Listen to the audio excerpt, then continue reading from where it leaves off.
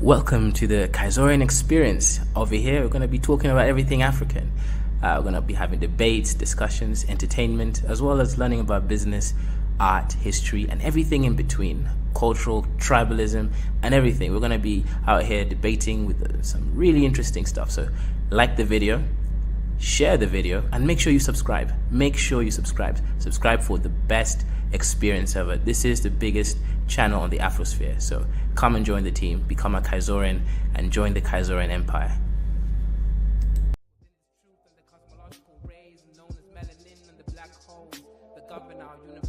Universally exist within myself, within this premise, and I exist within this bluebird in the sky. I'ma fly like the blue in the sky. I'ma fly like bird in the sky. I'ma fly like bluebird in the sky. I'ma fly like bluebird in the sky. I'ma fly like bluebird in the sky. I'ma throw my bluebird in the sky. I'ma soar like bluebird in the sky. I'ma soar like bluebird in the sky. I'ma fly like bluebird in the sky. I'ma fight like bluebird in the sky. I'ma eat like bluebird in the sky. I'ma be like bluebird in the sky. I'ma be bluebird in the sky. I'ma be free, bluebird in the sky. I'ma be free like bluebird in the sky. I'ma be like bluebird in the sky. Back again like the second coming. Strumming my vocal cords like the hummingbird in the sky. Y'all can't deny this. Real rap lyrics, it's like I ain't got no rhyming through the sky limit. What is skin tone, shade of color, but a parallel form of frequency like a ringtone on your phone. Melanin expression, tied up in the universe, feeling like God. Is this really us? Is it serious? Is it really wrong to be diverse? I'm a divergent, immerse myself like an ocean beneath its waves. Be a divergent, born to be different. Indigo child, wild like canary. Born to be a bluebird in the sky, flying high like a bluebird in the sky. I'ma fly high, bluebird in the sky. Yeah, bluebird in the sky. I'ma fly high, bluebird in the sky. I'ma be like bluebird in the sky. I'ma be like bluebird in the sky. Everybody scream bluebird in the sky. I'ma fly high, bluebird in the sky. I'ma be like bluebird in the sky. Yeah, bluebird in the sky. Everybody, bluebird in the sky. I'ma be like bluebird in the sky. I'ma be like born black, sweet like a berry. Flying high like a canary. Scary with my hoodie on. Hating on my vibe on the street that you'll be feeling my frequency of the song. But I know that I ain't never ever gonna be ever the same. But I know. Shalom, mother loving one. What's good, Dusties and gentlemen? Today we're gonna be discussing, was ancient Egypt black, Cushite, Nilote, Bantu, Greek, or Middle Eastern, and does it matter? Let's go ahead. We're going to be analyzing a video from Metatron. Let's get it. Where we value truth, facts, reason, and logic. And if the truth offends some people, let them be offended. The question were the ancient Egyptians black is actually quite complicated. It's multi-layered. I'll try to bring as much clarity as possible in this video, as often the matter is rooted on a variety of political expectations, agendas, and the imposition of current perspectives and attitudes to depict. Yeah, the guy's going to keep talking about loads of different stuff, but the reality is, right, we can simplify this question. What does black mean? Does black have a racial connotation? Does it have a political connotation? We can resolve all these problems. These are not complicated questions to ask. So let's not complicate it too much. And interpret past events in order to bend them in one's favor. A cauldron of personal bias and lies on any sides of the spectrum. Not how you do real and professional academic work. So were they black, were they not black? Does it even matter? Well, yes, it does. But it is only one among many other possible questions, such as how did they organize their armies? When did they reach the Bronze Age? How did they tackle commerce? What was their religion like? And a myriad more. All of these questions matter because they help us better understand a people, a civilization, their story. You create history by asking questions. Now, the question about their ethnicity becomes even more relevant when you're confronted by a group. Yeah, so when it comes to America government, right, the American government stated that Egyptians on average are classified as white, especially until the early 2000s, right? So, of course, that's when racial demographics actually had a play into the kinds of jobs you get, the kinds of positions that you have in society. So them classifying Egyptians. I'm talking about even the black Egyptians were classified as white, right? Because the American government, the American people that actually pushed for this law was actually about power, right? So when you talk about racial demographics of a people of over 6,000 years ago from this time period, we do need to understand that these were obviously political decisions created by modern people in order to maintain, keep, or project power. So there is that aspect that has to be, scrutinized under certain, certain things.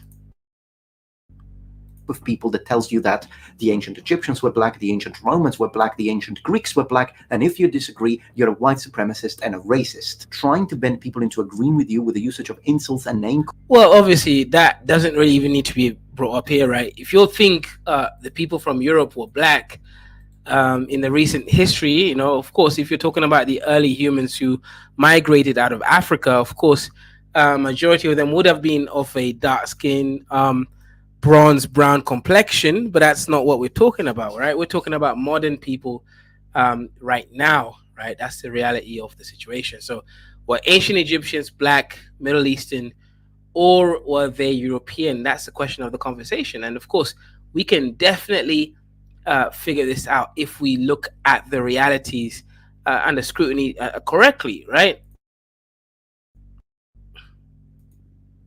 Calling without evidence or in spite of contrasting evidence is ludicrous. It is a symptom of a feeble argument born from a weak mind. It is, however, important to underline that this is not a white versus black scenario. I unite with my white brothers, my black brothers, people of all ethnicity that value the truth, backed up by evidence, versus irrational, convoluted, and politically motivated, annoying people. Let me show you. Cleopatra. I think everybody has heard of her, but I don't know. Yeah, I'm going to start by saying Cleopatra was not what we consider Negroid or Cushite or Nilote, right? This was not a black African woman. We know this because we have paternal and maternal astrology, right? She was from ancient Greece and she became a powerhouse in Egypt or Kemet. So, of course, this is a bad example, right? This is a bad faith example. So he's going to use Cleopatra and the kinds of Afrocentrists who think every ancient Egyptian was black, when the reality was actually a lot of ancient Egyptians were not black, right? Some were and some weren't. And this is, again, a bad faith argument because we know that Cleopatra was not black by any means of that conversation. Mr. Musanda, but Jesus was white. Come on. No, Jesus was definitely not white either. Since when is history ever accurate? That's a good point.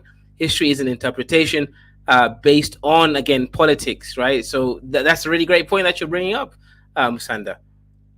Black experiences. She was mixed because of her grandfather. Well, look, if you're talking about a grandfather, that would only accrue up to 25% admixture. Is that really a mixed race person or an admixed person, right? We can see a black American of having 25% European DNA on average. Does that mean that's a mixed person? Not really. We'll call them admixed, but they are a majority of African DNA.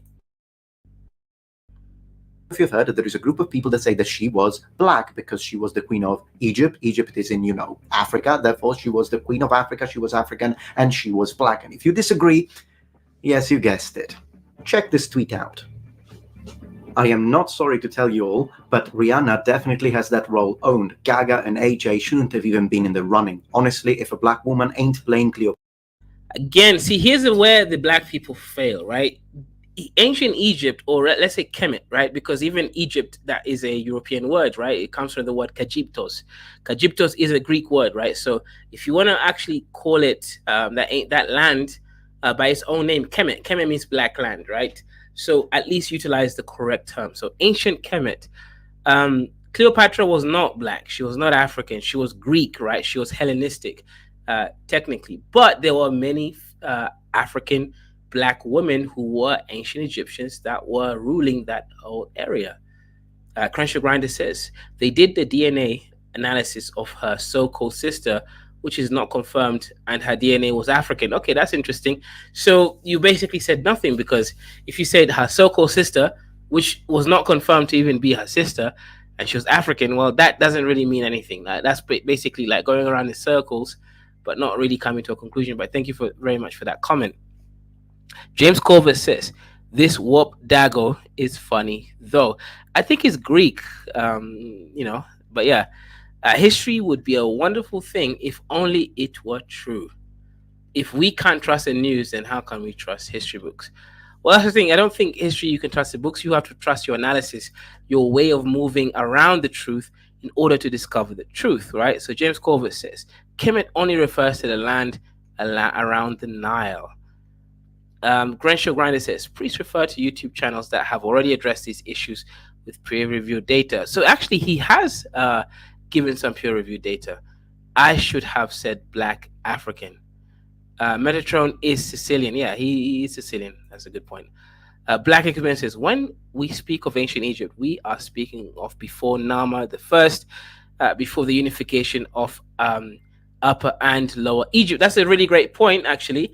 And before we continue on the video, I would like to address Nama. Right, Nama was the great unifier of ancient Egypt. Right, people kind of state that he came from, uh, the northern Sudanic region, and he was a Black African, obviously ruler. So that's a great point that you brought up. So we're gonna go and digress into that for a second, and of course, I'm gonna open up the chat. Um, so that people can come and give their perspectives about the conversation. We are running two shows. If you guys want to watch the other show, you can click the other link on my channel, and if you want to watch this show, of course, you can also watch it here. Again, support the shows that you enjoy. If you enjoy the show, send a super chat. Nothing is too small. Everything is always appreciated. So if we're looking at Nama, right, that looks like a very Africoid features, right? The nose look very Africoid. The eyes actually look kind of oriental, sort of giving a slight sort of telling that this person may have come from some kind of Ghanaian stock, right? Because Ghanaians tend to have the Asiatic eyes, right? The lips again looks very sort of Sahelian, Sudanic sort of lips, not too big, not too small. As you can see, right, this was the first unifier of so-called Egypt, right? Again, very Africoid features. So you can't really, state that ancient Egypt was created by people that came from a different land, right? That has to be respected. Ancient Egyptians were an Africoid species, right? Again, Khoisan is an example of a species that could have those eyes, right? I also have those eyes, right? So it is what it is, right? So let's go ahead. Let's continue the conversation from Metatron. Let's go ahead and see the history of Africa.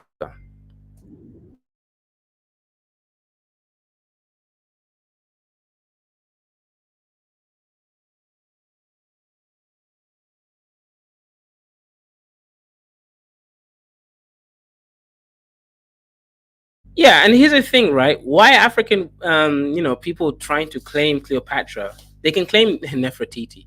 She was an African woman. She was an African queen, and you can claim that she was black. But why go and claim a Hellenistic woman during a Hellenistic period of control in so-called ancient Egypt? Right? Again, Egypt is a Greek word, Kegyptos. Why claim something that isn't Africans, right? Yeah, Nefertiti is way more African. Claim her, and I think she's far more interesting than Cleopatra. Cleopatra was just basically selling pum, right, in order to get power. So why respect her so much? It's because the Europeans pushed us forward so much.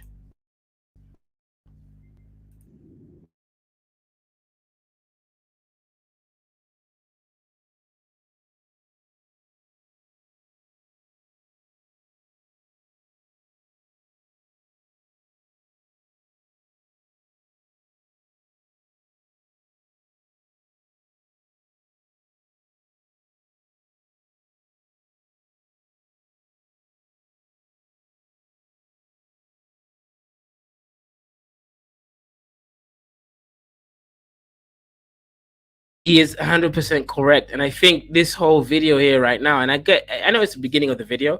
It's only 3 minute in out of a 18-minute video, so of course he's going to focus on the parts that he finds relevant, right? Ancient Egypt at this point, right, 300 BC to the timeline that he specified, that was Hellenistic period, right? That was a period of time in ancient Egypt that was focused on specifically Greek rule, right? I don't want to be specific. You guys, if I say Hellenistic, you want to come for, well, technically, Kaiser, the Hellenistic period started in. No, no, no. We're not going to do that, right? But the point is, he's right. Yeah. 300 BC, that was when the Greeks had control. Even the Bible states it. Go ahead, Snake Man. I just wanted to say you have no sound. Is that on purpose or is it a YouTube? Oh, there's no sound this StreamYard whole thing? time or just now? I just came in 2 minutes ago and I didn't hear thing. Oh, yeah, I think I fixed it right now. So you should be able to hear sound. Details what she looked like. She was described as being very attractive and very intelligent. But we do know that she would have looked like a Southern European, a Greek of the time. Now, I happen to be a Southern European. I'm from the Mediterranean. I'm Sicilian. I happen to be on the pale side. Maybe she looked like me. Maybe her skin would have been a bit more tanned, perhaps olive color. Still, she wouldn't have looked like a native African Egyptian. And we've got statues that show her hair and face. See, look at that nose, man. That's literally a Roman nose, right? It's literally a thing. If I go right now and share my screen, give me a second, right? If I share my screen and I type in Roman nose, that is not an African, right? Yes, can we have Africans with that nose? Of course. There's diversity in the genotype, right? But this is a stereotypical Greek and Roman nose. It's literally a thing, right? So there's no depiction of her having any African nose. That is a nose that she has. That's the nose that she has. That's the nose that she has. It's an Arab mixed Mediterranean nose. We know what it is. So that's it, right? So I'm kind of confused that people start claiming Cleopatra. As I said, ancient Egypt is more than some whitewashed woman that was projected by the Europeans in order to maintain power. That's the thing. If you want to, take other queens, Nefertiti is a much better queen, right? But you guys don't know anything about her because of white supremacy. You guys don't read history. It's like when I keep telling you Dusties, well, the king of Belgium was way worse than Hitler. All right, I'm not going to specify any more than that. Again, YouTube, we are comedians here, right? Because he killed way more Africans than Hitler killed the other people that he hated. You guys are going to come for me because you don't know history, right? The Belgian king was a way worse person to Africans, right, than the other guy was to Africans, right? So it is what it is, but that's a Roman nose, right? That is a Roman nose. The problem is, it's like, do you remember when we had the discussion about Sumer, ancient Sumer? And all the detractors came in and just started talking about Christianity and Trinity and Islam. And we thought, and you and me thought, how do you... On the wrong place, yeah. How did they get there? I was like, what the hell, man? Like, that's not what we're talking about. We're not going to go down into some deep theology. We're talking about the actual history that happened. And this guy's the problem is you start with Nama. And we know that Nama's... point very expanded was in nowadays Sudan. So no one actually ever tries to say, oh, Nama was not black. Like literally, no one claims that shit. So we already know that the origins were black. Now, what is black? We can discuss it if you use American term, if you use a European term or the African term. That is a whole different story. But I wanted to just say the entire discussion. That's now me, Snake Man. Don't forget where it started, because it started with the European saying there ain't no black people in North Africa. That's where the discussion started. So just we know that we moved the goalpost a lot. So proud to all the black people in the international space. We actually did it. We actually won the argument. But what we now discuss, or what exactly are we now discussing? Which time period? Ooh, that's a good point. So, okay. So we know that the 18th dynasty, that was black. Right? That was from the Sudanic dynasty that took control. So we're not going to go there. Let's talk about the originators, right? Post Nama, or people, were they black Africans or were they Arabs and Europeans? So yeah, that's a great point. When I'm talking about 300 BC, that was the Greeks. Literally, it was in the Bible. I mean, you niggas believe in the Bible, right? And the Quran. It was in the Bible, right? They were taken control by the Greeks and then the Roman Empire. So clearly, you guys even understand from your own books that was not a black civilization at that time. Were the people there black? Sure, many of them were. But at this point, a lot of them were also mixed. And I think that's where things start happening, right? Yeah, and that is the second thing is, and that is the reason why I always say there is no such thing as Egyptians. Actually, Egyptian nowadays Egyptian having discussions of ancient Egypt with Mm-hmm. Africans because everyone knows, yes, the Egyptians now are the descendants. Like everyone, all the Hoteps, all the we was ancient space pharaoh, all the ones, all the detractors and the rest. The Egyptians now, even if you don't like it, are the descendants of the ancient Egyptian. Now, does that make them Yeah. like the ancient Egyptian? No, they just descend from them. Culturally, they have nothing in common. Not even close. Yeah, so let's start from the beginning. Oh, I see what happened. Basically, sometimes when I share my screen, it starts doing this weird thing where it loses the sound sharing component. So let's start from the early period, right? And let's go right through the different dynasties because, like, as I said, you're right. Africans, or just people in general, don't know anything about ancient Egypt, right? So the early dynasty. This is the oldest period of time, dated around 3,000 years ago, right?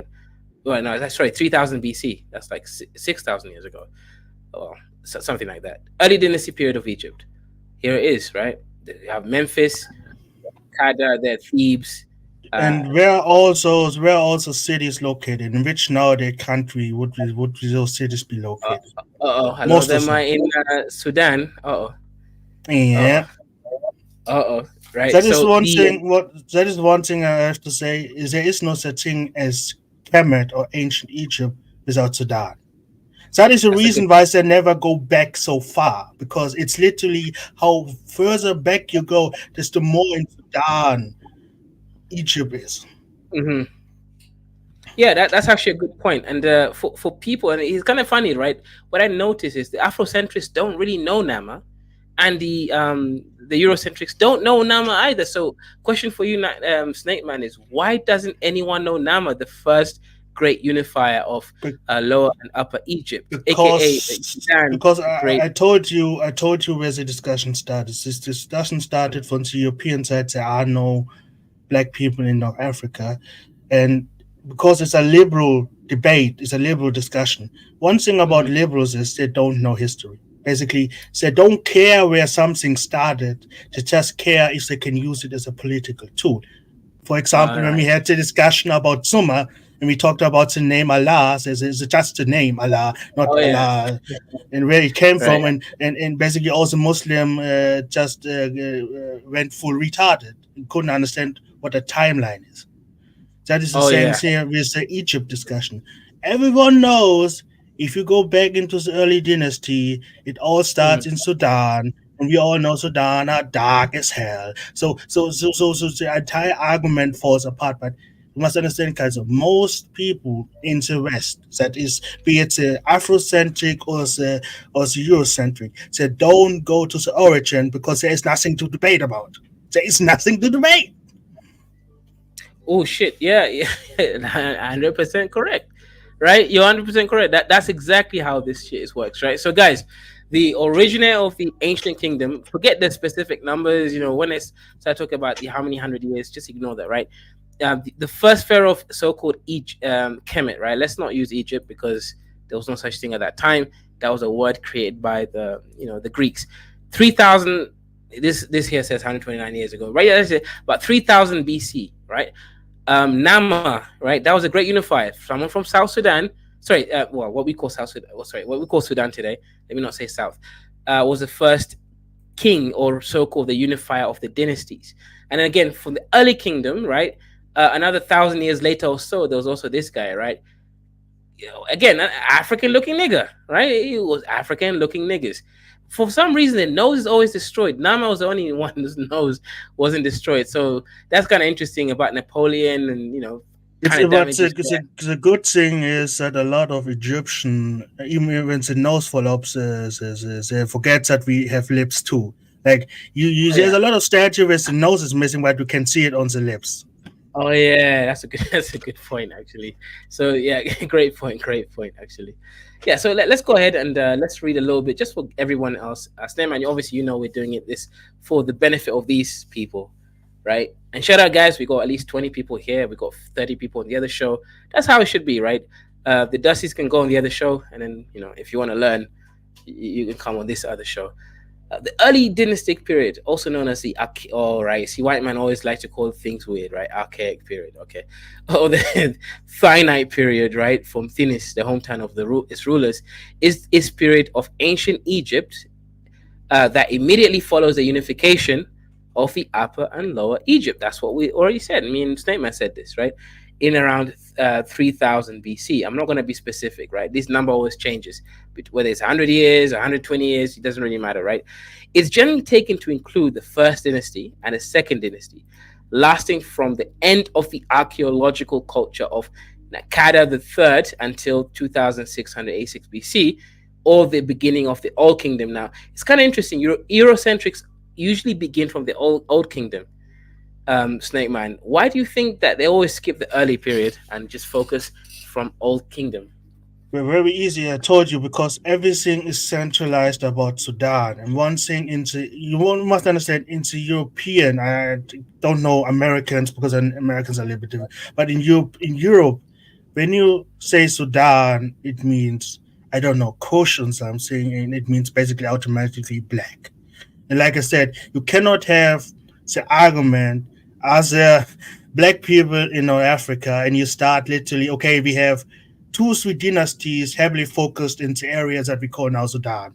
And everyone in Europe, also white people, will automatically saying Sudan, black, end of discussion. So that's why they don't really go earlier. Because one thing you must understand, and I make always jokes about it, and the rest of the Africans make jokes about it, that Egypt, the state of Egypt, or the Egyptian culture of the north, of Lower Egypt, is the most cucked culture in all of Africa because they got invaded so much. And that is the reason why they start in the Old Kingdom, because that is where it started with the migration and invasion and false pharaohs and all, and the sundering and unification of the kingdoms. That is the reason why they start from there. I see. That makes actually a lot of sense.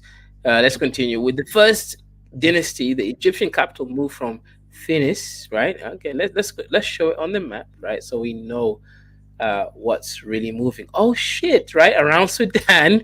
It's in Sudan. To Memphis. Right? You can literally, you can't make this shit up, right?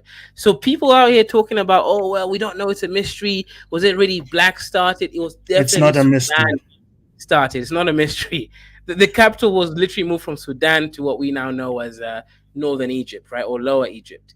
I'm not going to explain the whole lower versus upper stuff. There's no point. You niggas don't need to know that, right? That is, like I said, that is the reason why. One thing you notice is Egyptian always try to have that argument with in Western spaces with majority white people. But you ever see an Egyptian scholar in an African space? He can't even be not African in an African space having those discussions. No, because you cannot fool someone who lived in the same area as you. You cannot fool the Sudanese. You cannot fool the Ethiopians. You cannot fool the Libyans. It's their history. They were there. They know what happened. No, that's actually a really great point. They only argue with Westerns because they literally have no clue about the history of that region. So again, guys, as we've already stated, right? The old this kingdom over here, right, started with this area. We're gonna show on the map again, right? Thinis, right, around Sudan. Then it moved to so-called what we now know as Northern Egypt, right? So lower Egypt, because he's conquered from the south to the north. Yep, exactly. Thinis to Memphis, with a unified land being ruled by an Egyptian god king, right? So these guys utilize, religion to rule just the way that the rest of the great mankind people used as well. In the south, Abydos remained a major center of ancient Egyptian religion. The hallmarks, in the south, you see, because these niggas were, guess what? They were Sudanese, right? So let's understand this, right? The hallmarks of ancient Egyptian culture, such as Egyptian art, Egyptian architecture, and many other aspects of Egyptian religion, took shape during the early dynastic period. So what happened again, guys? If you understand Egypt, right, it's a bit like America. America was obviously founded by the black and white pilgrims. Of course, there was already, ancient, what you call it, Native Americans there, right? But what we know as American culture didn't really stem too much from the natives. It stemmed from black and white people, settlers, who came in about 400 years ago. Yes, there was Mesoamerica. We're not going to, delve into that. We're talking about modern American culture is something that stemmed from the white and black pilgrims, right? Let's leave it there. We're not going to go into Mesoamerica just yet. Before the unification of Egypt, the land was settled with autonomous villages with the early dynasties. And for much of Egypt's history thereafter, the country came to be known as the Two Lands. Yeah, That, Lloyd. And Chilani, you didn't listen to the topic to the start of our discussion. We know that the later periods, especially with the split of North and South, that the northern part is very, you can say, how do you call it? I don't know the English. Semitic, basically very very Mediterranean. We get that. That's not our point. We start at the history at the beginning, and at the beginning of Egypt, what we now know as Egyptian culture and religion, everything started in Sudan, not even North Sudan, Central Sudan. That is something. That is why the debate never starts in the beginning of Egypt. It always starts in the middle or in the end, because in the middle and the end, the lands were split. The northern part where there were a lot of migration and conquest and also saying, so we get it. And Snakeman told that the northern Egyptians, the Egyptian, modern Egyptian, are descendants of the ancient Egyptian. Just because you are descendants doesn't make you the same.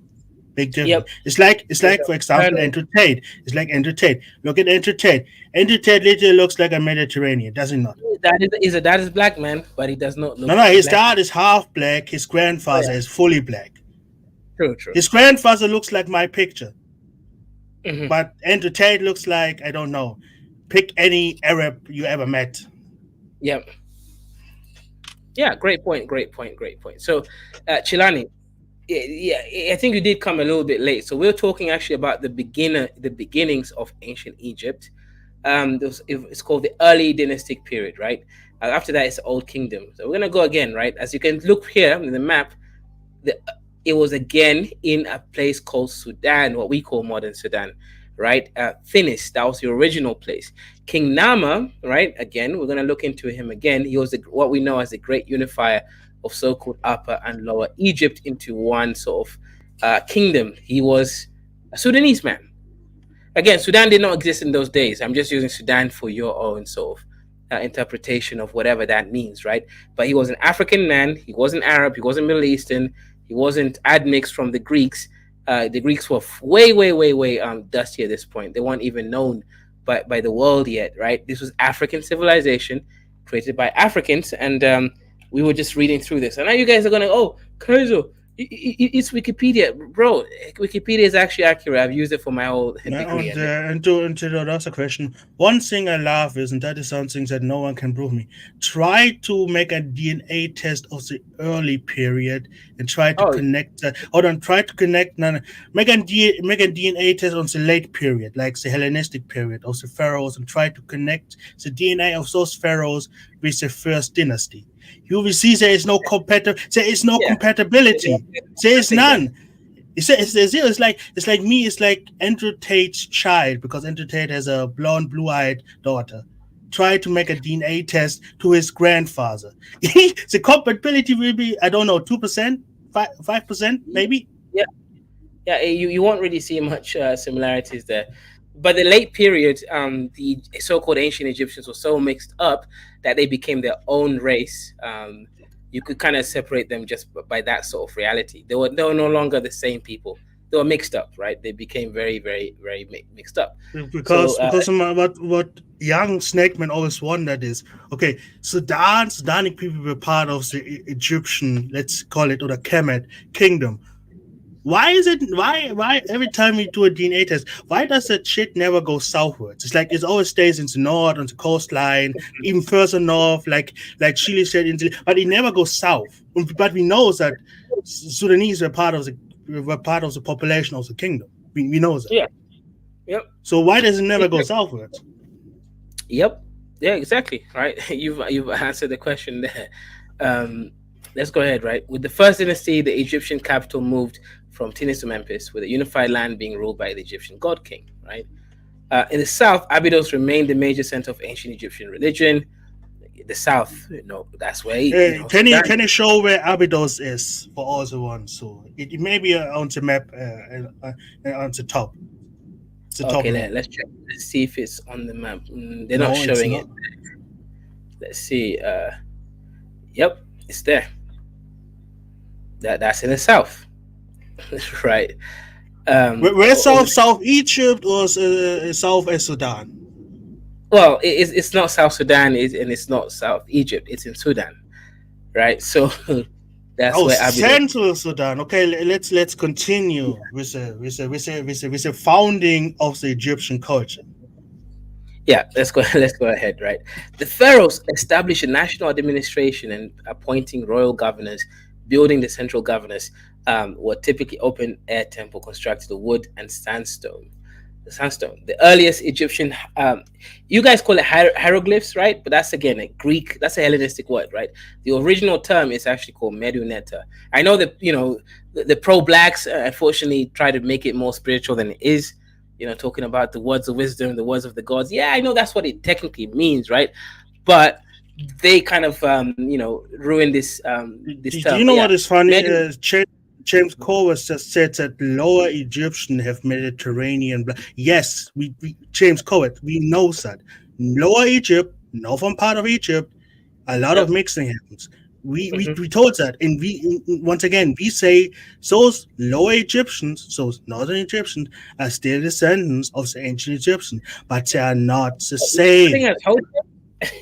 James, click the link, man. How are you gonna disrespect us and call us Hoteps? We're actually talking about the facts, right? We know Lower Egypt, right? Because again, for context, right? Northern Egypt is Lower Egypt. Southern Egypt is Upper Egypt, right?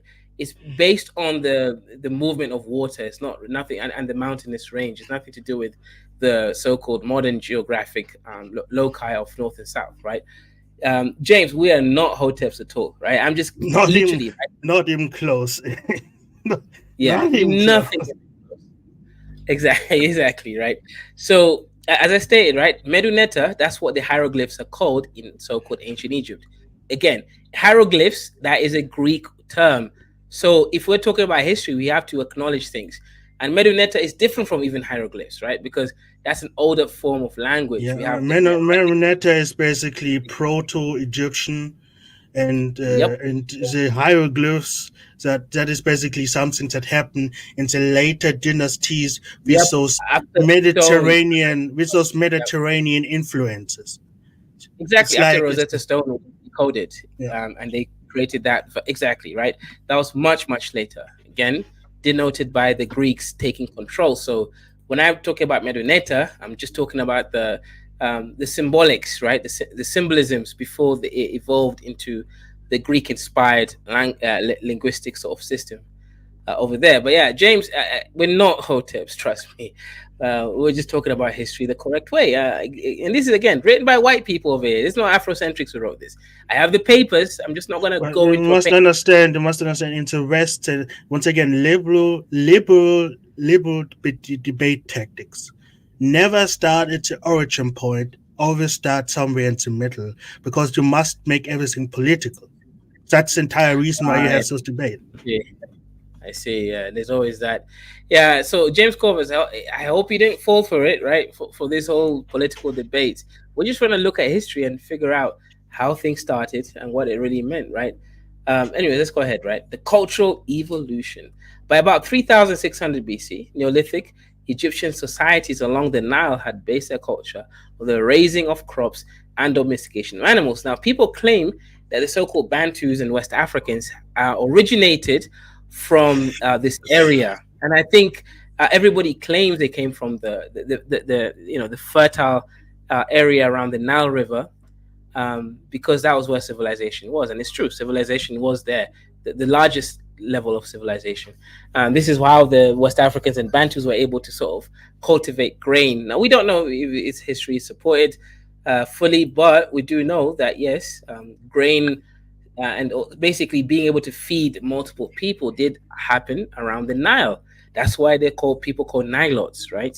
Because they lived around the Nile and they were able to follow the water. This is why even modern day Egyptian are able to have so much food, right? They utilize the Nile River. That's why they're trying to fight with the Ethiopians, because they're afraid if the Ethiopians keep utilizing the Nile River for electric generation, that their water supply in order to grow food is going to be reduced. One of the let's keep it 100. The Egyptians are afraid because the Ethiopians are blocking the very source, the very origin point of one of the two origin points, because the other one is even deep in Africa, of the Nile. Mm-hmm. Yep, that's a good point. Shortly after 3600 BC, Egyptian society began to grow and advanced rapidly towards refined civilization. And new and distinctive pottery, which was related to the southern Levant, appeared during this time. Extensive use of copper became common during this time. The Mesopotamian process of sun-dried bricks. Okay, that's interesting. Did you see what I mean with the Old Kingdom? No, with the Old Kingdom started, the Old Kingdom, those Mediterranean influences came in. That's why they like to start the debate. If they even go back, but most of the time they started the Hellenistic period when they have those debate. If they go back to the Old Kingdom, because there where the influence started with the northern influence.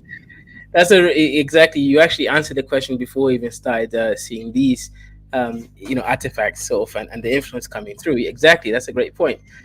Concurrent with these cultural advances, a process of unification of societies and town of the Upper Nile River, Upper Egypt. Again, like I said, right, it's based on the river and the flow of river, nothing to do with the geography over there. Occurred at that time.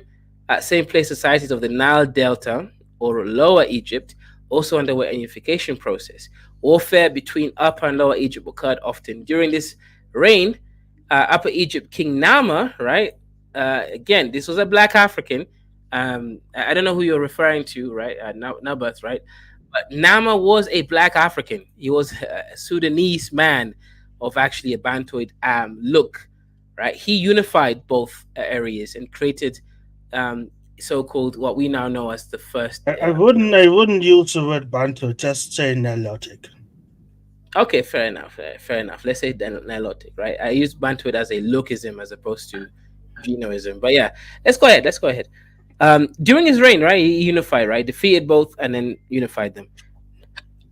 Nama is shown on palettes wearing double crown composed of lotus flower, representing Upper Egypt, and the papyrus reed representing Lower Egypt, a sign of the unified rule of both parts of Egypt, which was followed. So what basically happened is you have one part of Egypt that was mostly influenced by Sudanic culture, and the other part of Egypt that was now getting to be influenced by Mediterranean / Middle Eastern, Levant specifically, culture, right? So he unified both and created what we now know as modern Asian Egypt.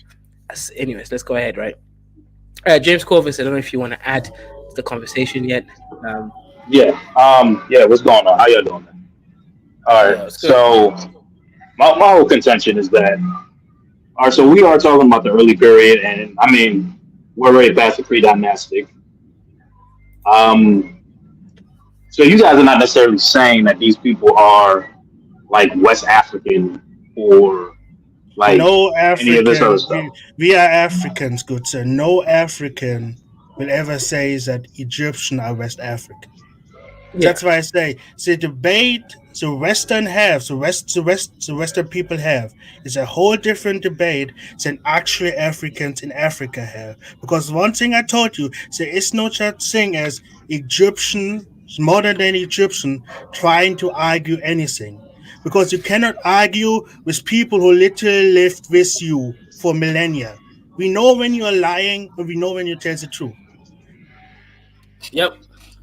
Right. Yeah. All right, but here's the thing. But like, what they try to argue over here in the West, what they really try to argue over here, right, is that these niggas after before or during like the Persian conquest that they move into West Africa, and it's like a Hebrew Israelite thing, like how a migration happened and they move into West Africa, and that's how we over here is descendant of ancient Egyptians and all that other stuff. We right now still stuck on the color part, but that's eventually where they're going to try to go. So I want to make sure that nobody, cause I know Kai's will come around, joke around. I don't know if he's really joking, saying that the Wanga people, that they ancient Egyptians and all that other dumb shit. I mean, like, no. Y'all niggas is Bantus. Come on. No, actually, we're Nilotes, but go ahead. Yep. Yeah, that is something was understood. Nilotes. All right, so y'all Bantu speaking that Nilotes. All right, cool. Yeah, we basically are Nilotic men that marry into Bantu women. That's why. So y'all half and half. Say that again. Y'all half and half. Okay, all right. I mean, technically, they're actually just 1/4 and 3/4, like because even the Congolese or the Central Bantus are mixed with something like there is no such thing as a pure Bantus. Doesn't exist, like straight up. That's true. It doesn't. Because over there in East Africa, you're gonna have Cushite and you're gonna have like Nilotic mix. But James, even what we went through about don't you believe in DNA? If you do an average Kikuyu DNA, 30% of the DNA is ancient Egyptian. But what is they saying is ancient Egyptian? What is that? Cushitic? What is it saying? Because like ancient Egyptians are basically, I don't want to say Berbers, but essentially they Berbers. No, ancient.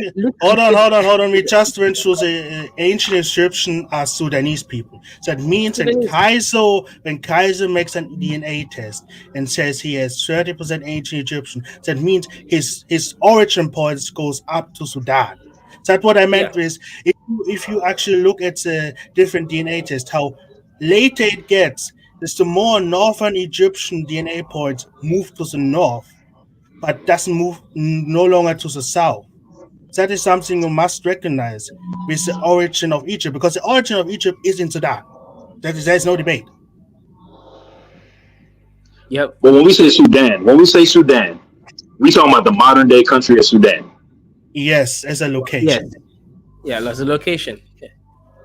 As a location, but I thought it was by the Nile though.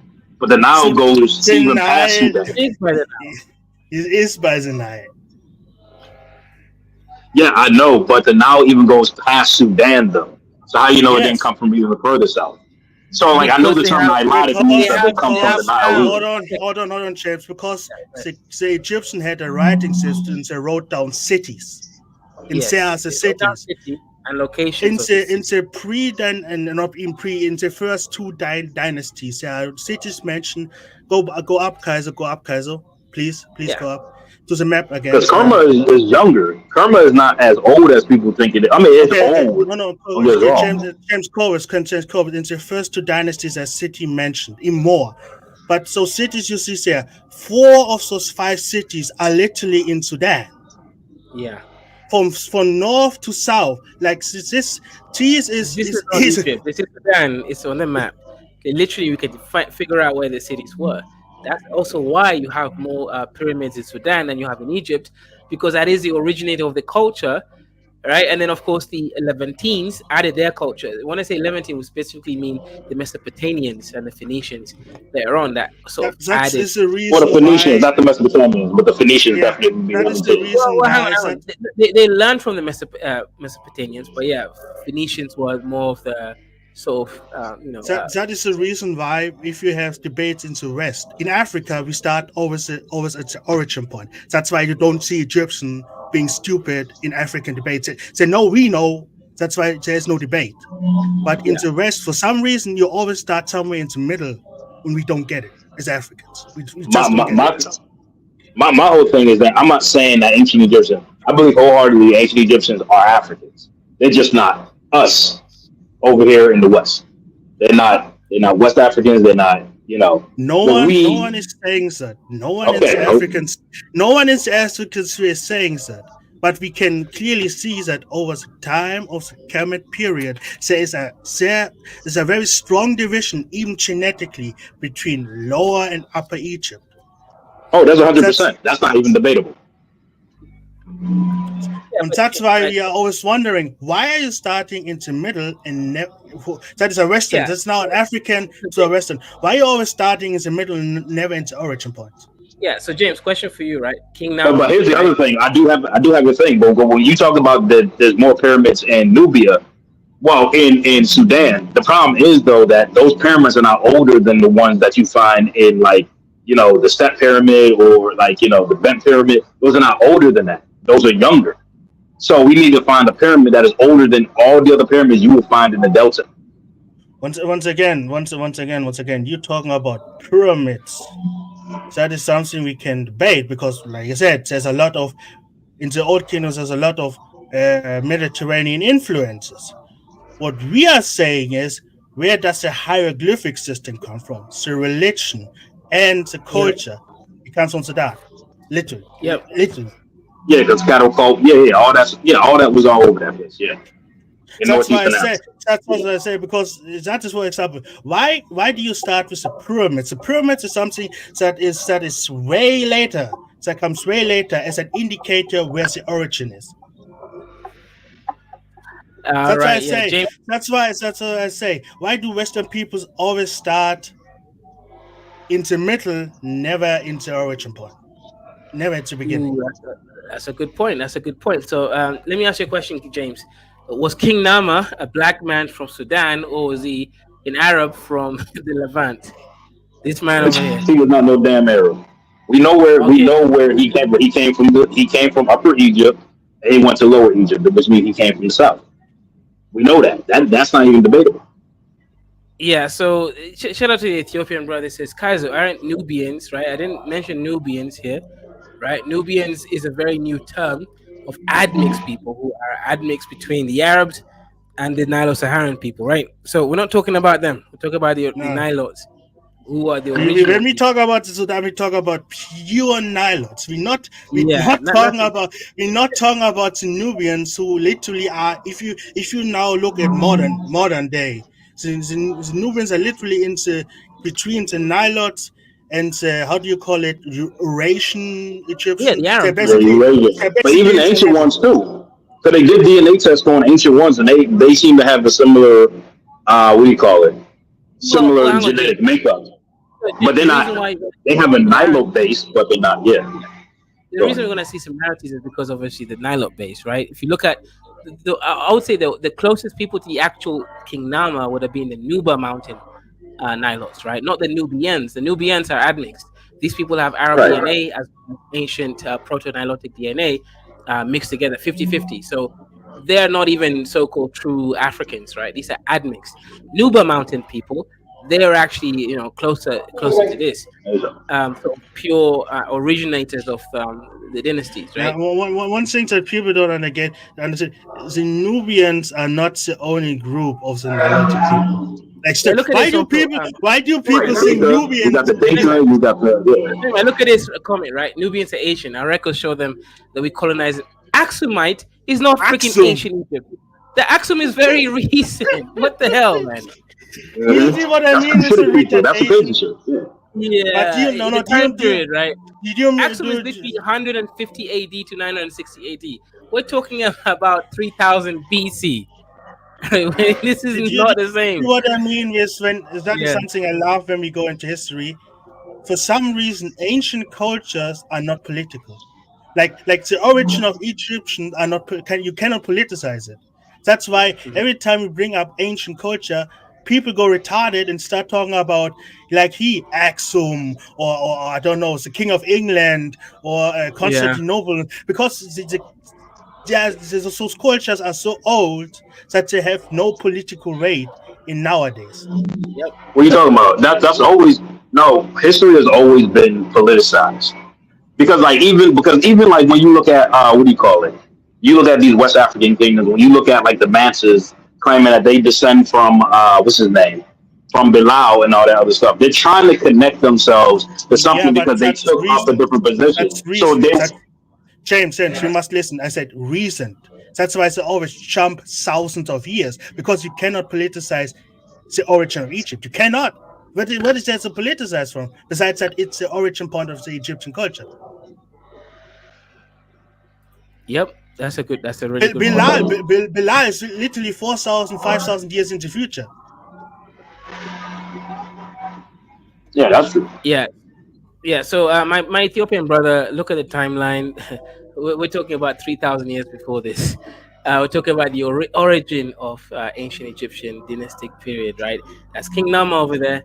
Again, over 3,000 before Aksum was even potential. And just think of it this way, right? We are what, 20 years old? I'm maybe 20 something, maybe 30 years old, right? Um, Bro, the math ain't even mathing, right? Let's just move forward from that whole aspect, right? I'm just saying you could politicize anything. People politicize Neanderthals, so not really. Yeah, No, yeah, really. they do because there's people over here talking about how Africans are lesser than white people and Asian people because they have Neanderthal DNA. That's what makes them smart. There's videos out there on YouTube. Asians. You need to argue with this. It's a main group. Yo, Asian, group. no, Asian. Hold on. It's the biggest group of Asians don't have Neanderthal. What are you talking about? So they have to No. That's Southeast. That's Southeast Asia. That's Southeast Asia. East Asians have Neanderthal DNA around like 2 times as much as Europeans. We can have such debate also, but once again, that's not even a debate. Like I can show you the paperwork. I can show you the good, deflecting good. So we're talking about of ancient Egypt right now. That's no. My thing is that you say that Egypt is too old to politicize. That's what you're saying. We can have that debate later. Let's stay here because I allow. Once again, we can have that debate.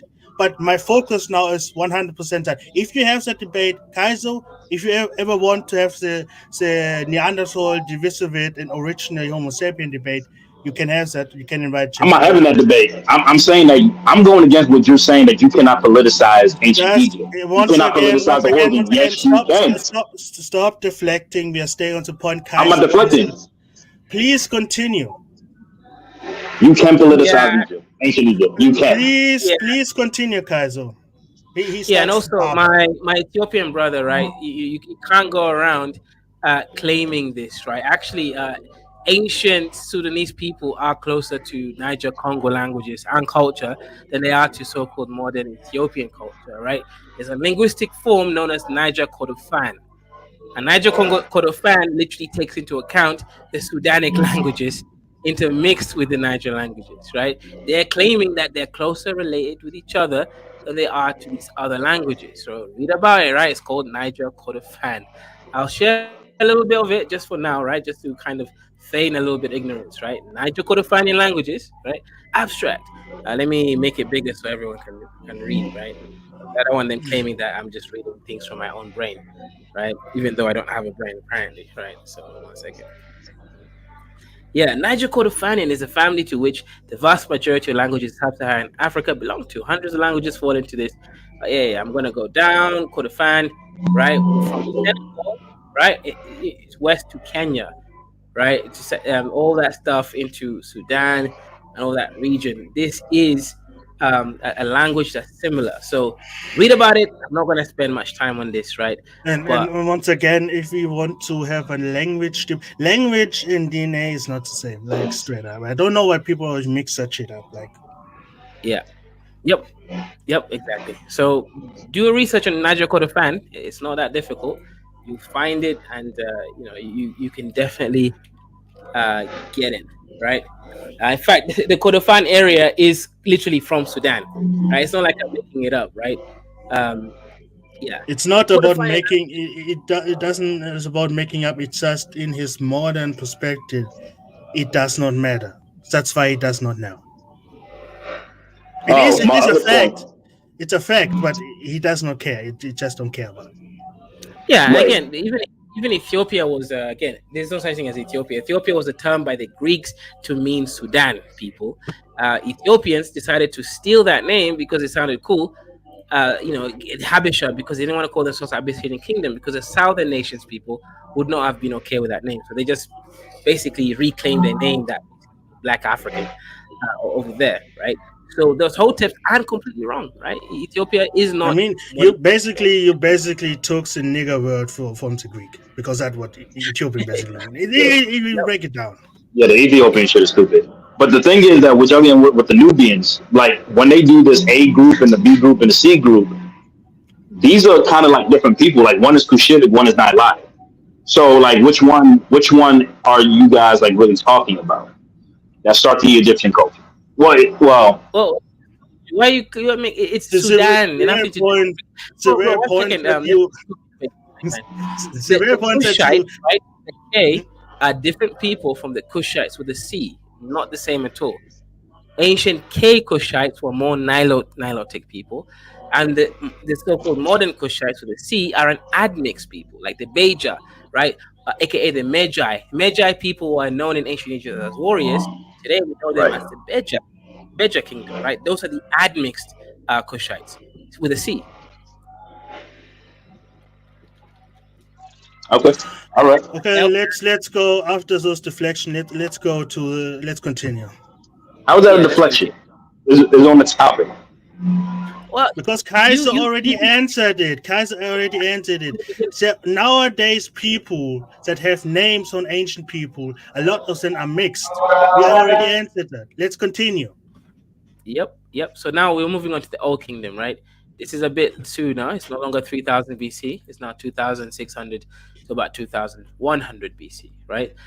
So still pretty old kingdom, but you see the map is now more stratified. They've actually got kingdoms over here, right? And it's actually specifying between Egypt and Nubia. So that's that's the situation over there, right? During the Old Kingdom of Egypt, circa that time period to that time period, Egypt considered consisting of the Nile River region of south to Abu, also known as Elephantine, as well as Sinai. Sinai is obviously we know as Egypt, right? Like the But Sinai. where's Abu? Where's Abu? Oh, Where's let's see. Abu? Let's figure out if it's on the map. Look how far down Abu is, right? Oh, So Abu yeah, is literally at the southern point of Sudan. is southern part of Sudan. What people okay, so here's the other issue as well, Snake Man. What people don't understand is that the unification of the old kingdom went so deep into Sudan, No, right? This is what people don't power understand. and No, what lands, people yeah. don't understand, and that is now from the African perspective. If someone shows us Hellenistic Egypt, we start laughing because that's ain't Egypt. You cannot conquer half of Egypt and claim to be the king of all of it. You must have all the land of Egypt. That's from an African perspective to be Yeah. considered say, the pharaoh of all of Egypt. Having one third or half of doesn't no. No, How no, crazy I'm Did you sorry. know how crazy? If you look at this map, right? Let me just paint. This is kind of crazy map, right? You look at this map, right? It's basically showing you that the Old Kingdom was actually mostly in Africa, sorry, sub-Saharan Africa, and not just that, right? Because again, modern Egypt, Sinai is over there, right? Over there, right? Egypt ends here, in modern day Egypt. You go down here, this is South Sudan. This is South Sudan. You go down here, South Sudan, land of Nubia. This is now when you're talking about Kosher. parts of modern day Ethiopia, right? In the northern parts and south over there, South Sudan is over there. Land of Port, that's Somalia, right? This is people don't seem to understand basic mapology, and to me that scares me because they just fall either there's two rulers, right? Snake Man, either it's your Afrocentrist and your low IQ, or you're Neurocentrist and you got cooked like my brother James Corvus. No, the problem is that, like I said, for some reason, that's why they never stated the origin. They never started the origin point. For some uh reason, yeah. for some reason, the southern part and the northern part, if you go into the later periods, are split. Mhm. Once again, for me, if you don't have both parts under control, you are not the pharaoh of all of Egypt. I'm sorry. You cannot be, you can you're half of it. You did half of the work. Yep. Yep. Yep. Exactly. Right. Exactly. Let's go down. Let's go down. in ancient Egypt history, the Old Kingdom is a time period spanning whatever, that time period over there. You guys can see the fourth dynasty started going as King Sneferu. Sneferu sounds like Ifaru, who perfected the art of pyramid building. No, Right, stop it. Stop it. I don't want Kefaro to come in this discussion. Yep. And the kings Khufu, oh shit, Kufaru, oh Kafre, oh shit. Oh shit, Kifaru is mentioned here several times, right? It's Nefaru, Khufu, Kafre, what the hell? Menkararu, what the hell, man? What's going on? Who constructed the Pyramid of Giza, right? So, again, as you stated earlier, right, the pyramids was a much later thing that happened over there. It definitely wasn't early dynastic, right? Attaining the first sustained peak of civilization during the Old Kingdom. The first, it's interesting. White people usually start from the Old Kingdom. Hold on. Can you go up because JT wants to say something? Can you go up to the map? Yeah, look at the map. Don't look, JT. Don't focus on the modern Egyptian map. Look at this map, right? That we're sharing, because names and terms change in modern maps, right? I think that's where he's kind of lost that, right? Look at this map. Okay, this is Egypt, right? Again, this is a map of Egypt at this point, right? All this area here. Okay, you go down. Abu is here, my brother. All right, let me go down. Right, my brother JT. This is far into Sudan region. Looking at this map, right? Whatever modern day Abu is nothing to do with Abu in the early and Old Kingdom dynasties. And I'm going to share. Literally talking about the cities that's now their Arabic name. Like, what are you talking about? Yeah, you see, the problem is, as I stated, and this is why people, it's, what, I respect you sometimes because you actually know history. One of the few people that I can actually have a conversation about history, and we don't just get stuck in some weird, backwards conversation arguing about basic facts that a basic map can figure out, right? JT, shout out to you, but you need to understand that this Abu there, right? Did you not see the fact indication of Upper Egypt? Did you not see? Did you see not the name Upper Egypt? What do you not get?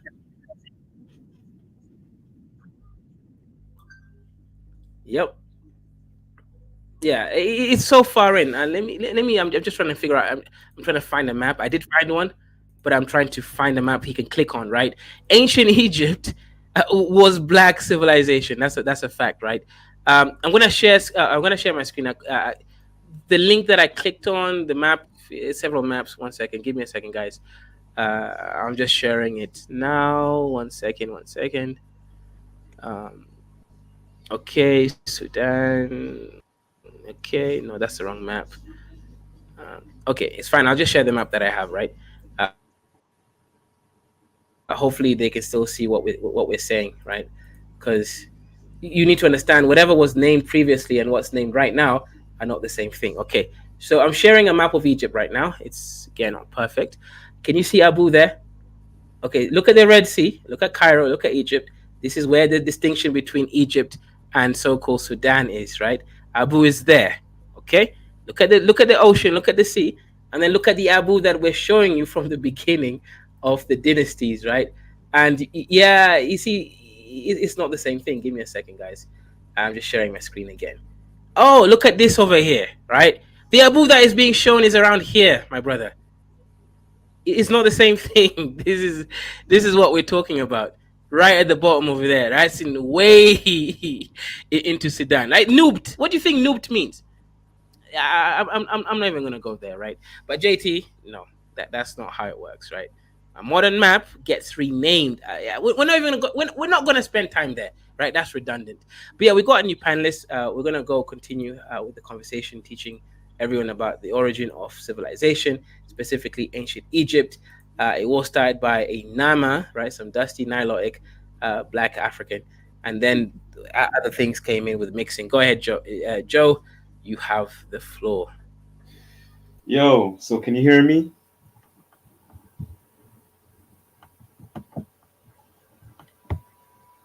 Can you hear me? Yes, we can hear you. Oh, okay, yeah. Thanks. I'm glad that you hit on this topic.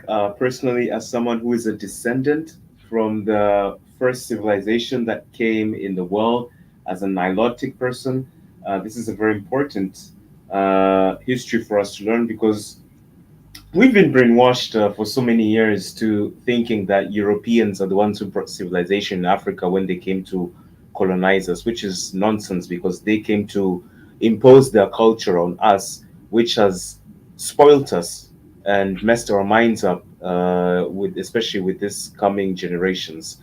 But I mean, if you say life started in Africa, obviously it makes sense that civilization started in Africa, and that just shows how so many history has been hidden from us. So we're actually people that come from greatness. So thanks so much for this, Kaizo, and we're ready to learn a lot from you. No, the problem is going into the later periods, and the booty clapping for the Sudanese will stop very soon, like straight up, like for all the hoteps out there that have the angs in their hand and basically dancing in a circle for Amun Ra. It will stop very soon. It will stop very soon. Yeah, as we get into the Middle Kingdom, we start seeing a lot of Levantine admixture. So, Joe, the question is, right, why did you allow the Levantines to admix with your population, the ancient Nilotes, and start taking over ancient Egyptian culture? Because we really hated the black polished kiwi color, and we just wanted to get lighter so that people can see us at night. What the fuck? It's a joke. It's a joke. I'm joking. I'm joking.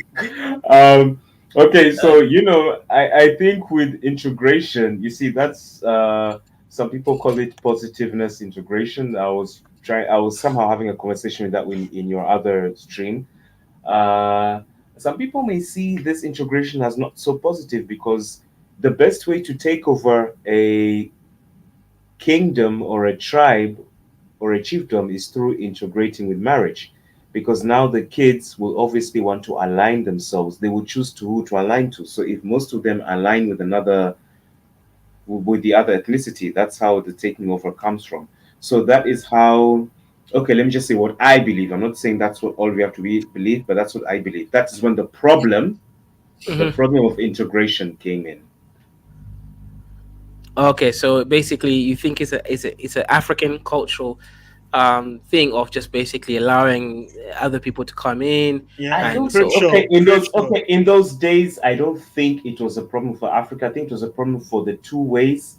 But today, because most of us suffer a lot with low self-esteem and self-hate, we're always quick to accept others and forgive others, and we're always quick to hate our own. So Crenshaw, Crenshaw. today it's our problem, but in that ancient time, I think in that ancient time, I think our mind, we were more moral, we were more too nice. So there was this thing of everybody, whether a Levantine or a Roman or whatever, was ready to accept and mingle. It's a No, hard question. that's not that's the problem. So actually, it's a funny thing about the Roman thing.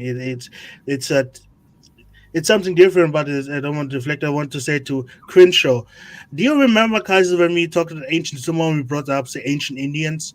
That oh yeah. nowadays Indians share around 50% with the ancient Indians.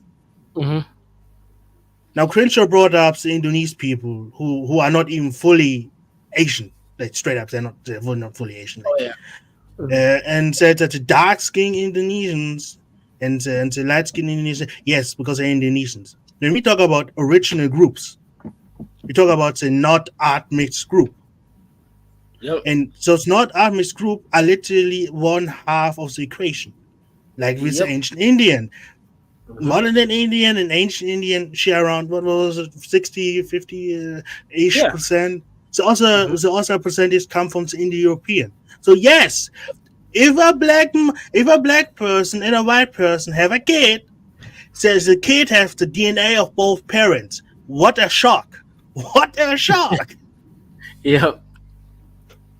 Yep. Exactly right. It's not That's surprising that why they share. Same That's DNA. why I personally never will deny modern Egyptian. Yes, you are the descendants of ancient Egyptian, but you ain't them. I'm sorry, brother. Ancient Egyptian didn't pray to Allah. Ancient Egyptian does not always got not conquered every time. I'm very Yep. sorry. Yep. Exactly. Exactly. Exactly. Right. You know, Abu is modern. Aswan. Uh, okay. Crenshaw But grinder. but first he wanted to tell us no, the name stayed the same. The name stayed. Do you see how he Oh moved the yeah. goalpost? Now he's Yeah. no. See, the name naturally got a new name because it got conquered. What did you expect? Yeah. And again, like JT, for all intents and purposes, the people of so-called Aswan are the same people of Sudan. I'm not even going to argue that point, right? They're the same people, the same tribes. It's the Beja, right? It's the same Nubian tribes from Sudan. You So know, you know, No, let's go. Let's go into it. Let's go into it. Maybe JT can get a read. What are the tribes or in the Aswan region? yeah, What well, yeah, exactly. ethnicity? What What tribe? ethnicity? Aswan in Egypt, or maybe can you Google it? What are the tribes of the Yeah, Aswan? I'm going to show you the tribes that live there, right? Um, I don't like going, into what I basically call street fights, right? But we can go figure out the tribes that actually. Nubians Yeah, are yeah, there. Nubian tribes. Wow, Yeah, wow, yeah, wow. So when we tell her when we take Sudan as a yeah. point of modern point, and he said, no, Yep. it is modern Egypt now, but it's full of Nubian people. What does that mean? That means they got conquered. Yeah. Listen, what we are All right. saying, Yep. JT. Yep. Yep. Nubian civilization, the Egyptians, so Egyptian Nubian deeply attached to this. So yeah, I'm gonna go down the Nile between Aswan and Adedan, the Sudan border, right? And literally over there, right? Now everything's a composed of three ethnic groups, right? Oh, Kenus, the Arabs, and the Fagwa, right? Again, these are all Sudanese groups, right? Remember, the Arabs, they're not talking about the actual Arabs. These are Sudanese Arabs. These are Africans. In ancient times, Nubia was a kingdom closely associated with the ancient Egypt. Remember borders, right? Modern borders. We're not even going to go down this route, right? Because this will just hurt my brain, right? But just know that is Sudan. It's simple as that. We're not going to demarcate it anymore. We're not going to read all of this, right? It is Sudan, right? That's the point. guys, No. So What over he there, what JT tried to do is, do you remember the liberal debate tactic? Oh, we talking about ancient people, but modern day, it's in ancient Egypt. We talking about ancient people, but modern day. That's JT right now. That's JT right now. all right. Yep. Smacking his lips with the liberalism. guys, Yep. Yeah, go ahead, you Joe. know, just the other day, I was surprised. I met an Egyptian, and he Oh, said he was Coptic Egyptian. You know, the Coptics, the oh Orthodox yeah. ones. Yeah, those are Yeah. the ones who are very hard to find. And I remember Mhm. some few times ago, I read that like the Muslims genocided the Coptics. So I Mhm. was talking about this to him, and the guy, like, I didn't want to argue with him because I just didn't say anything, but I just let him talk. So the guy was telling me how the Orthodox Coptics are the true ancient Egyptians. Now, this guy is Okay. not black. He's not black. He looks like the Arab Hello, Egyptian. Arabs. Yeah. Mhm. Yeah. So Wow. I did Yeah, ask. they're not the true ancient Egyptians either, right? Once The again, Coptics are they are the from a man. descendants. No. Yes, and Oh yeah, they once have again, mixture. no African will deny northern, basically now modern than Egyptian. I call them northern Egyptian. They are descendants. They are the descendants of the ancient Egyptian, but they are not the same. Literally, even the so-called Coptic that the Westerners always pull out of their ass. Coptics are not even close to ancient Egyptians in culture. I'm sorry. It's like saying more than black Americans because they have a fucking taishiki on as the same as West Africans. Stop it. Hey, but Black Americans came from West Africa, man. Come on. Yeah, it's not the same. It's not the same. Descendants means they are not the same. That means that you have an ancestor that is from the same region. That's all. Yeah, there's a different culture and everything going on there. So we definitely can't, It's like me saying Uma Johnson is Mansa Musa. Like Uma Johnson No, man, that's equivalent to Mansa. different. But that is basically when someone pulls out the Coptic card. It's like, what does that mean? Yep, that's a good point. That's actually a really, really good point that you brought up. So, Joe, your people, the Nilotes, right? You guys moved into like Kenya and stuff. What made you guys travel down the Nile River? You literally ended up into the origin of the Nile River, into Lake Victoria basin. So that's kind of interesting. Yeah, let me tell you one thing. The Nilotes did not only just move to the basin of the Nile River. The Nilotes, particularly my tribe, you will find in Kenya, Tanzania, Uganda, still in South And Sudan, Ethiopia. Central Africa, Ethiopia, Central African Republic, DRC, and even all the way in Cameroon. And so Oh, wow. one thing, yeah, there's so many folklores and stories why they left. Two brothers didn't get along, so one went to Uganda, the other went by the side of the Kenyan border, and that's how they grew the population. But it's mostly overpopulation uh, Mhm.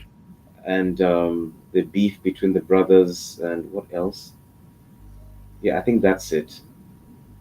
Interesting. Looking for fertile land.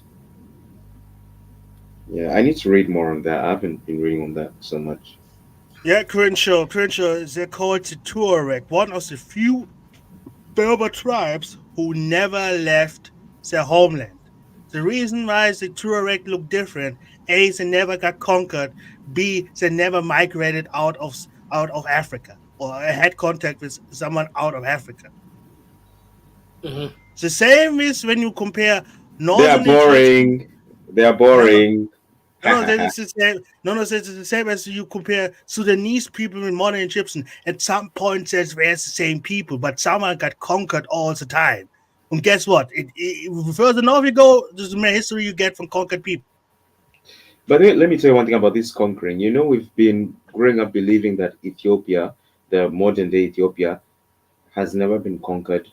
But in reality, is that they were the first country to be conquered in Africa because whoever brought Christianity to them was an outsider. So, which means they were conquered because somebody brought new religion to them. They are the first people Are who were we conquered. talking about liberal debates again? Because what is the definition as conquered? When I say conquered, I mean armies moving in and staying there. Yeah, and there's the different reasons of conquering. When somebody comes and changes your Okay, belief, that is okay. conquering. Okay, so then we move from, because when we talk about Egypt, we literally talking about armies from outside of the culture moving in and staying there. You can move it to cultural conversion, other things. That is actually the next thing.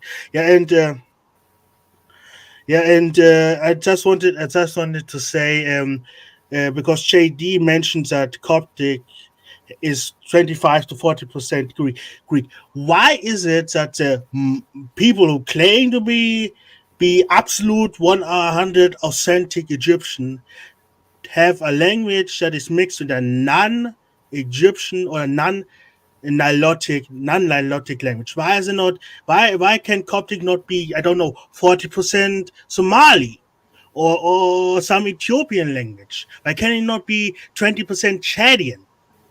Why must it be Greek? That's why when someone pulls out the Coptic card, I say, it's like me saying, hey, look at that Canadian black over there. He wears a daishiki. He's now the same as Mansa Musa. No, it's not. No, it's not.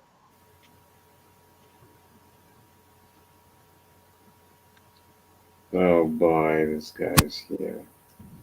Yeah, you coming for to Niger? To Niger, go ahead. Mike is yours. I don't know how much of the conversation you've heard. Thank you for having me. I don't know. That are you responding to that Metatron guy? Um, it's obvious that the founders of Egypt were black. I don't know why people keep missing it. The Nama tablet clearly shows it. That the people on his side when he was uniting Egypt were they had afros. They literally had afros in the palette. And the ones he was conquering, which the Egyptians on the delta, they seem to have more what you would recognize. Maybe you want to call it Somali or feline, this in European features. So the founders of Egypt were the black ones, and most of the Egyptian history were mostly dominated by what you call today as black people. But even that Metatron went on to acknowledge it. Even if he tries to even dodge it one way or other, it's like weird thing where you admitting something, but you pretend as if you are not admitting it at the same time. It's really weird. Tonight, as the reason is because of I call it the liberal debate tactic. So never start at the origin of it. When you notice that every time they go into the origin, yes, they are black. There's no debate about it. But they start in the Middle Kingdom or Late Kingdom because they need a period of a lot of influence from outside of Africa.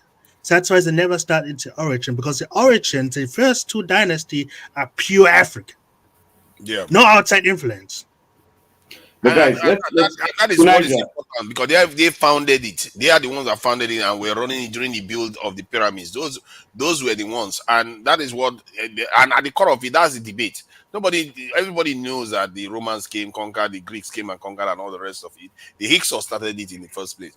So at the core of the debate is they never want to go that far back because they will have to acknowledge that this even the Egyptian soldiers, whenever they render them as black people, which is weird. And they just keep pretending as if they don't see it. It's really strange. No, what will probably happen, you will see it's already starting. So we try to say, okay, the early period of Egypt is no longer Egyptian history, it's now, I don't know, Nile history. And then when the first influence of Mediterranean culture comes, that's now Egyptian history. You will see. In the next 20 years, they will try to rewrite it. They will try, but a lot of Africans are challenging them now. Even the Egyptian, the scientists have acknowledged it now. They said because one of the things I discovered recently was that it turns out that it's not only DNA you can use to tell people's race. That even by DNA you might actually be misled. That DNA could mislead you. Like the Hausas have the RB1 genes, which a lot of Europeans have. So you mistake them for European, but they are not. That you have to go with the bone structure, you have to go with the hair and all those things. That's how you know. And when they did that with the Egyptians fell well inside the black this race. And there's only one guy that I've seen that have done this, and that guy blew my mind with that analysis because I thought race could just be determined by DNA. That he completely blew my mind on that. But what you're talking about, race is determined by phenotype, straight up. Like they try to connect it to DNA, but me and Kaiser had multiple debates talking about ancient people. And once again, when we had to debate about those black-looking Asians who have the same DNA as the Asians, the difference is that their DNA is much, much older than the modern DNA. We basically talked about it. DNA will not determine your phenotype. You could have European DNA. I don't know how Europe in the future will look like, but you could have European DNA, but you could look like very dark skinned, having curly hair, nearly an afro, and look like DNA is not like till we find out what determines phenotype. I think it's the maternal gene. I think that's my suspicion because even in the Hausa population, the maternal gene is still L2, L3, but while the paternal gene still points to RB1, which is mostly European, and but even then, it's still not good enough because if they are Europeans, then why are they not looking like Europeans? They look very African. No. They changed it. It's now dark-skinned Caucasians. No, they have now a separate. They have now a special because of those Egyptian arguments. They made a special category for the Egyptian. They are dark skinned Caucasian with afros, black hair, dark skin, and full lips. These are Caucasians now. These are Caucasians. People with dark skin, woolly hair, and lips and noses are now Caucasian. You know what is very astounding. You can say whatever you like about Metatron. In the end, he was basically waving the white flag to an extent. He was saying, "Let's just come together and agree what we agree on," and all the rest. He knows. Even him, he didn't even like say. Oh, that guy can't be trusted tonight, man. He's a Hellenistic man paid by liberals, man. He's out here. You can't trust that guy. What can I say? But at least for him to admit, a lot of people follow him. So for him No, to but you have to admit because black people were at the founding. Did you follow the beginning of this stream tonight, John? No, I saw it a little bit. I saw Metatron there a little bit, but I didn't follow completely. No. Okay, in the beginning, we got basically no one in history, be it West, East, or South, when it comes to the beginning of the Egyptian, quote unquote, Egyptian culture. Everyone says, yeah, basically we're black. Like no one is disagreeing with that, but they never start to debate at the origin point. So that is something you must notice. So always start at the old or middle kingdom. Sometimes they literally go straight to the Greeks and all they don't even bother. And most of the DNA analysis tend to start within 1,000 to 100 years BC. It's like, what is that? That is not the founding of Egypt. The people that built the pyramid, those are the ones people are really curious about. Those ones are the real legends in the history of Egypt. But they always trying to pretend as if those ones are like, Europeans and all. But they are not. They are clearly African, genetically, phenotypically, everything. Their nose prognosis, they call it I've forgotten the right term to use, but it sounds like prognosis. So that stuff clearly shows that the Egyptians were mostly South, what they call them, sub-Saharan phenotype, the bone structure. That's what they've got. But now I don't know what is showing there now. So I don't know whether they compared it with what is there now. We know Arabs, Turkish, Greeks, and all of them. They are all over the place in North Africa now. So I know. There's literally a Hungarian tribe living in it, like in northern Egypt, like that. No one can say, because for some reason the few North Africans are coming into Kaiser. Shout out for all North African. You're welcome. You're welcome here. North Africans are welcome here. So always try to tell us the rest of Africans, we are not mixed. We are not mixed. Then why do you literally have populations of people that are literally 200 years old from the north? Oh my God! No other African besides South Africa have populations of people older than 200 years old from the north. With north, I mean Europe and Middle East and something like that. Stop it! It's really weird when they do that. Like, we are not mixed. Look at that. Even if you look at the African American community, the white people try not to mix with them, but yet you see a lot of them that have look almost Mediterranean because of their admixture, and that's just 400 years. That's just 400 years. Imagine doing that when you are having selection for that race for hundreds of years, thousands of years. And they say they didn't have any admission. It's ridiculous. Like Kaiser, can you bring up Drake's son, Adonis? Can you bring up Drake's son, Adonis? Can you bring up a picture? African, huh? No, not Drake. Drake looks like an Arab, but bring up Drake's son, Adonis. Bring it up, please. I have to say something about it. Adonis, yeah, let's bring it.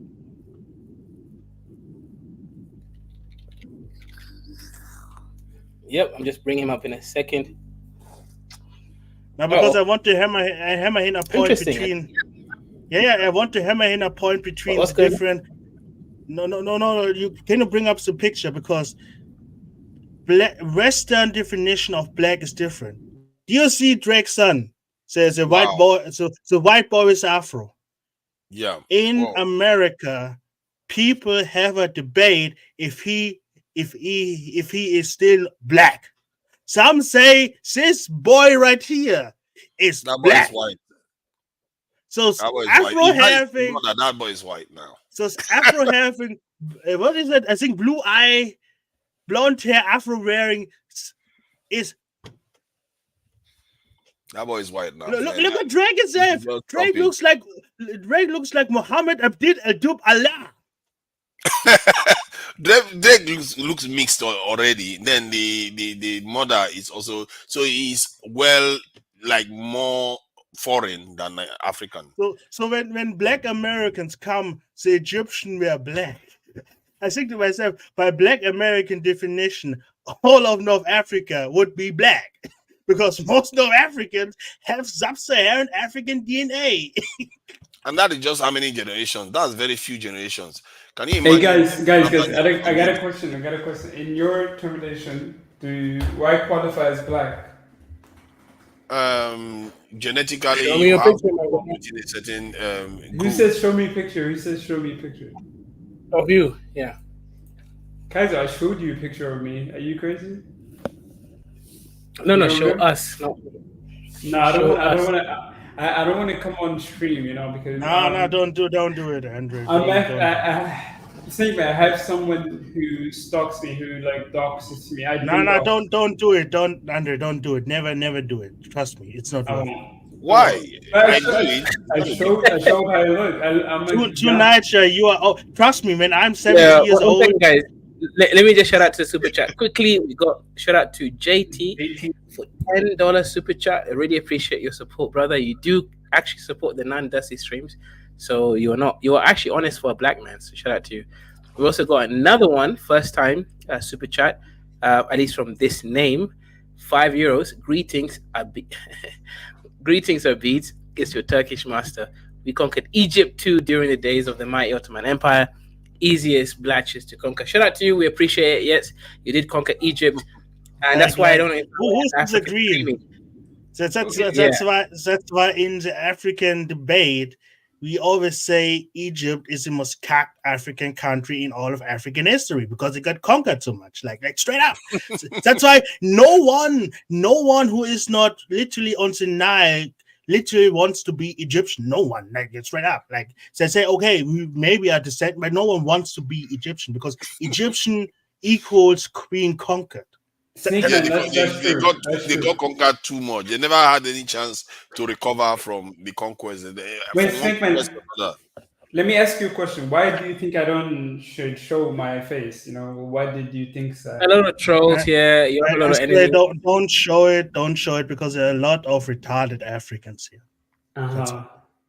Because I had. Rude boy, join the Telegram channel. There you can show your face. It's more private. I'm not a rude, man. I'm not. Yeah, I think you're confused. Hold on. You are not into Telegram. I don't use Telegram. Telegram, I never used it. I used Skype. You're the guy who stays in Sweden, right? You're my neighbor. Yeah. Yeah, join Telegram. You can show your face there. Hold on. Are you not the guy in Denmark? No. I live in Sweden, bro. No, not you, J.O. Are you not the guy from Denmark? He's Russian. Joe is with a puny man. Then who was the guy from Denmark? I don't know, man. It was a different guy. It was a different guy. Not this guy. I'm in St. Petersburg.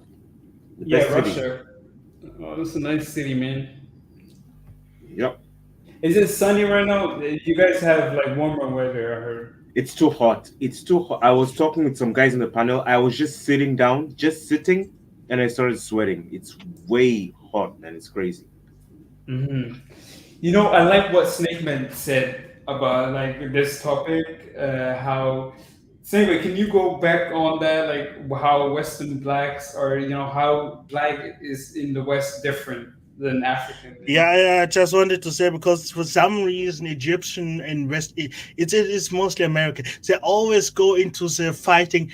My guy, in America, it's not all of the West, but in America, and America is now the culture of the West. Doesn't mean every Western country does it. Black just means they have sub-Saharan DNA somewhere in your family, literally. Because like Kaiser showed the picture of Adonis, people in America literally argue, is that blonde hair, blue-eyed pale skin baby is black. When I think to myself, Black. is that kid, none about the Americans have a debate. If that kid can be debated to be black, then all Egyptian right now, all Northern Egyptian right now are black by definition. Oh yeah, I agree. But look, I agree one thing on you, but I don't like about one thing. But I got a question to you. What about admixed populations like Somalis, for example? You can get Somali as light as my past, and as light as my future and as dark as my past. Right, Okay, but they all still consider each other ethnic. Guys, I Somalis. got one thing to say about that. For me, I think African people shouldn't make their, have white kids, like make them African. They're not African. I think we gotta tell them that they're half. We gotta raise them as they have, because you accept look at the culture exactly. No. I can make an argument. The country I live. Everybody's white. They view me as the black guy in Sweden. That's saying, when you can agree with that, right? Yeah, but that's Sweden. Yeah, that is Sweden. You're right. But I have more African admins than Drake and all of these people who I could make the argument too. What like I said to Crenshaw, what I wanted to say is that for Black Americans to bring up the Egyptian angle, their definition of blackness is a lot more broader.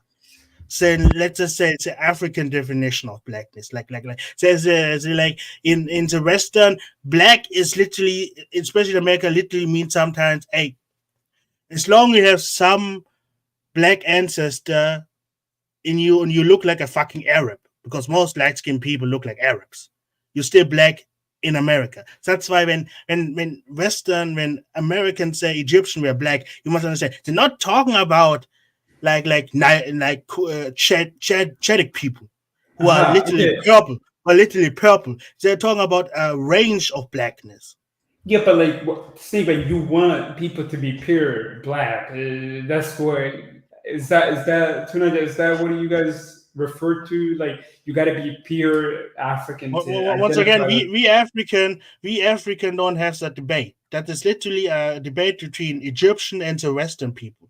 We African, we don't have a debate. We know it's a history. Like, what is there to debate about? Yeah, but I feel like you're like checking people's purity. If it's like what the Nazis did. If you're not 100% German, you can't really identify. That is some Western. I don't think that's what is going on here. I think you just have to have a reasonable proportion of African DNA, and phenotypically, you probably need to look African a little bit, because if you are even if you are 100% African in terms of DNA and you look 100% white, how is one supposed to tell the difference? And there's also the aspect of growing up in an African culture or an African American culture that makes you somewhat, because if let's say you have 50-50 and you grow up in African American culture or an African culture, it makes you more black African than the white side. But if you have 20% African and the rest are European, and you live in the African culture, I don't know what to make that. Yeah, you might be culturally African. Hold on. Tunaja named the culture, but Tunaja, you gotta see there are certain countries who were cocked by foreigners. For example, like my country was really cocked. We don't have an African. It's not. Are you talking about Somalia? Somalia is not cocked because of foreigners. Somalia is cocked because of Somalis. Okay, Snegan, that's a different argument, Snegan. Yeah, but Tunaja mentioned culture. I feel like culture makes you an African as well.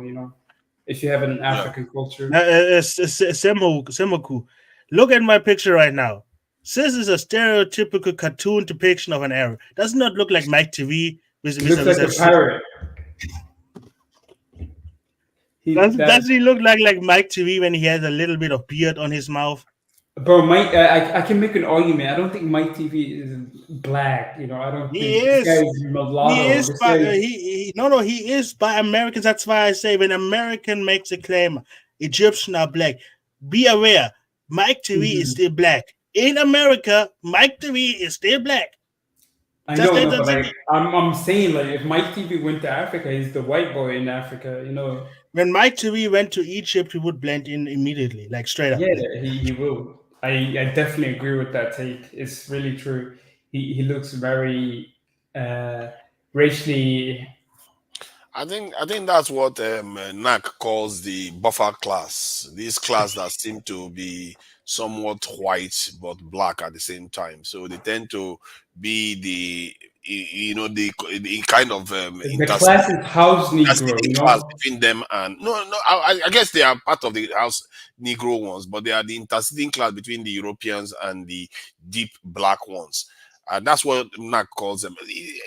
See, my point, the point of the debate still goes to what we are discussing here. The Egyptians are mixed now, and their admixture is so deep now that they can hardly be considered African as we used to know African before. Although if you go to southern Egypt and all the North African countries, if you go to the southern sections, you see that they are actually quite dark. So those ones still remain more African. Yeah, but like Tunaja, these people want to identify with whiteness. Tunaja, you can't like brush it off. That they don't identify with whiteness. They want to. Of course, they want to. Why? Because they are close. Yeah, that is the reason. That is the reason why most North African countries, in the south, there's always a rebellion because of that trying to identify. Because the southern North African didn't get conquered so much, so it means they're still very dark, straight up dark. Something darker than me.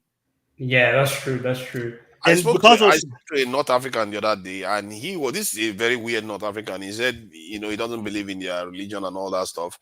He said that the Arab world, they are totally in control of the North. That they use religion and their politics to control them. That you can barely say anything out of line in those countries regarding their Arab nature, because most of them know they are not Arabs. But if they say it, the consequences are quite severe. So I found that quite interesting. Tunaj, I think what you need to see is they're not like sub-Saharans, and they want to be with their whiteness and you gotta let them, like you see Sudan, for example, Tunaj. Yeah. Sudan, they want to be like Egypt. Yeah, that's a disgrace, isn't it? They killing fellow Africans because they are not Arabs. Yeah. They call wait. Tunde, let me tell you the history. It was tribe that was like really spread. They came together and went to the Darfur. Darfur was like a black inhabited place, and the black people were kind of replaced by the Arabs, and they kind of killed them because you have two other races who came together and it creates conflict. And one is stronger, one is really armed, and you have the black people in Sudan have been genocided a lot. Hey, that is the Sudanese people's problem. Like straight up, like no one truly other than Sudanese people anti-Egyptian, by the way. And some of the North Africans. No one below them gives three facts about the Arabs, like straight up. Well, why do other Africans that are Christians not making a big deal out of what is happening? Because what is happening in Sudan is an example of what is happening in North Africa already. First, you become Islamized, and the next thing is Arabized. If they get the space to do it, this is one of the reasons why Saudi Arabia and Turkey don't get on. And Saudi Arabia and Iran doesn't get. If you look at the countries that are not Arabized, they tend to have acrimonious relationships with. It's not even that. That is the same reason why Saudi Arabia and Yemen doesn't like each other, because Yemen has a huge population of black people over there. Yeah, they do. See, that's the problem. Most Christians should be shouting and telling their fellow Muslims in Africa or Nigeria. I tell our fellow Muslims in Nigeria all the time that. These guys you are believing in, look at them. First, they will turn you Muslim. You killing your own brothers because of them. Tomorrow, they will come and kill you because you are not one of them. And this is the name of the game. And I don't know why they feel like they need to completely take over everything. Like in Nigeria now, when Islamize most parts of Nigeria, they take all the titles away. Even your culture, they take a lot of things away from it. But while in the South, even if you're Christian, they still maintain their traditional titles. They still maintain most of their cultures. And this is what most people that believe in Islam don't understand. What they consider the Ummah is a gradual spread of not just religion, their culture too, and then their race, which is, I've never seen anything like this. Is the most strategic religion of all time. I tell you, there is no religion as strategically designed as the Islamic religion. Because if you look at it, they studied the mistakes of the Judaism and the Christianity, and then they firmed it up in such a way that it can't be changed easily. But do you know what my problem is? My problem is when it comes to Islam, like it's the same with Christianity. Like Prophet Muhammad, he had some problems. He's still human after all, even a Muslim. But Prophet Muhammad as a character, when it comes to me, he is cool in my book. So the problem is, it's all his fucking followers and his descendants. This motherfucker couldn't wait till Muhammad was dead to corrupt everything he was standing for. Because there was a reason. There was a reason why Prophet Muhammad waged most of his wars against his own people. There was a reason because of that. Yeah, it's always been like that, isn't it? Even Christianity, Christ didn't tell us how to live our lives another. But when Tunaja, what about African architecture? For me, when I look at like country like Kenya, I don't see African architectural. When I see like country like Nigeria, where the rich people are, I don't see African architectural. It is. We went to the debate. We went to the debate and we showed the architecture. We literally showed the palaces. No. When I looked at many videos of where the rich people live in Nigeria, the architecture is like. You mean the new rich people who don't the new rich people. Yeah. Because they're new rich people. They became rich because of Western things. Naturally, we do it. Like that is not a debate. Yeah, but like, I see it everywhere in Africa. I think we should see it everywhere in China too. What is your point? I see it in China too. In India, in America, South America, new rich people who comes up to capitalism will adapt the culture of the things that gives them power. Then you look at the old rich people, that is mostly the royal families, and also they live in traditional palaces. I beg, let me in too sometime at a convenient time. Let me get my own. Yeah, Pastor. Let me. I look at these people; they have like Spanish villas. Yeah, let me just say this quickly. In terms of architecture, we are just sellouts. Let's face it. Most of us are sellouts. We don't build our own. And recently, that reminds me of the national anthem that Nigeria went and copied. They decided to go back to a national anthem that was written by a British woman. This is a country that exports music. You didn't even give the people a chance to write their own song. You just go and. This is what I've been talking about our people. But one thing I wanted to highlight before Pansa goes is the idea that phenotypical our phenotypical appearance seems to determine outcomes in this world more than anything else. It's crazy, but it just seems to, because if anything else could have, you wouldn't find the patterns you see around the world. Like when you look at the poorest countries in the world, the top 40 almost exclusively belong to black people. That's even whether you are in Africa or outside Africa, it's still black people. And that is something that people need to make their peace with. I don't know. It doesn't even have to be African. There are some Polynesians that are not Africans. But still, like poverty level is higher. Our culture is not protected. Our future is our culture. You know that. If culture is not respected, where people look into Western architecture, Western villas, it shows sadness. It just you just become a copy. So be it. I think copiness is not attractive. I feel like your own architecture is gonna look beautiful on your own land. Okay, let Panther say something. All right, thank you very much. Hello, everybody on the panel and those who are listening on the chat section. and Africans in general in the world. Kazorian, I finally decided to actually hunt down your own link on the YouTube and to join your station. I always go through one man's auxiliary channel to come to your station. So when I'm talking, maybe he will remove me and do things like that. And I used to think it was you, but now I know that. So you do have to advertise that and have your channel. I also would want to tell you that I'm going to launch a station, a TV station. I'm not going to produce any content myself, but I will do it by the hour at some point within the week, maybe the end of this weekend. I would have people who have a channel to give me their live feed, and then I would make a TV guide for all these stations of African conversation. So I will keep you posted on that. Now, what I want, let me first ask the question here. I notice there's a lot of smart people here. I was listening into, I don't know if it was Snake Man that was talking. Who amongst all these races, right, have the closest DNA wise or whatever to Neanderthal? Do you know? Does anybody here know? I think it is Asians. It's Europeans. Europeans and Asians. Okay, somebody say Europeans. What do you mean? What do you mean races? Do you mean races in form of ethnicities, or there's big three races like black, Asian, right? Yeah, Caucasians have the highest percentage of Caucasian.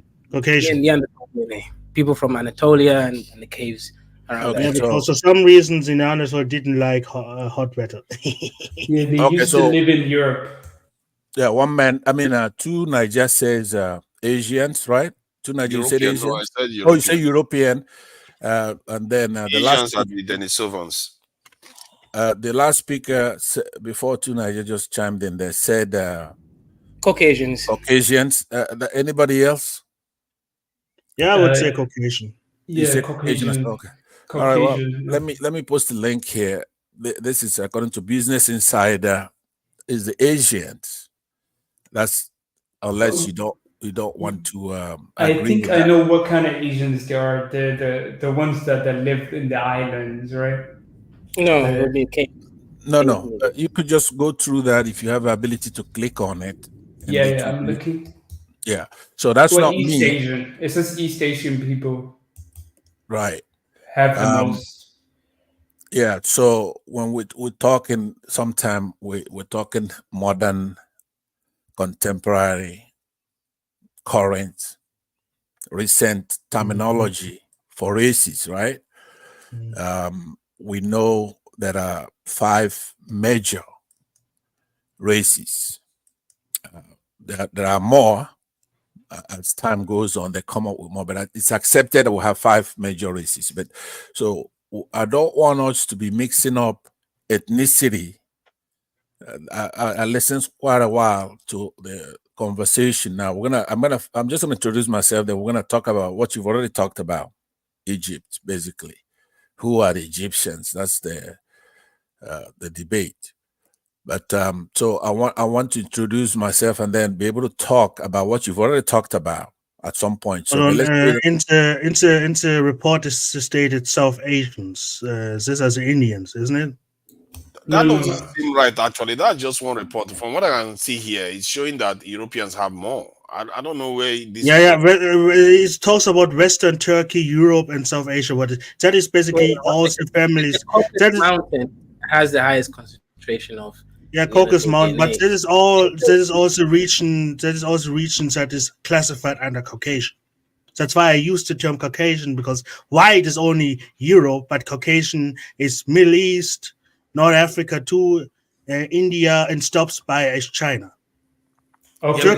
I'm reading it here now. Europeans generally have more Neanderthal DNA compared to Asians. Studies suggest that modern non-African human populations have inherited about 1 to 2% of their DNA from Yeah, and also Neanderthal. Nigeria, you West Africans have something called the ghost DNA. You guys are Yeah, mixed that's with, just like, made up. Just when ghost. because you know You that's mix what with came up ghost. when You're a ghost. You're a that's what came ghost. up when they start saying that Africans are the only pure humans. That's stuff that they say, oh no, you're not pure. There is a see, yeah, figure that one out until you find that so-called ghost DNA. We are the only humans we know on the face of the earth that's completely pure. Yeah, we're talking temporal. That there's time frame, there's migration, there's all kinds of things that you have to factor into what period are you talking about, right? But this is a big debate. So there's so many areas that you're going into. Features. Somebody talked about features. You know. Yeah, but guys, you know that these like scientists are racist against Africans when it comes to like these kind of research. Not scientists, anthropologists. Anthropologists, yeah, they're really not really, because like I said, I read it. Like that is the areas that me and Kaiser said Caucasian, basically all of Russia, all of Europe, North Africa, Middle East, India, and these weird star countries are basically the border. That is basically all. That is Caucasian. That's basically Caucasians. It's sad that maybe 90% of this conversation normally has a huge bias, but it's scientific in a way. If we're talking about 5 races I was talking about, you have the African, you have the Asian. These are genetic races now we're talking about. You have the European, you have Native American, and then the Oceanian, right? It's variations. What do you mean is African? What do I mean by what? What do you mean is African? I said African, Asian, European, Native American, and Oceanian. But that's why I asked you, what do you mean with what DNA is the African DNA? Well, in the African modern sense that we're talking about, it's been elucidated already. The African Negroid characteristics is known. That's a phenotype. Basically, every human being evolved in Africa, right? Kaiser, can you pull up the ancient Indians again? Okay, which one? How ancient? The original or? There is the original. You know, the pictures that we last showed about the difference between DNA and phenotype. Okay, yeah. Let me show the original Indian tribes. Screen shared. These are one of the original Indians. Jarawa is one of them. What phenotype does those people have? Well, go ahead. Like I said, I'm not going to give my opinion. You have to cite what you're talking about, because we have to completely remove bias, and that's what I'm about to do. We talked about it. We talked about it. You're talking about phenotype, but you're showing color and hair type and lips. Right? Brother, I read about this tribe a lot. And they're the closest people to Africans. These tribes in the which African? Which African? Not all Africans. They're not close to East Africans. They're not close to West. No, East Africa. Bantus. They're really close. There are no Bantus in East Africa. Bantus? You're closer to Nilote, man. No, there are. These people. Bantus are the newest genetic marker in Africa. How are old Indians, old Asian people? It's not Bantus. They close to the sub-Saharan Africans. Like when which groups? That's why I brought up. That's why I brought. Wait, hang on. 1 second, African or AK Andre. No, these are not genetically related to modern Africans. These are genetically related to Indonesians, Malaysians, and Indians. Right? These are, for example, if you look at them, Tamils, Dravidians, they are closely related to them. Even Aboriginals are related to these people. Can you Google, Kaiser? Can you Google Andaman Island? The Indian Island. We're not talking about the Andamans. Andamans are not. That's why we tell you, phenotype and genetics are not the same. We don't know which part of the genetics makes up our phenotype. We just know that it is possible that you are 100% Asians, like those people here, and this he can get that phenotype. No, same friend. What I meant about that is that if you look at haplogroup, their haplogroup is closer to Africans. Like this is but not it. You talk about the Nossa group. That's why Andre proves my point, because these Andaman Islanders phenotypically looks like those people. Andre thinks they want to say no, they're not. They're not. Yeah, one second. I'm not actually, saying... Andre. Usually, I defend you, but I have to defend the truth today, right? The Jarawa and Onge share D1A2B, which each other within the last 7,000 years. The East Asian D1A2B diverged from the Japanese. These guys are as Asian as you get it. Okay, Andy, let's make elementary school. What comes for E? Because Panzer talks about this E haplogroup. What comes from E? What? Snakeman, can I address you? I was talking about the... Wait, Snakeman, let me address you. I was talking about the Andaman Island because I read about them a lot. Yeah, but just because they look the same doesn't mean... No, I wasn't talking about this group. It's Snakeman. Can you Google... Andre, what letter? No. We're not gonna. What letter comes before E? What letter in the ABC comes from E? Bro, I don't have to answer you. Can you Google the element? Do you see what I mean with the bias? Argument. No, you don't. You're right on this, bro. I get it. You're right on this. I'm not talking about this. It's not about right. You must say it, Andre. What letter comes before? No, I don't have to answer you. Can you Google the enemy? I'm trying to make. No, it's important, Andre, because that means that. No. That means that D people who looks Negroid are older than most of the groups in Africa. Yeah, I agree with you. They're really ancient people. They're really ancient. They're the most ancient tribes. They've been in Asia before the Asians. I know that, bro. These are the Asians. They're the real Asians. These are the original Asians. These are the Asians. Let me do the math for everyone to get it right. The oldest haplogroup of human from a Y paternal haplogroup is A00, found in Cameroon, from the Bangwa tribe, as an example, Jude's tribe, right? So he's original man. If you go to Africans, most other Africans are at E. If you're a Bantoid, you're E1B1A. If you are a Cushite, you're E1B1B, right? They both split off from the E1B1. Now, if you go to Asia, it starts going into D as your original Asians, right? Go down to Okinawa and the Anu people of Japan, it is D. It's still why? D. Because people, right? Again, the Anu Japan people and Okinawa as well. These are the original people that actually look black and African. You go to all these areas in Asia, they have the same haplogroup. So as these groups moved out of Africa, they obviously evolved, right? The genetics moved from E to D, and of course, as it mixed with the Neanderthals and the Denisovans, their genetics changed even more, and they kind of look more like modern East Asians. I mean, sorry. Can I ask you gentlemen a question, if you guys don't mind? Yeah. Can I ask you gentlemen a question? Yeah. So here's my thing, right? I'm not a smart guy. I'm a low IQ village dusty, right? So here's my thing.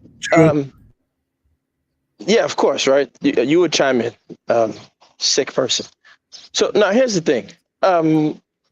The question I have, because Kazo just said a narrative. He said, oh, well, as they left Africa, they did this first. The other gentleman was coming and saying that there's so-called racial groups. Now, this is my problem I have.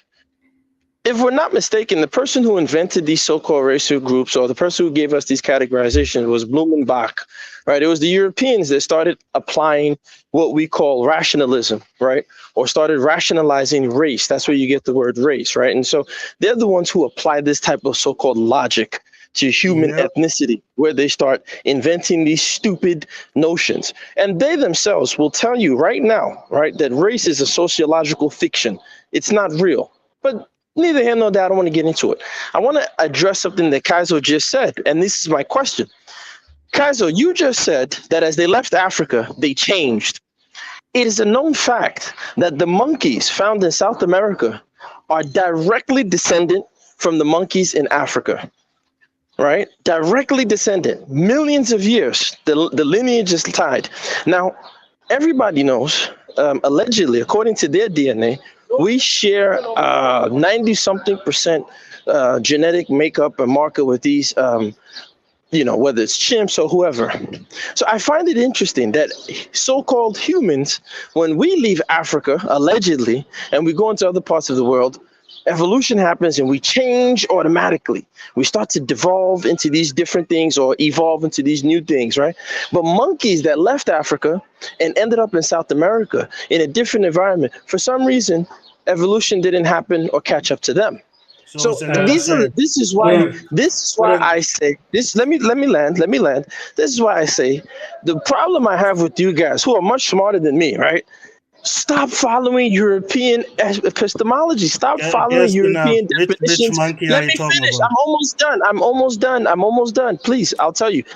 I'm only challenging you guys. Come up with your own theory. Stop following what the European gave us. Now, those monkeys. To answer your question, every single monkey that is found in South America is traced back to Africa. You can check that out. That was not my question. My question was, do they all look the same?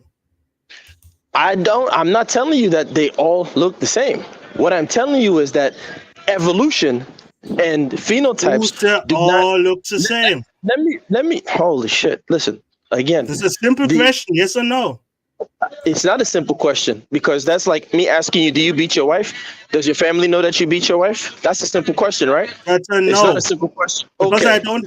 It's a no. It's a no. It's a no because I don't have a wife. You beat your wife, so your family doesn't know you beat your wife. I don't have a wife. I don't do it. I don't have a wife. So okay, great. Listen, look. At the end of the day, so do all monkeys look the same? Listen. I'm not answering that question. Do gorillas look like orangutans? I'm not answering that question. The point is that when they left South America and when they ended up in South America, somehow, some way, so-called evolution is not occurring to the monkeys who they themselves are telling you. Wait, let me give an answer. Let me give it an answer because if you learn about evolution, they actually give answer to these stuff. I think you're asking a question about evolution, and they give answers to this stuff. You look at it. Why did monkeys turn to humans? Because they couldn't be in trees. They have to use. They learn how to walk. They did this. And why did gorillas stay gorilla instead of like become a human and becoming that's not even his question. His question I'm answering that question. No, that's not even his question. His question is the monkeys in South America, by his logic, should stay the same. I didn't say they should stay the same. I didn't say that. That's your logic. I never said anything about stay the same. So that's what I mean. That's what you mean. I never said that. That's what you mean. Let me cook. No, do the monkeys look different? They left the continent. By your logic, they should stay the same. They should look the same. I never said they should stay the same. That's what you're saying. Once again, stop putting. No, I'm not saying. You said we say that if you leave an area, you start looking different. Yeah, because your environment changes you. That's the correct statement. Okay, let's be in order. What is your question, Snake Man? I don't see anything wrong with what you said. I'm not answering his question. I will. Let me answer. What is it? You guys know. My question is very easy. If evolution, like he said, humans moved out of Africa and changed. He used the monkey as an example and asked him, okay, do monkeys stay the same when they left Africa? As the monkeys in South America look exactly like the monkeys in Africa. No, but it's not true. That what you're saying is not true. So just that was a question. Let me answer. No, they don't look the same. That's the answer. Okay. Right. Let me give my answer. You have a follow-up. I was in the middle of my speech. The point I'm making is that we're not experts on this, obviously. There are people who study genetic mutations, right? It's a vast subject. Even a lot of their conclusions are not something that you could just take to the bank.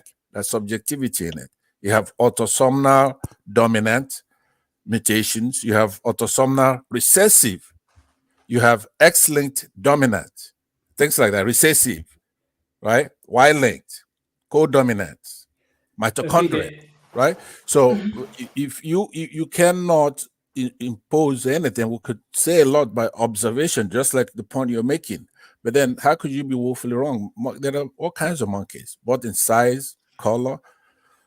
When you say different, do you know how much variation there could be in difference? Their tail may be longer. Exactly. Their foot may be longer. Their eye color may be different. So even that word different Point. is My point to him is, I just want to quickly tell him the point of the whole of me giving that example is that once again, right, this is the problem of using European epistemology in your thinking. I don't even use it. They're wrong though. Gosh damn. I don't even use it. Hold on. Let me show you. Let's be in order. I didn't use it, gas them up. Okay, I didn't use I didn't it. say you. Snake Man, I didn't say you did. I didn't say you did. Hold on, wait. Let me just say this. My point to the whole panel is this: is that we have to try and avoid them. Here's why: because once again, they will tell us that there are 5 races, blah blah blah. But at the same time, they will also tell you that genetically speaking, other than the 2 or however many percent Neanderthal that Europeans and Asians have, we're pretty much the same. This is what they'll tell you. So I'm trying to tell you guys that these monkeys left South America, left Africa, and ended up in South America. Hundreds of thousands or perhaps millions of years ago, and genetically they know that they're traced right from this place. So I'm just trying to say, yes, they don't look the same, obviously, but my point is, just because they don't look the same, their DNA is so similar. Yes. So what we are doing, hold on now. I think you're being disorderly now. I agree with the spirit of what you're saying, but here's where I disagree. I do too. You cannot say don't use what they're saying. We can poke holes in what they say, right? We should listen to what they say. Everything should be determined by true or false. It doesn't matter who's saying it. We cannot say if they come up with 2 + 2 is 4, that we should go find our own 2 + 2. We have to check what they said. That's why we have to keep learning, being scholarly.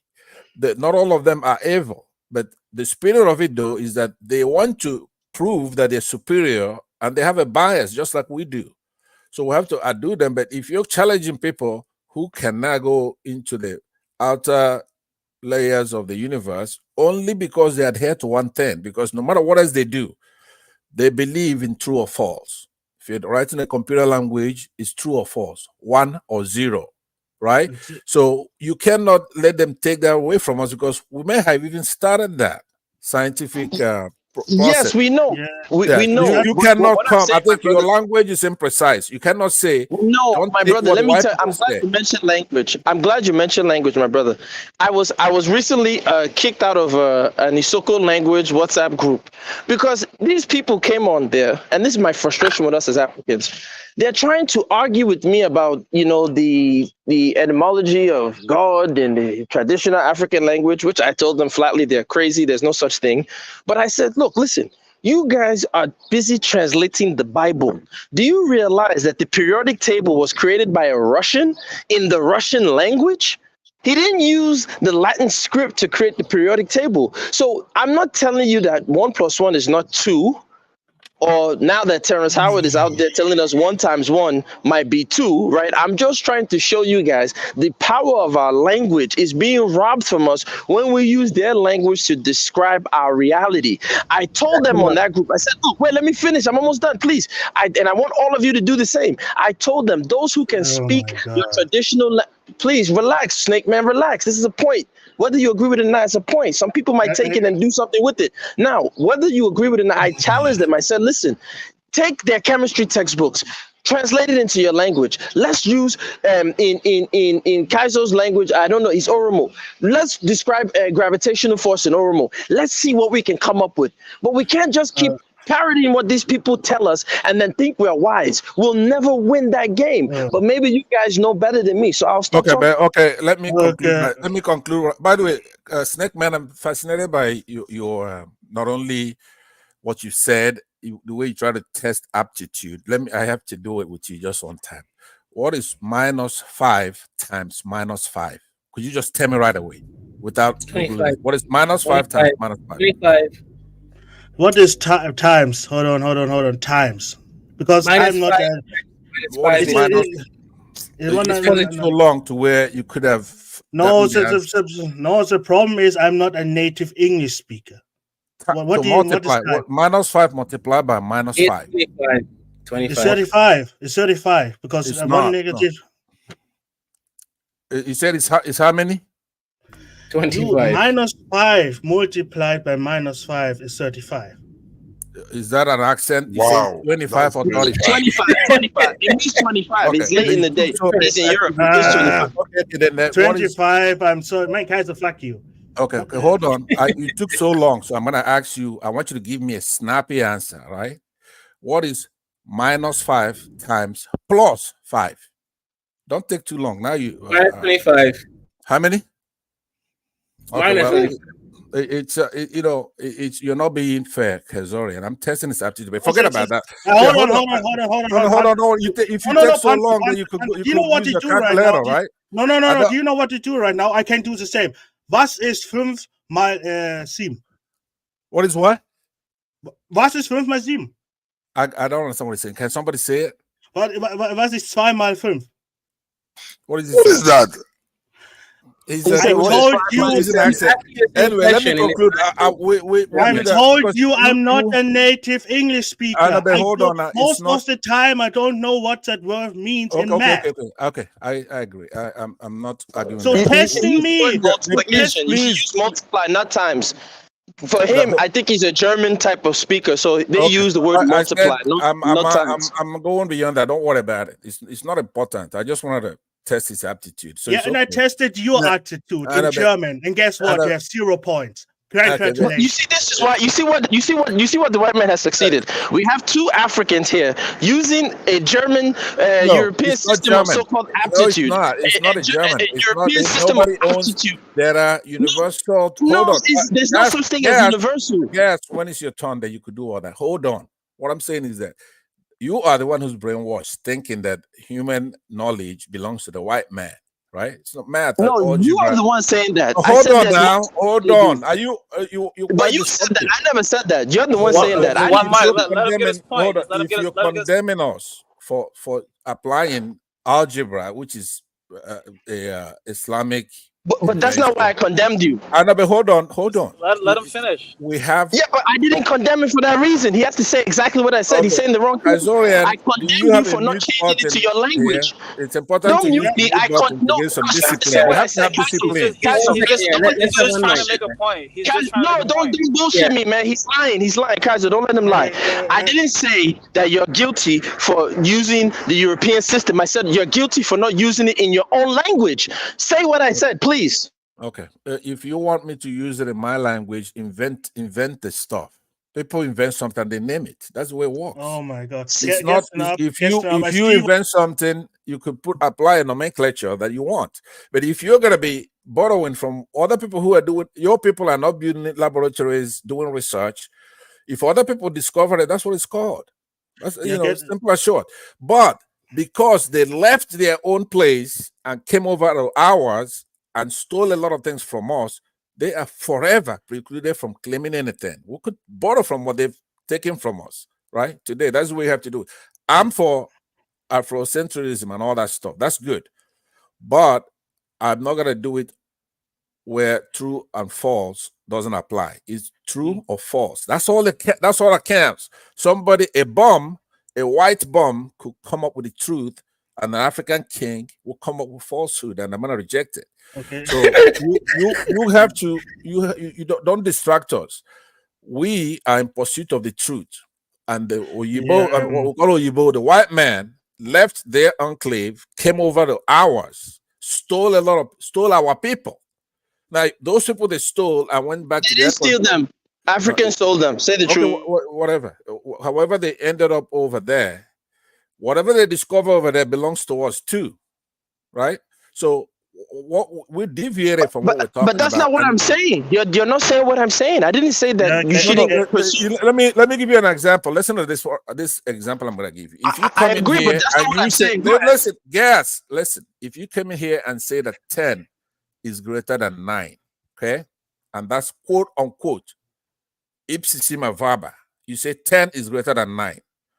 Then when we're talking, we're going to say that you said that 10 is greater than 2.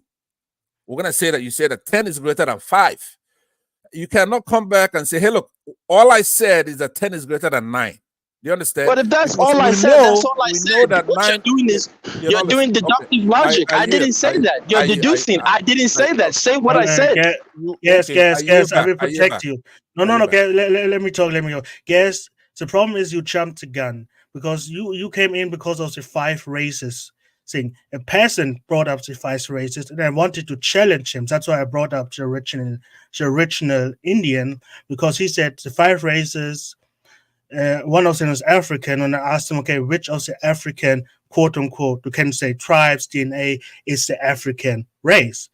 Because there are differences in Africa, and he brought up Negroid. And Negroid is just is a term for a skin color and B, a phenotype. And then I brought up the original Asian that still exists with DNA, who has Negroid-looking features, or is Negroid. We said I wanted to challenge him about the racist things, that there are actually more than 5 races if you go into the DNA. And then you came in and jumped the gun. I get what you're saying, Miguel. My apologies, Snake Man. Yeah, because me But and you you're are talking about, hold on, I know what you're doing. You're trying to talk about when you come to the Negroid, right, population, including in Africa, Southern India, Malaysia, and Australia. Now you start talking about a dark skin, varying from dark to brown, reddish brown, chocolate, nearly black. Those are curly hair. Actually, I go to the origin of the word. In Okay, Negro. then maybe you're talking about the Saharan, the Sahel. No, I talk about the European. I talk about the European who invented the word, and that word literally just means black. I know, that is the difference. I must know. Physical features. What I'm saying is that, remember when I said in nomenclature, you're mixing a lot of things together, right? When you look at the regions, Africa has 8 major physical regions. The Sahara. Based on whose observation? Yes, that's what I wanted to say. That's what I said to you before. When somebody, such as the people you thought brought about that classification, if they set themselves up to where you could poke holes in it, then good luck. You got it made. Let's say somebody wins a Nobel Prize in that 8 regional classifications, and you can poke holes in it, you're going to win a Nobel Prize too. Do you understand? The times are gone when it was that. It's still political. And who gives those Nobel Prizes? It doesn't matter. It's a distinguished. Nothing ever matters to an African. Listen, nothing ever matters to an African. No, it does. Look, you're not more. I am more African than you think, right? I didn't say you. I just said nothing ever matters to an African. I didn't say you're not African. You don't know how a conversation gets destroyed by just talking over somebody. It makes no sense. When I came in here, I listened for almost 20 minutes. What I'm saying is that what I'm not gonna do with you is if somebody does a scientific discovery, something that can be reproduced, it now doesn't matter who's doing it. If they're conspiratorial or whatever it is that you think they're doing, what I have to do is to determine if it's true or false, period. Because the people you're knocking, you say, okay, white folks, what have their activity been? They're able to fly into outer space, right? They're able to invent a computer. Allegedly. Allegedly. Yeah, but I understand what you do. But listen to what I'm saying, though. So where you're going to be able to catch anybody doing that is determining true or false. It doesn't matter what somebody claims or who's claiming it. How successful have you been in that? I'm a scientist, so I believe in what is true or false. I know. I don't give a damn about what is wrong or right, which is what you do. There's a difference between you and I. You're looking for what is good or bad or evil, or looking at what is. He never said I don't believe in evil. I never said anything about good or bad or evil. Listen, but when you say that white people are. I said Muzungus. I never said whites, but go ahead. No, listen to what I'm saying, or whatever, you know what I mean. This is becoming guessing up. If you want to know what I mean with liberal debate tactics, Pastor is the perfect example. No, but look, Snake Man, he's coming here trying to tell us what is wrong or right. What I is, didn't tell you what is wrong or right. hold on now. I I cannot complete the sentence. Let me complete. I'm going to pass it back to you. Tell me why I'm wrong. If you come here and say what white people are doing is wrong, don't do what they say because they are being unfair to us. That is he never said that is wrong or right or good or bad, so right? Let me prove an example of what you're saying, right? Look, once again, let me go back to it. If you go to China right now, they are learning chemistry in Chinese. If you go to Africa, they are learning chemistry in English or in French. Exactly. Which is bad. So now, for you. That's bad, right? That is a bad thing. My God. No, Sir, is it a bad thing? I don't care about good or bad. Listen, sir, these binary dispositions that you exist in don't exist for me. I'm in 4D. So you will say that spoiled milk is bad, but you'll still put yogurt in your mouth. Okay, but hold on. Right there, because I want to catch you red-handed. Once again, that flew over his head. Hold on. I'm saying if I'm studying, he's a Western scientist. If I'm studying physics in English instead of my African native language, you're saying it's bad. That's he never said good and bad. If the Chinese are studying it in their own native language, Mandarin or whatever, then it's good.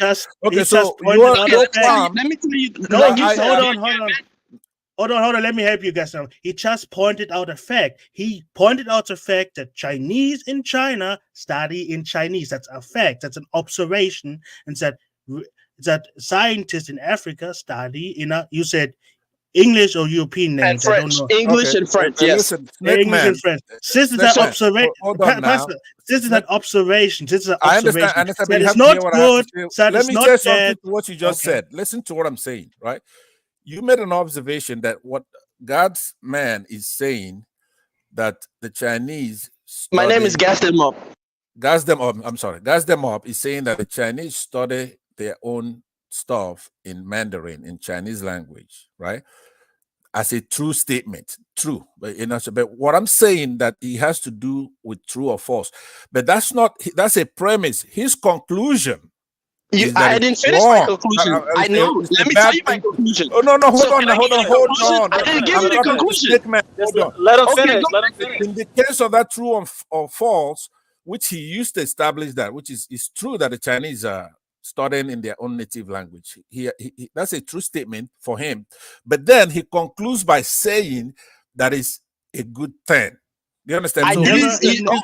Wait. You see what you just did? Go ahead. Okay, Len, because I want to. Okay, Len. Why are you saying it if it's not to tell us that it's good and then what the Africans are doing? Okay, once again, like I just said, I'm in 4D. Your binary distinctions of good and bad don't exist to me because, like I just told you, you will say spoiled milk is bad, but you will take yogurt. Now, let me show you what I'm trying to give you. Right now, recently, China just came up with a cure for diabetes using whatever system they use. I'm not a scientist. I don't know anything. I'm a low IQ, dusty African. My point is, and I've told this to Kaiser, who is the scientist, majority of the modifications within this thing we call modernity, none of them have come from African science or African research. Do you know why? Because the African is not contributing anything to the world, because the African worldview is through the lens of a European epistemological language. So the morphology, the rules of that language limit the African imagination as to the creativity and the solutions for the problems in the environment. Let me land. It's not true. But let me land and then you tell me why it's wrong. Okay, let me land and you tell me why it's wrong. So now, because of that, that is why, again, the African brain drain. You see, most of the Africans can only succeed in terms of research and development outside of Africa.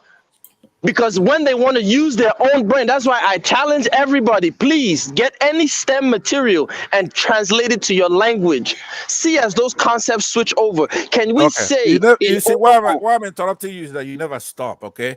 What you say, Africans... But he never said something wrong. Open heart surgery, blood transfusions, and pacemakers. Those are modern African inventions. So all your premises is wrong. Okay, Pastor, let me just add quickly to this. I think the arguments you are making is that knowledge of right and wrong or something true or false is universal. It doesn't have anything to do with any particular language. That is true. However, the argument this thing Gazdemop is making is that this knowledge should be Africanized. In other words, translate to our own languages that will actually lead us to understand its concept more fully. And I think there is a serious argument for that, because when you are reading and you have to translate to a foreign language, it's harder for you to understand the full impact or concept that you are, especially in the context of science that we are talking about. So then help me out. What is our language? As you talk, we have our own languages now. Don't speak in abstract. What is our language? We have several. We have Igbo, Yoruba, Fulani, all of them. But we are not using them to learn. That is the problem. And you know, let me why. One last point. What I'm saying, don't speak in abstract if you don't want me to interject. It's not abstract. Hold on. Don't use it's a fact. That is a funny thing. Gaston says fact, Tunisia says fact, you say it's an abstract. This is a liberal debate tactics. I know, but what I'm saying, tell me what the language is. So if we have many languages now, you can use any language. All of them. Let's say Igbo. Since you are Igbo, let's say you learn a language in Igbo. If you learn a science in Igbo, the way you interpret and own that knowledge is different. And you can. How many languages do we have in Nigeria alone?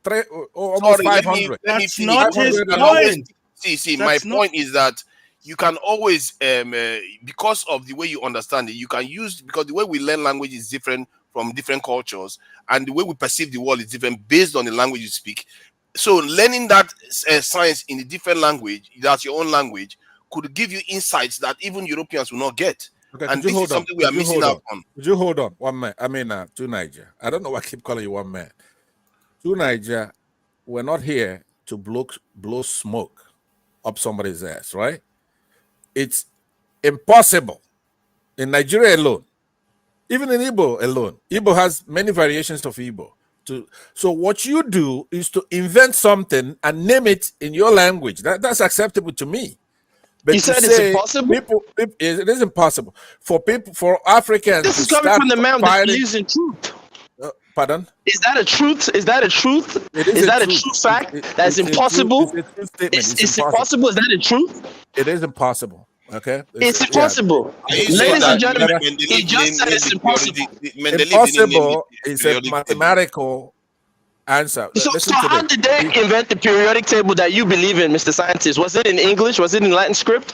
Was it in English or was it in Russian? That is, for example, that is a diversion, just like the one we're talking about. It's a diversion. Yeah, talking about language, to invent something in language. Mendeleev didn't name the periodic table in the language we call it periodic table. It depends on when you have that enlightenment. If your people are okay, could you hold on? Please. Yes, sir, go ahead. Mendeleev also, listen, I actually studied in the university Mendeleev studied, and he invented vodka. So, yeah. Okay, let me just say this, and I have my piece, right? Because a little light conquers a lot of darkness, right? All I have to say is one or two things, and I'm done. All I'm saying to you is... so glad I'm dark. Yeah. Gas them up. Is that same mode that studied in the university? That's Joe. What university is that? The way Niger engages in a debate. Gas them up. Do you remember me? Yeah. Do you remember what me? What Niger does is he comes up. Maybe it's been a while. I'm not arguing with you on that. And Joe, what university is that you said Mendeleev attended? He's at my university. I'm actually left with 1 more month and I'll graduate. What university is that? St. Petersburg State University. That's Russia, isn't it? Wow, that's nice. It looks like you're attending a great university. Okay, so Tunaja, look at this, right? Can you imagine? Let me speak to the Igbo man, Kwenu. Shout out to all my Igbo people, right? The Igbo man here, and this is the truth, and that's why I was saying we have to face the truth as Africans. Even Yoruba are guilty of this too. Can you imagine if the Oyo or Tinimbu or the Arochuku who are busy selling other Igbos as slaves, right? Can you imagine if instead, because they were using the Ubini Upabu Juju, the long Juju as they call it, to trick people into these boats. This is what they were doing. Can you imagine if these morons, because that's what the fuck they were, morons, if these morons would have taken the information such as chemistry, such as physics, and understood what Isaac Newton was saying and tried to translate it into their language and restructured the morphology of their language. That's why I use that word, morphology, right? Because the language gives you certain rules. There are logic games to language. So the way that you will now express the scientific facts or reasoning that comes about when you're looking at chemistry, physics, or if you're trying to talk about gravitational forces in Yoruba or Igbo or in Hausa, you have a whole different understanding of the world. But this man is telling me, this Igbo man is telling me just face facts. You sound like a British. I should just keep a stiff upper lip. I think he may have misunderstood you to an extent. I don't think. I did not. Let me respond to him even now, right? Now, what I'm saying to you, no matter what our forefathers did, for example, the Arichuku people you're talking about, those were a long time ago. They're not doing anything like that today. They are doing it too. Hold on, please. Now, I don't. You know, we were talking about Egypt, and then we've gone way off track, but that's okay. What I want to say to you guys, them up, is this: in any calculation, you have to look at efficacy, effectiveness, the deftness, right? The productivity, the order, coherence, capability of doing that thing, ability. If we want to waste our time today, even just having Nigerians speaking one language, it's almost impossible. You cannot do it. It's impossible. We have over 500 languages. So even if we agree, okay, let's have an African language to study in. These tribes are going to fight one another. The Igbos are not going to let the Yorubas determine that we're going to use Yoruba. Please, based on population. Please. So, in order for effectiveness, what I'm saying is better we use the advantage of that differences, right? There's an advantage built into that, which is China a one language state? Let me just name it in your language. Let these. But is China a one language state? Hold on now. I beg. China is not even China. They're copycats, right? No, I didn't argue. I didn't ask you whether they copycat. I asked you, is China a one language state? How many languages are spoken in China? But they are an authoritarian society that's changed. You know what Beijing used to be called? Hold on. Do you know what Beijing you are blowing smoke up my own ass, Beijing, and I'm sorry, I don't go that way. Peking, right? Peking. They at some point in the modernity, they stopped and then imposed this new Mandarin that we're talking about, right? So they changed their thing and made it modern. So that's what you're gonna have to do. Is China a one language state? Yes or no? That's what I'm answering you. They imposed it. So their capital you didn't answer my question, sir. You are disorderly. You're disorderly. But you didn't answer my question. Is China a one language state? Yes or no? For the last time, okay. I'm gonna yes, sir. Okay, go ahead. Yes, sir. Right? China, their capital used to be called Peking. Okay, we know this. Because yes, sir. One day they say, from today we're gonna change our language to make it more modern. Okay. And they imposed it. Right? It's an authoritarian state. So they change everything, every word. So now they have the traditional Mandarin and they have the modern Mandarin. And then they imposed it. And they captured a bunch of Muslims, put them in a camp, right? And they imposed culture to make it a one language state. You have to do the same thing in is China Nigeria. Still one language you cannot state? do it. You didn't answer me. Is China still one language state with all this imposition that you described? So everybody speaks Mandarin in China? Yes. Yeah. What we mean by that? No. So what about Cantonese?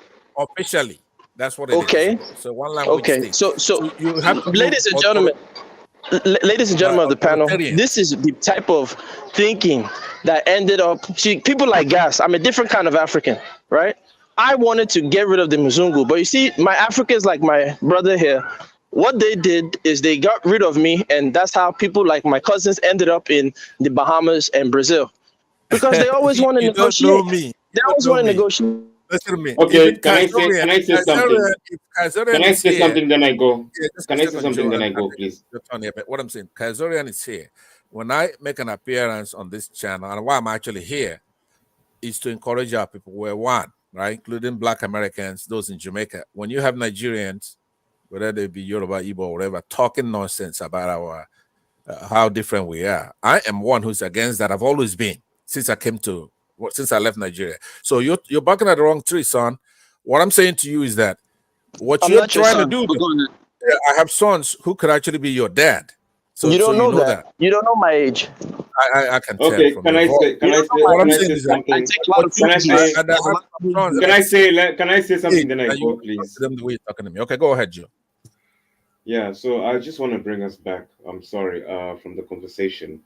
I just want to go back to this Negroid and Mongoloid stuff, Caucasians that we talked about. You know, what's interesting is that we Africans, we never, when the Europeans came to us, we never told them that we call ourselves Negroids, okay? These are names that were given to us by the white people. And of course, it's linked to evolution, which I think evolution was mostly created in a race basis way to basically say that one group of people are more superior and smarter than the other. I mean, using the term Negroid, Caucasians, I don't know if the Chinese to use Mongoloid. I mean, it has been a way of just discrimination and superiority for all these years. So I believe in the Neanderthal thing. I have a problem mentioning it. But this evolution kind of stuff is something I don't really believe in. And I agree with Gaston when it comes to the language type. The English language has a lot of cursing words. Even good morning is a cursing word. You're actually telling someone to have a good morning, to mourn when you mourn in a funeral, a mourn day, and there are many other words I'm not going to cite here. Yeah, gas them up. By the way, if you're on Telegram, please type your Telegram channel in the private chat so I can add you in our Telegram group if you don't mind. All right, thanks, guys. I think that's a fair summation there. I don't know how Pansat is fighting such an argument. I think if it was the argument about whether something is right or wrong, whether it belongs to any culture, that I agree with him on that. You know, right or wrong is universal. 1+1 is 2. That has nothing to do with European or any Asian or anybody. It's universal knowledge. But in terms of Africanizing the way we learn things, I think definitely 100% we should look to go into that. And I think the idea of also having our own language, you can do it based on population. You can say, okay, any population, any language that has a population of about 2 to 3 million can become official language in Nigeria. And from there, you tail off and say, okay, if you want to have something that is based on textbooks and documents, you put it up to 20 million or something. If you have a will, if you look, you find solutions. I'm just sitting here coming up with all these ones already. It's when you don't look, and someone like Pansa is just looking the other way. No, it's impossible. Then you are not looking hard enough because you're not looking. To Niger, let me ask you a question, right? You're not looking. How can you find? Okay, but we want to change our constitution, right? We can't even change our constitution. You didn't even have a constitution. Who gave you that constitution? Exactly. In 1999, gave you that constitution. You don't have a constitution. You cannot even get them to have the people do a constitution. I know, right? but that's not in because 1949, China changed their language and made it more modern. You cannot do that in Nigeria because first of all, it's an ancient civilization, right? So you already had a dominant language, which was Mandarin. Maybe you had a few vestiges here and there. Nigeria don't have anything like that. It's we have dominant languages in Nigeria. No, listen, Nigeria, you're not playing a good role here, right? Nigeria, let me show you something of Nigeria. Gas them up. Don't go to something else. Let's settle this. Hold on. I know. I'm going to settle it. I'm saying, Nigeria, don't let him guilt you. You're running from one evil that was done to your people, and then you run into another one, and that's what I'm saying. You are more concentrated on good and evil, but we're talking about things that are true of us. Hold on 1 minute. I'm gonna be done, and I'm gonna get the hell out of here. Right? To Niger, you don't want to play a good role, and you do that all the time. How can you come here telling these people that we can go to Nigeria and establish one language so we could study in that? Why not? To Niger. Look, listen. You see, this is my problem with us Africans. Now, the problem with us is that, like I said, the white man didn't just rob us of our brains; he robbed us of our creativity. That's what I'm saying. You're talking about good and bad things that happen to us. I didn't say things happen, bad things happen. So pick it up from here and do the right thing. British. I'm talking I about know you're a evils that British were guy. done in the I know you past. live in the UK. Only British people sound like this. Now, No, okay, but look, listen. you Let me. pick it. I let you land. So Anyway, let me respond I to don't think you're Niger. a scientist. To You're just gonna Niger. be talking Yeah, right. abstractual I'm not a stuff, right? scientist. Thank Right. heavens, I'm So not a if you're not a scientist. So scientist, then step aside. We're talking about science yeah, here. yeah. I If you, know. Step aside. You see I what you're said calling you science. gotta do things What based you're on true or calling false. science. What you're calling science is not based on those binaries. For example, what you're calling science was actually called natural philosophy. As a matter of fact, Keynes, the world renowned economist, he was the first one that he had the Lucasian chair. He had access to Newton's exclusive papers, and he said it himself. He said that Newton was not the first scientist, he was the last magician or the last occultist. But you don't know what you're talking about. That's okay. Listen, what I'm trying to tell you, to Niger, is this, right? If you look at it, right, if you look at these things, we can, in Nigeria right now, invent a new language if the people are willing, right? If We're the talking people are about willing science, and you're talking to, about social science, economics. if That's the not people, science. Hold on. Gas them up. I didn't finish. I No, but let you're you go so outside the rim Pastor, of the please let him debate. say something No, now. but Pastor, he's let me out. talk to He's Niger. I distracting didn't us want from to the understand debate. what he's Let me saying. talk Please, to two Pastor. Niger. You see, what you're doing is the typical Niger gra gra IGG initial gra gra mentality. Is terrible, and that's why But we I'm don't go also anywhere. So let strapped. me finish. Aside from talking, I'm Okay, strapped. I know. Thank you. It's a trap. Thank you. So now listen, to Niger. Just the same way we invented Yahoo in Nigeria, just the same way we invented We did Dash not in invent Nigeria, Yahoo. We did not we invent it. Nigerians can Nigerians did not sit down invent Yahoo. So honestly. you're wrong. We You're can wrong about sit that. down honestly and Americans have been invent. doing Yahoo when We they were can born. invent a new language that is inclusive or that is good for us for trade and commercial purposes, and then let every region, like you said, if you have over a certain threshold, every region can now start manufacturing their local textbooks, things that are essential such as the STEM field, in their local traditional language, so these concepts can easily be understood by those on the ground. Can you imagine if Okay, what Awolowo is gene in your Azikwe language? What and is these gene in an people, African language? if Hold on. What is gene Awolowo in African language? Azikwe, if Sir, Awolowo, sir, if sir. I'm What is almost done. gene? I'm All right. almost done. What is gene? What is physics in a traditional language? What is Sir, you chemistry are in the traditional scientist. language? You No, are you the tell me. scientist. You are the scientist What is because chemistry economics? comes Okay, from the let's go Arabic social word. Wow. science. Chemistry. Hold You on. What see is why social science in No, your hold language? on now. this is why we go sold as slaves. Gas them up. You see, Pastor, please, gas them up out here because there are It's a certain. waste of Hold time. on The now. guy is way out. Hold on, because he is saying something here. Because when I said that if you are not looking, you are not going to see. And when because I never knew people actually can invent a new language. When he used that term, I checked it, and it turns out that people do invent new languages and to merge a nation together. They actually do it. I'm the one that told you that China did it. Yeah, okay. You said they modernized it. That's a term that you use. I don't know whether it was this in invented. Well, Google it if you don't know. You already know me that when I say something, that's the way it is. I heard you, and I knew probably that was true.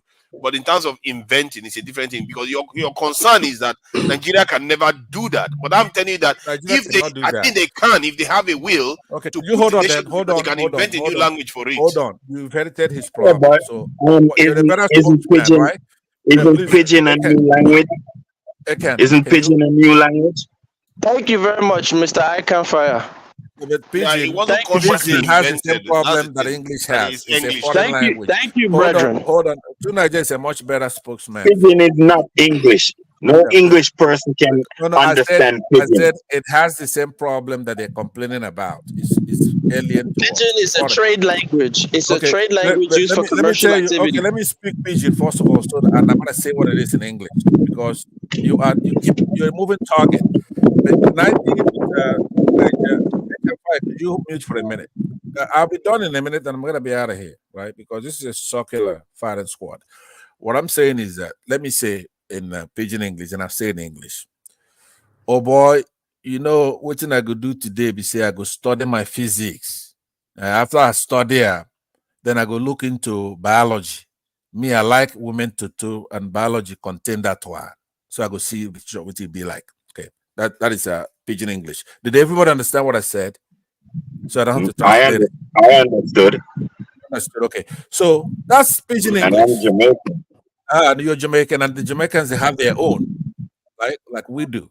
What So fatwa is a new language? I say, okay, let me go deeper now. Okay, I say, okay, me, I know could do nothing today. I could just stand there. What did I say? Because now I could go deeper with Repeat what you said. Repeat what you said. me. I know could do nothing today. I could just stand there. They know. So you're not going to do anything today.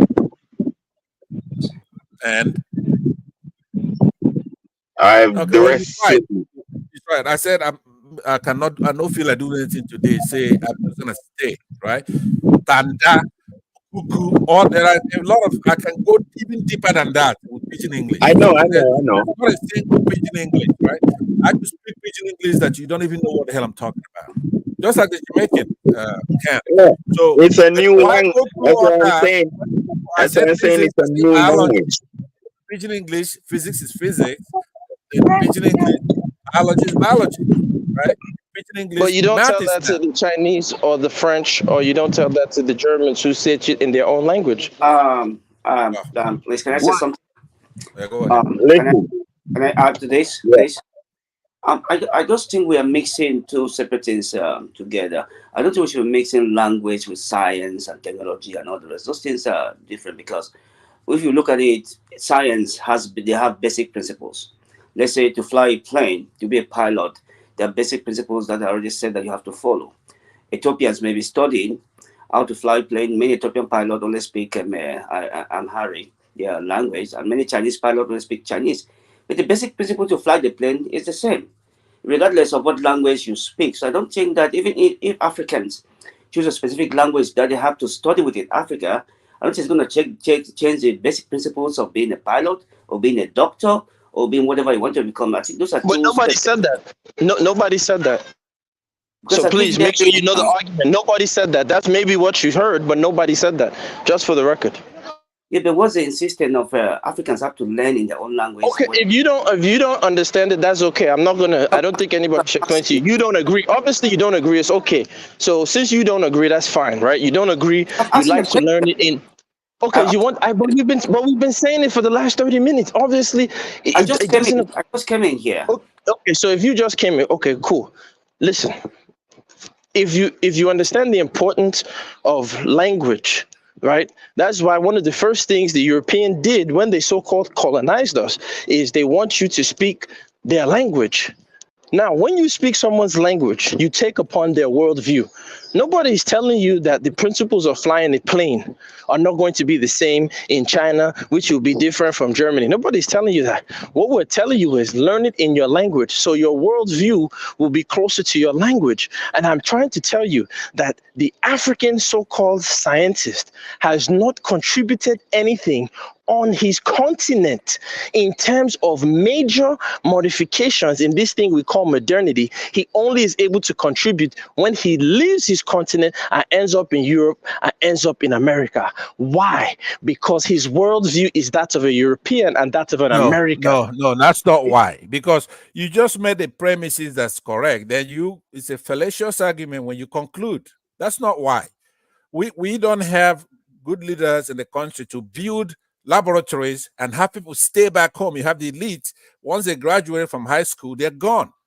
And other people give them opportunity. They could study. Look, we have a lot of Nigerians. I'm going to speak about Nigeria because that's where I'm from. That could invent stuff, right? Back home, we have people who didn't go to school who build cars, for example. But politically, they're inhibited. But it's a human problem. Other countries had the same problem until you develop.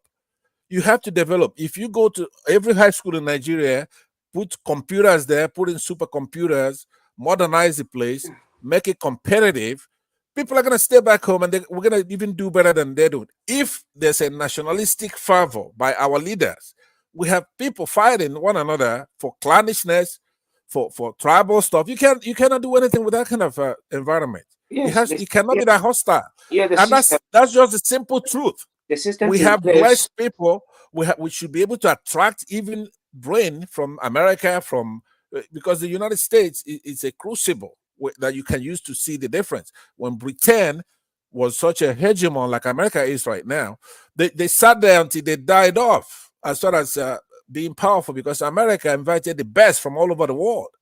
So they came here and then they invented stuff. And now they're in charge, both cultural, because it's not just science, like I was saying, right? They're the hub of popular culture. For example, you're sitting here on YouTube. If it was in Britain, you'd be charged to get on YouTube. But in America, this is a platform hosting billions, trillions of videos for free, basically for everybody. There's more liberty, there's freedom. Those kind of things is what makes a country have a light, their renaissance. You can't go back to the dark ages. That is not what America's greatness is. Not in the buildings, right? It's in the constitution. The Brits don't have a constitution, a written constitution, they say, but they don't have any kind of constitution, right? So it's a closed society that's dying. So what you have to focus on if you want greatness in Africa is not a language. A computer language that says binary, 1 and 0. You could write a whole language in that. You could, if you want to come up with your own, that is a tripartite or whatever, or trinomial, you could go 1, 0, 1, 2. But what's the need for that 2? That's the point. It's true or false.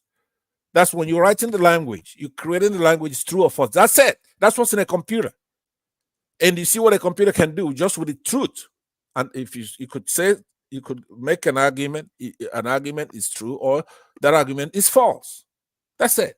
Every other language is stupid. You're not going to have a 9 in a computer language like that, or a 4, or it's a true or false. So it's denoted by that 0 and 1. That's it. It could be 0, 1, 1, 1, 1, 0. It could be 1, 1, 1, 0, 1, 1. But it's binary. So that's why when I came here, I say you're looking at stuff with good or bad. So, wrong or right. Once again, I have never put a moral judgment to any of this conversation.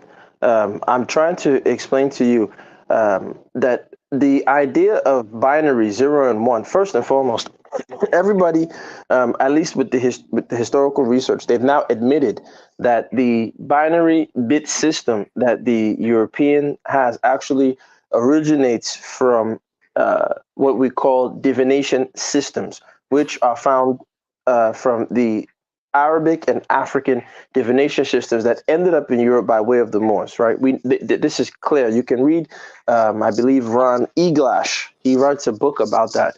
The fractal patterns that are found even in the way Africans design their huts and build their villages are in these fractal patterns, which, again, I think what we Africans, and that's a great point. I'm not going to debate that point, that if we had a systemic government that was working, we wouldn't have better innovations. I'm not saying we wouldn't. I'm just saying that imagine if you had at that time the African leadership. This is prior to the interaction with the Europeans. Excuse me, when they like I said, the Arrows, the Oyos, when they were interacting with these Europeans, instead of them to take the idea that, look, these Europeans are bringing us, for example, there's a great article you can read, What Africans Got During the Slave Trade. You guys can Google it. It tells you, it lists all the items that Africans were exchanging human resources for. If African leaders at that time, just like the elite, like you accurately said, the elite are selling us out. If those same elite at that time had reverse engineered the technology, but more importantly, reverse engineered their language to allow them to look at their environment so that technology can be a possibility. So the problem is that in Europe, the change of a pagan Europe to a Christian orderly state European system that now, like you said, they left their enclaves in Britain to take over the world. We Africans didn't change our language to reflect the new reality of what the Europeans were doing. The Europeans were looking at their environment in such a way that is something to extract resources from. So like you said, they came up with this thing you call rationalism. They use logic, they use reason and rationalism to look at their environment. So Foucault talks about the change from ars erotica to ars scientifica, right? So now the idea is now a scientific way of looking at the world. Okay, he dropped off, right? So now there's a scientific way of looking at the world. There's a new scientific gaze in which they look at the world that nobody else was doing.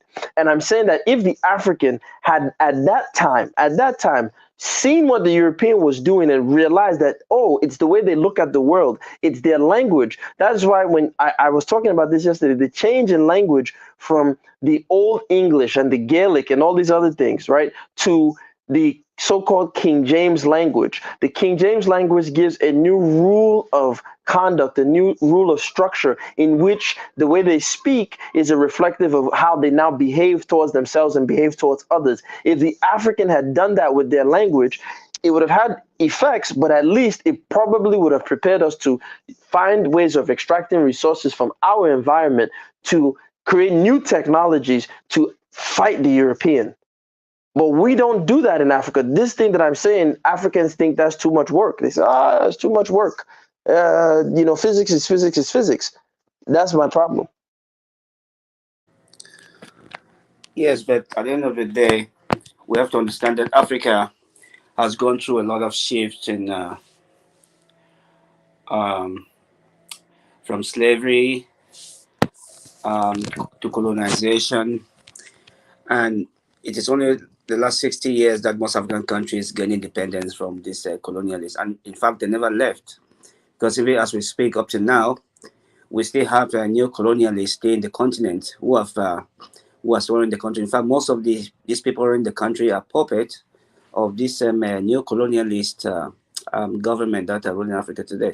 So most of these presidents in Africa, they're not accountable to their people, and they are not creating the enabling environment that will give the Africans the opportunity to accomplish these things that you're talking about, which are good endeavors. But as long as these governments are in power, and they have all created borders for themselves because they love power too much, and they don't want to create a unified Africa that could bring about these things we're talking about, because this only way something like this can succeed, like this, have a unified language, unified that can identify them as Africans. It has to come to some kind of a unified Africa, but because of their love for power and the fact that these colonialists believe that if there's a united Africa, then they're going to lose power. So they have made it in such a way that the people are so powerless that if you want to do anything, those in power will send the army to just shoot, and so people have become so distraught that even they don't believe an election even works, because if election, whether you vote or you don't vote, those they have chosen to win is still going to win. So I don't think it has to do much with the language. I really believe it has to do more with an enabling environment that will allow people to strive. Without that environment, regardless of what language that they speak, they're not going to go anywhere. No, that's a great point. I agree. The environment is very, very probably more important than the language, of course. I mean, even on a cellular level, right? Two cells, if they're in a bad environment, when they communicate with each other, they probably won't be able to function properly because they're in the wrong kind of environment, right? So I agree with you 100%. But that's the fight. That's the fight that we Africans, and that's why I pinpoint the mistakes of these these yeah, go ahead. Good afternoon, guys. Good afternoon, gas them up. Good afternoon, my brother. Wagwan, my brother. Respect. I heard that lady. You see that lady that kicked you out of the program the other day. Oh yeah, Alright, you man. see that? Yeah. You see, that's the problem of Africa, right there. Right there, that's the problem of Africa. You have women that is tyrant. They're tyrants. You feel me? And they're subtle. Alright, you see how she do you? It is showing you. It is showing you the respect that the black man has in southern Nigeria. You feel me? Where a woman can just come out of her mouth on you. You understand? But no, she can only do that safely in the UK. She can't do that in Nigeria. They will. Come on. Stop. No, they're doing it now. They're doing it now because you see. Let me, I'm glad you brought this up. I can. Hold on. The whole thing is, they are training men to be stupid. So even if you nowadays they have their force that they have created to defend them. Males I was just that about to think say that. I was just about to say that.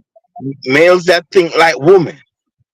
So they permitting her to disrespect you because she has them to defend her.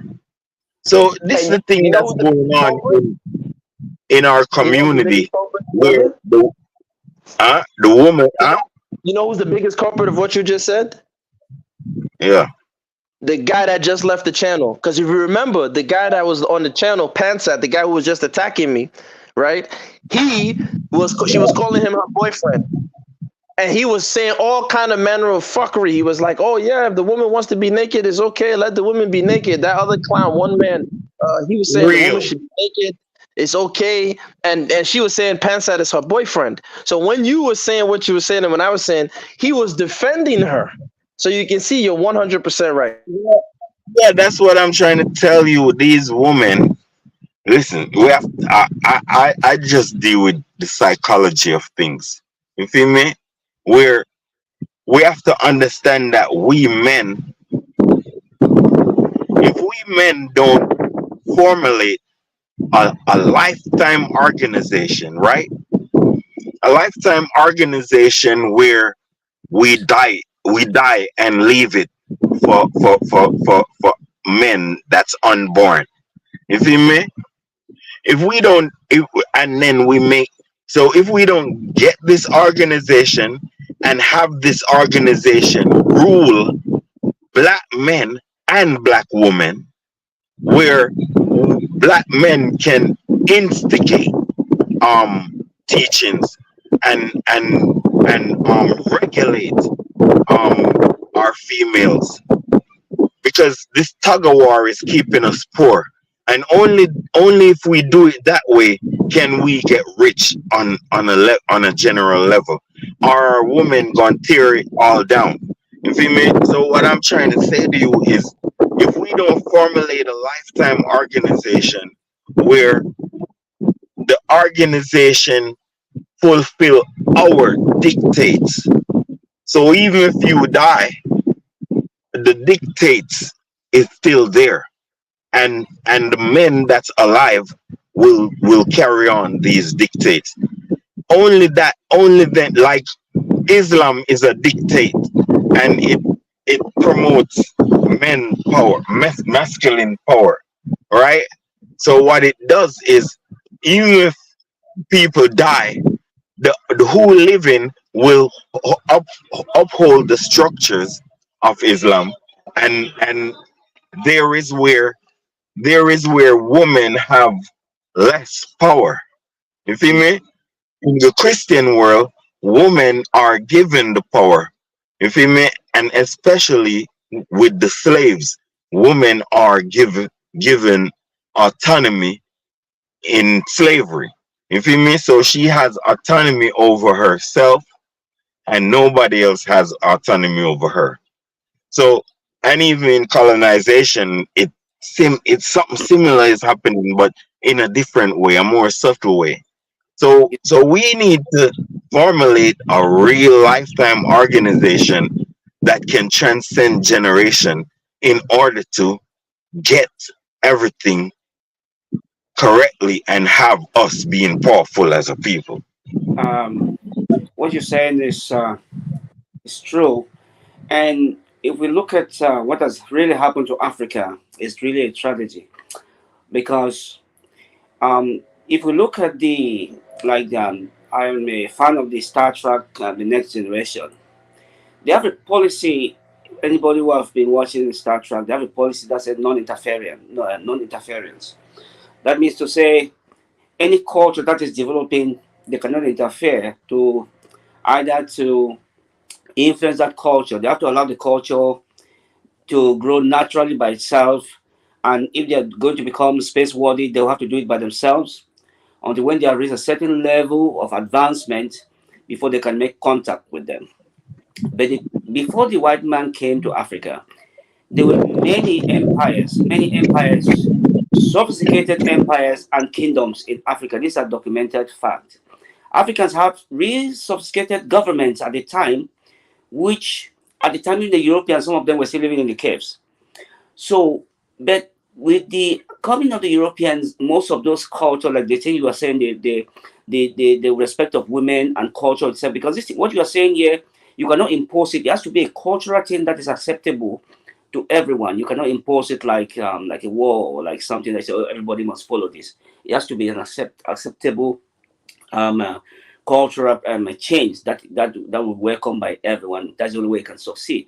But as soon as the Europeans came into Africa, they destroyed most of these cultures in Africa, and they took people as slaves. As that was not enough, they came back again and occupied the place as colonialists for hundreds of years, and that destroyed the African system completely. So we have a situation when people come to say, "Oh, Africa did not discover anything.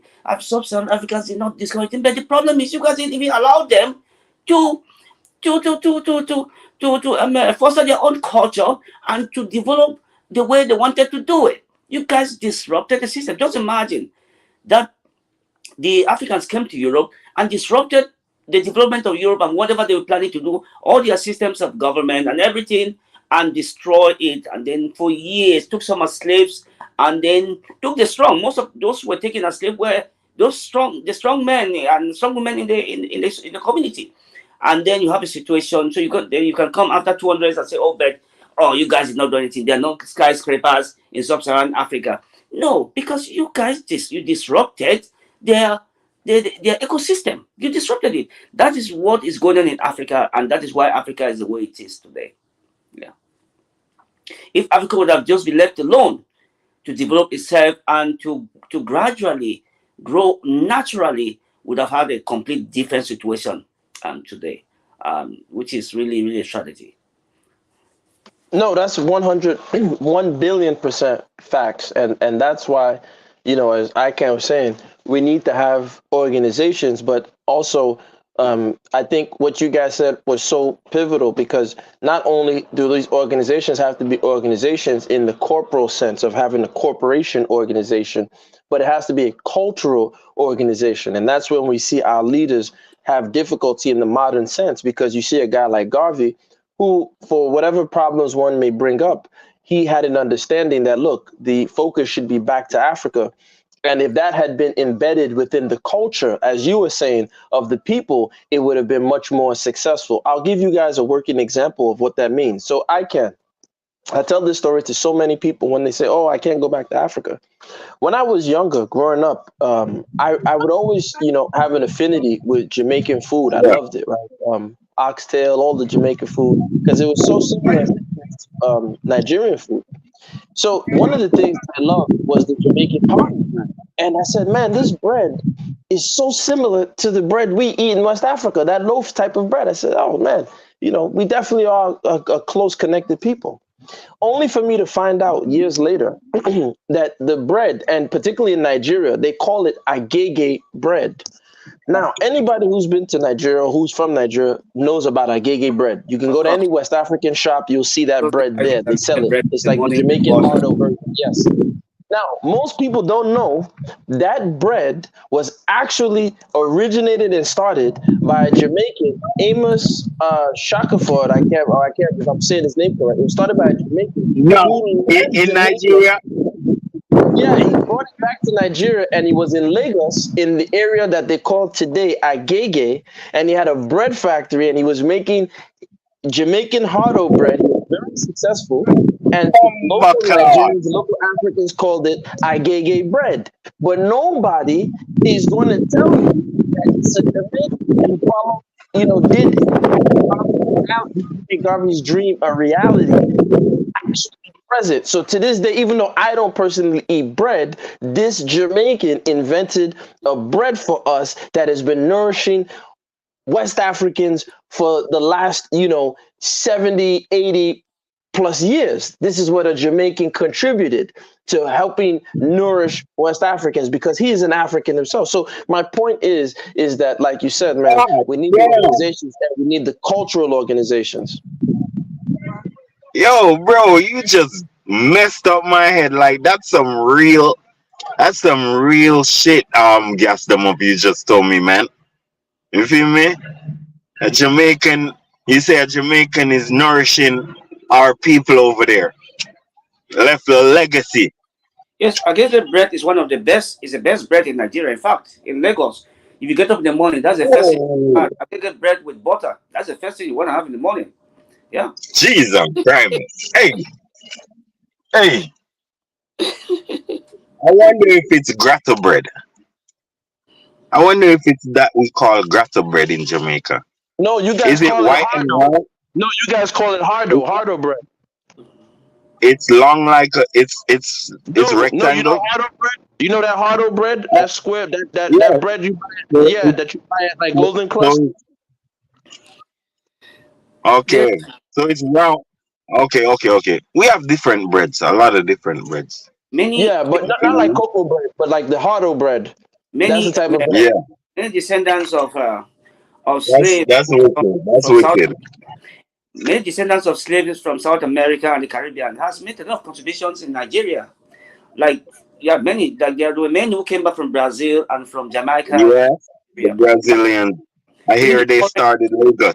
Yeah, even the current governor of the Central Bank of Nigeria is a descendant of slave from Brazil, Cardoso. Yeah, his fathers came back to Nigeria after the end of slavery. They came back to settle in Nigeria. So can I say something? Mm-hmm. Can I say something to you? It's not logical, but I'm gonna say anyway. You should invite Black Americans or Black Caribbeans in your parliaments. The reason is people like that is better for your country because they are non-tribalistic. They belong to every tribe and they belong to no tribe. So they are not in favor of one tribe, but all tribe. So their institutions and whatever they institute would be on a general level. Therefore, everybody get an equal share of their communities. You are even looking at it at micro. You're looking at it at the micro level. In my own opinion, no, I'm talking about the president of Nigeria. Yeah, I know what I'm saying. What I say, you're looking at it in a micro level. What I'm saying is, in my opinion, even though I don't really follow the Bible, I'm not a religious person, but I strongly believe that when the Bible says when the children of God return home, that is when it will become prosperous. I believe that it's talking about the African diaspora, the descendants of slaves. Until when they return to Africa, Africa will never be great. That is my opinion. Because look at this. We went through slavery. Africa had the continent, but they went through colonization. So you still never benefited you guys have to off of anything. Come back and infuse into the system, and that's what I believe the Bible talks of the children of God returning home. That is what I believe it is. Yeah. Yeah. And the Bible also said Ethiopia, which is Africa, shall stretch forth our hands to her creator, which is us, her people. Yeah. Because if you look at the modern state of Israel, the Bible said when they return home there will be peace, but there's been no peace. It's been 70 years since the state of Israel was created, but there's been no peace. Because it's not them. Because it's not them. So I believe that prophecy is talking about African the descendants of slaves. Yes. Because we in the diaspora is really telling you that we need to recognize our people by our color. Stop acting like we just because everybody black, you think you're gonna make a blackness invisible. No, bitch. You gotta fucking recognize blackness and you gotta pay respect to our hair. All these things we need to do. We need to pay respect to our hair we need to pay respect to our color. With all the knowledge, the skills, and the wealth of the African diaspora, can you imagine what will happen if you guys return home? It's true, man. It's true, and then Africa has a lot of wisdom too. Africa got a lot of old knowledge that we need. Even the You feel dictators me? will not stand a chance. The dictators will not stand a chance. Yeah, they won't. But that's what I'm trying to tell you, gentlemen, that the fight. You see, I always come on here. I'm a big fan of Fela. I'm a philosopher, as I call it. Fela had that song where he said, "Me and you no did the same category." I always distinguish myself from certain types of Africans, and I tell them, I say, look, the way many of us are thinking, especially on these platforms, that's why we ended up as slaves in the first place. That's the number one reason why. And the behavior of our elite back then is the same behavior of our elite today. Nothing has changed. Nothing has changed, boss man. No, yes, things has changed. We got more corrupt. No, some We things worse. some things have changed. Worse now. Some things have changed. The people have changed. The people have changed. The people have become more aware. They have become more Pan-Africanist. But the problem is that there's a disconnect. There's a disconnect between the people and their rulers. There's a disconnect. Yes. There's a huge disconnect. No, hold on. Don't be doing that about the people. The people are very confused, man. People are very confused, bro. Yeah, but they're more aware now than they were maybe say 20 years ago. They're more aware now. And in fact, some of them have started kicking out the colonialists.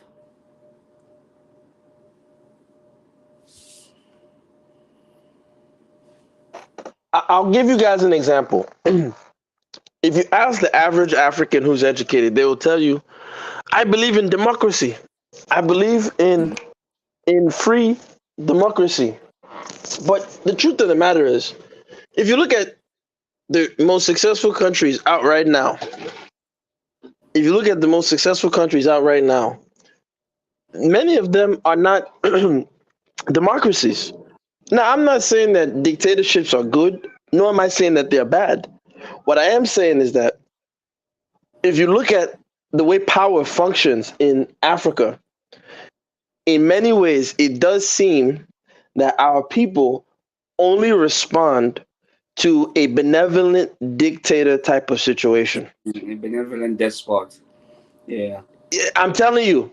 Because when you look at the way our people behave and respond, we don't respond. Nigeria performed her best under the regime of Abacha. Abacha was the best military performing leader in Nigeria's history. Under the Buhari military government. No, Buhari, this guy Murtala was more successful, and they killed him because Murtala realized the error of his ways after the Biafra genocide. So, but Abacha was the only time I don't know if you know this. Abacha was the only time in Nigeria's history that they were kicked out of the Commonwealth. Because Abacha didn't take no shit from nobody. Now, I'm not saying Abacha was perfect. What leader is? Abacha's rule that most Nigerian hospitals were built. Most government not just that. They didn't take any IMF loans, and they removed the structural adjustment programs, which destroyed the Nigerian middle class. You understand what I'm saying? Yeah. So these are the things that is like our people respond better under these situations. China responds better. We don't need Western style democracy. And here's the kicker. The West is not even a democratic institution. See a good example in Rwanda. Rwanda is succeeding very, whether we call Kagame a dictator or not, is irrelevant. He has held his people together, and he has turned that country into a little New York city. He has turned it into a business hub in East Africa. One of the best countries you can find in Africa today is Rwanda. But the problem is, a lot of people say Kagame is a dictator, but it doesn't matter. What we need is leaders. Look, Africans don't really need, as you said, this Western democracy in Africa doesn't work. In fact, who cares? You see all these people in power for 40 years, 30 years. You think they're the only ones who can win an election? It's all a scam. It's all a scam. They are not winning any election. whether you vote or you no vote it is irrelevant. You see people like in most of these African countries, like in the French African countries, they have been there for 30 years and they pass over to their children 40 years. One family will be in power for 56 years. They're not the law. So whether you vote or you not vote, so all that nonsense that they are wasting money on election, that they are doing an election is totally nonsense. Even in Cameroon is the same thing. They are wasting money on elections. Somebody has been in power since 1982, and the people are still voting. You think that he is the one winning all elections. So the point is, democracy doesn't work in Africa. In fact, this particular democracy does not work in Africa. I think what Africa needs is some kind of a consensus, sharing, power sharing government where we can have some rotation. So say, okay, this area ruled by this time, this one ruled by this time, and we can have this nonsense election. You have to go and vote where they're going to steal the election anyway and waste billions of dollars or naira. Is totally waste of time. So you're right. I really think Africans need a benevolent despot. That is what they need in order to this democracy is all a scam. It's all a scam. No, that's a good point. I don't always agree with Kagame. I'm not a fan of Kagame. I wish he was a better type of despot, but maybe he knows something I don't know, because I just feel sometimes the people he has around him, like the Henry Kissingers, I'm like, I don't know why you're around those people, but in the global game of power, sometimes you have to be around some of these kind of people. It's not that easy. An island. You are right. No one is an island. Yeah, it's not that easy. He has been a good leader to his people. Yeah, the people, they're not suffering, and that's the end of it. But I wish that more Africans would understand that we don't have to. And that was the point I was trying to get to that other guy, Pansat, I think, before he left, is that listen. Everything he's saying, he's saying, oh, there's 0, 1 binary, this. I'm like, dude, your entire worldview. He said there's only one truth, and it's like that doesn't exist. I don't believe there's any such thing as a truth or a lie. It doesn't exist, because there's not. If you look at what cultures are, something that is considered a taboo in one culture is celebrated in another culture. Something that is a taboo in one political party is celebrated in another political party.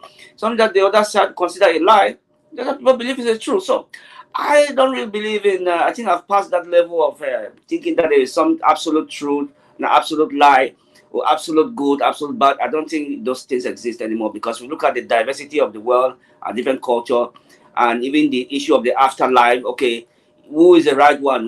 Whose religion is the best? Whose morality is the best? Who goes to heaven? Who doesn't go to heaven? Who goes to hell? Doesn't go to hell? So there's not such a thing as an absolute truth and absolute lie. Those things do not exist. Or true, yes or no. Yes, they don't exist. Yeah. Without so, we're going to have a homogeneous culture. So, and it doesn't exist. Yeah, it doesn't exist. Yeah. I don't know. That's my opinion. Are you from Rwanda, brother? No. I'm not from Rwanda. I'm from West Africa. I'm from Cameroon. Okay, you're from Cameroon. What would you say? Imagine if, because at one point, Southern Nigeria was the Nigerian Council of something in Cameroon. Nigeria and Cameroon were joined together as one. National Council of Nigeria and the Cameroons. Yes. Imagine if Niger and northern Nigeria had been one country, and West Cameroon, and Southern Nigeria were one country. What do you think? What do you think would have happened? Well, it would have been a totally different situation, because the way the situation is now, that's why we have so much problems, because the people do not the people are there. It is a mismatch. You can see in the north there is no peace over there. It's a total disaster, and you can see also the part that left Nigeria and came to Cameroon. There's been no peace. Now they have been at war for 8 years. So just imagine that they never left Nigeria, or I don't know if they would have even been by their own.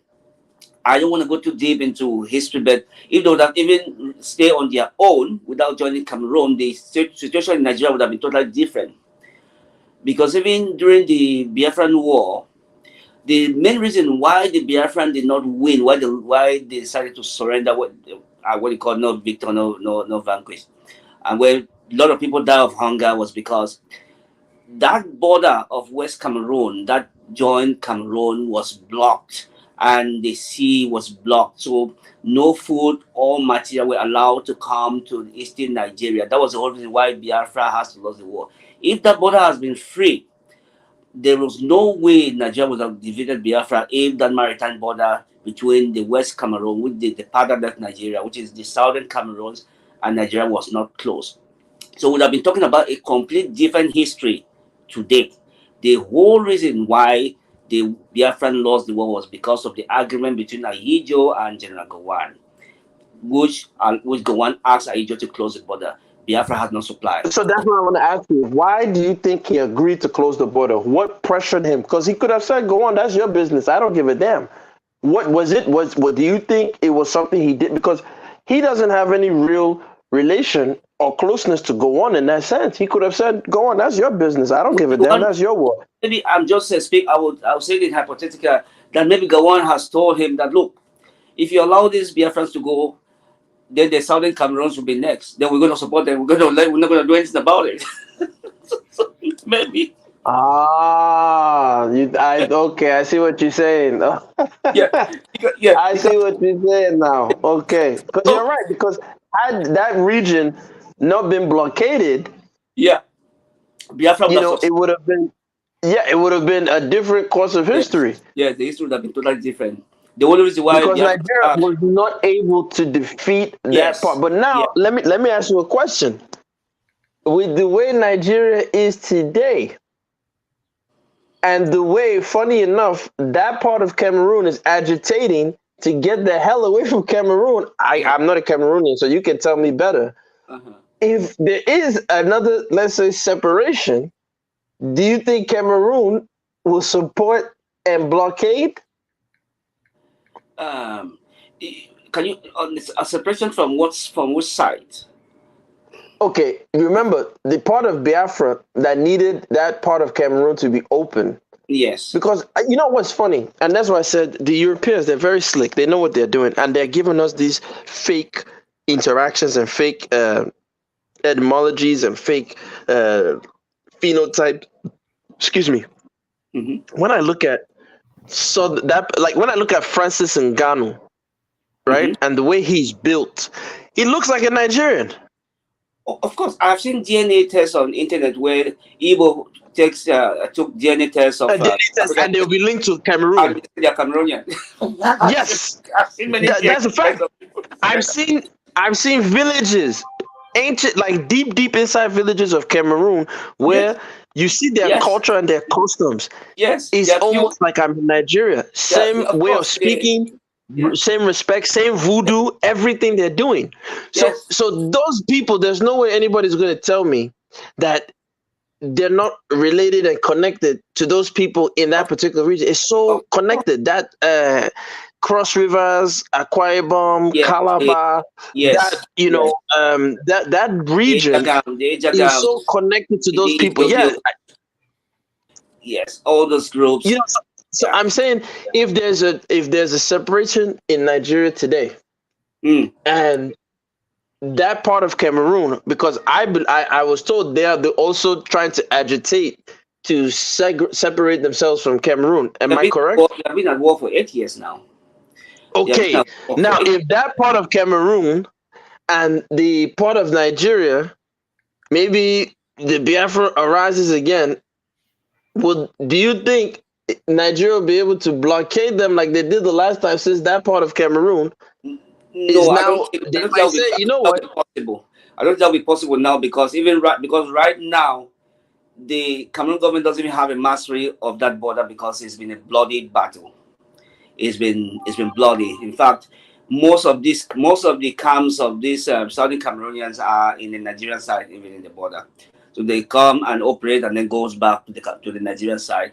And they are moving weapons across the border without any interruption. So I think that if Biafra was to happen today, it would be a whole different ballgame because I don't think it would be a serious situation because I don't think a big situation because that might really create the history might end up being that Nigeria and Cameroon might join southern Nigeria and western Cameroon, southwest Cameroon might just say, you know what, we have so many more things in common. We're so connected. We're our own region.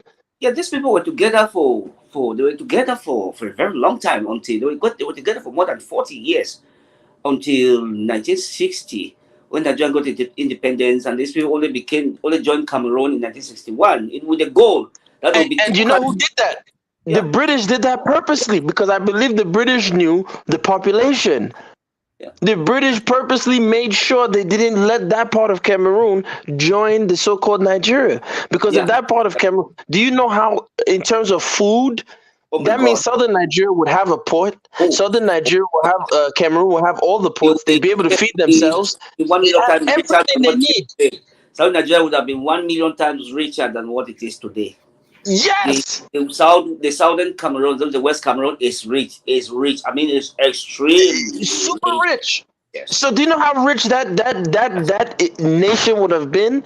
But this is why I say, like, you watch Star Trek. This is why you say you can tell that the Muzungus are wicked people because they know, and they knew historically in terms of culture, a southwestern Cameroonian is more closer to a southern Nigerian and Igbo and Urhobo and Yoruba in terms of culture and behavior than they are to a Niger or a Hausa, a Fulani or a Kanuri. They know this. Absolutely. But they say we have to join them together. So you see the games that these people play. You have to understand that before the colonialists came, there was all these states, nation states you see in Africa today did not exist. What we had at the time were just sovereign kingdoms and city-states who were completely sovereign from each other. There was no such a thing as, Nigeria was one, Cameroon was one under the German. There was no such a thing. These were just different kingdoms that were amalgamated into some kind of a colonial plantation that which these colonial powers were dealing with them separately because they have signed separate treaties. So they just find themselves in the same geographical area, but they were never one country. So the only time that these people of Cameroon, of West Cameroon that left Nigeria had anything to do with the people in other part of Cameroon was only through this colonial amalgamation. That was the only time they had anything in common, because you have several kingdoms who had no relationship with one another, they lived separately before any colonial amalgamation. But today you have a situation where these people say, you belong to us, like you see in Nigeria. But say, you belong to us, you cannot leave. This one in Cameroon said, no, you were part together, you cannot leave. We were part together when and where and when? There was not a time when the Igbo tribes and the kingdoms of the Benin were one. It never happened. There was a time when the Sodana kingdoms of Sokoto and all the rest were one with the Yoruba kingdoms. Those things never happened. These people only came together through amalgamation. So this or that, we are one. It's kind of a nonsense concept. Like, oh my God. No, listen, I agree. Look, listen, man. It's funny enough. I'll say this: as much as I can criticize the Muzungu, I take a lot of stuff from them, and I just try to make it our own to benefit our people. There's a guy who wrote a great book. He's written many good stuff. He talks about the West African culture complex, because, for example, there's a great book I read talking about how Igbo and Yoruba became separate languages. When you look at the cultures, there are more similarities than differences. From things like the divination, if you look at, in Yoruba land, they have Ifa. But then if you go to Benin, they have Efa. If you go to Igbo land, they have Afa. If you go to Dahomey, they have Fa. I'm sure in Cameroon, they have something else that it might be called in that part of Cameroon. Basically similar thing, yeah. Similar thing, right? So that just shows you that when you look at the way that the people behave, you have your respect for your most senior. You have the respect for the women, the this, the that. It's so similar. And that's why I tell Africans, we have to be very careful about these categorizations, because the truth is Africans have always migrated. So what probably could happen is I might be in so-called Isoko land today. There might Yes. be a war, there might be a disagreement, and me and my people migrate to that part that we call Western Cameroon. We settle down. The people look at us. They say, "Are you here for peace or war?" We say, "We're here for peace." They watch us, and they see we're good people. Within one generation, my children will marry their children, and vice versa. We're now a new people there. I've added some new skills, things I brought from my side, and we become what's one of the groups in Southwestern Cameroon? What's the ethnic name of one You of the have people there?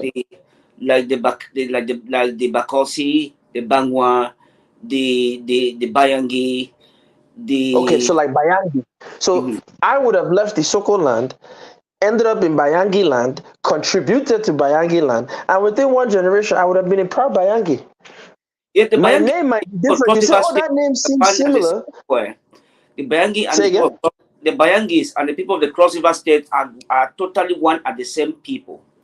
They are Can you imagine? Ejagam on both sides. They are one and the Can you same. imagine? Yeah. Their You see what their I'm saying? culture, their names, their forefathers are one and the same people.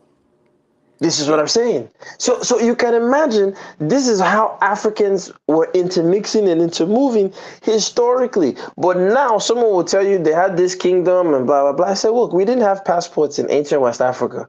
Of course, That's there was not how human beings no interacted. passport. Yeah, exactly. There were no. That's what I'm saying. There was no such a thing as what you have this colonial state that we have today. Those things did not exist then.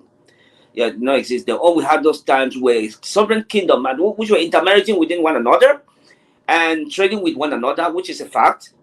And because we see some of these kingdoms still today, we see the kingdom of Benin, we have kingdoms in other places. We know they may share similarities, but those kingdoms did exist and they did intermarriage with one another, and they they have similar cultures. But as I said, there was no border. There was no such a border that we see today, where they have. That's why you go to every African country or in Africa. Let me just use Africa as an example. At every border, there is a breakup of tribes ended up in both sides of the border. You go to every African country. You go to Cameroon. You go to Nigeria and Benin.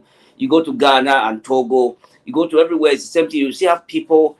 And that was what the Kenyan ambassador was saying in the UN the last time. I said, if we have to accept the premise of Russia claiming that Ukraine Russia is going to Ukraine because there are some Russian-speaking people on the Ukrainian side who are being marginalized, then means Russia have to go into Ukraine to take over Ukraine. It means all African countries will be invading their neighbors to because you have their tribesmen at every border, everywhere across the border of their country. So yeah, so Exactly. the whole thing has been totally mixed up, and like, because you want to be claiming that, okay, I need to defend my own tribes people, it means the Yorubas will definitely occupy Benin or something, and the Ghanaians, the Iwe people, well, on both sides of Ghana and Togo, they mean the Ghanaians will invade Togo. So, like, so that was the logic Yeah, that and then why would this stop? Because the Iwe, however you pronounce it, they originally traced yeah. themselves to Yoruba land. Yeah, exactly. So they're in both sides in the Ghana and Togo. You can find them on both sides. But so the point is, if we were going to be using the logic that, okay, we have to respect this African the borders that have been drawn up by these colonialists, and we want to follow the logic that, okay, but we still have to claim our people from all other sides. There's an issue. So the only way we can overcome this is abolish all the borders and have a United States of Africa. That's the only way. That's the only way that sort of thing sort of unity can work, because we cannot invade each other's border because we have our people on the other side of the border. It just doesn't work. But that tells you that Africa was one. That tells you that Africa was one. It was not such a thing like some colonial plantation or some country. It means people were one, and somehow they have been divided into several pieces and pushed into each side of every border of the country. So I want you to tell me more about, because the brother raised a good point about creating organizations. He talked about a male organization for male strongholds, but how you raised a great point. You said about making it culturally or within the culture. So how does one, or how would you suggest these things become a part of the culture? To be honest with you, it's too late. We can't. It's too late. We can't. modernization has taken hold of. I said we may have it, but if we want to do something like this, it will have to be on the micro level. But to have it in a unified form where would become something like a national thing or maybe a regional thing, I don't think that's going to be possible. This can be something that maybe in some of those cultures in Africa where they have really shown modernization and they have tried to maintain their roots and their way of life and maybe have some modernization but in a gradual and little and incremental way. Yeah, these things can happen. But to say that we can go to, let's say, in Nigeria today, in Lagos or in Abuja or in the major cities, and so we have to say, okay, women have to be subjected to men and men have to be dominant. That's not going to work. It's not going to work. So, but maybe this can happen in villages and in certain cultures, like I said, that have really not been keen with embracing all these modern lifestyles. That's the way I see it. It has to start from micro level, but I don't think it's gonna. It can reach a level where it can be accepted in many civilized, in many. I don't want to use the word civilized, but in many large concentration areas. I don't think that is possible anymore. Yeah, that is an archaic way. I don't think that's what, because even if you see even in Islam itself, even with Islam that he quoted, we still see that there are forces that are battling to change that. And if you see even in some countries, even like Saudi Arabia itself, that is seen as a seat of the Muslim power. Even they themselves are beginning to modernize those things. So it's not possible that we can be going back to those things. It's just not going to work. It's not going to work.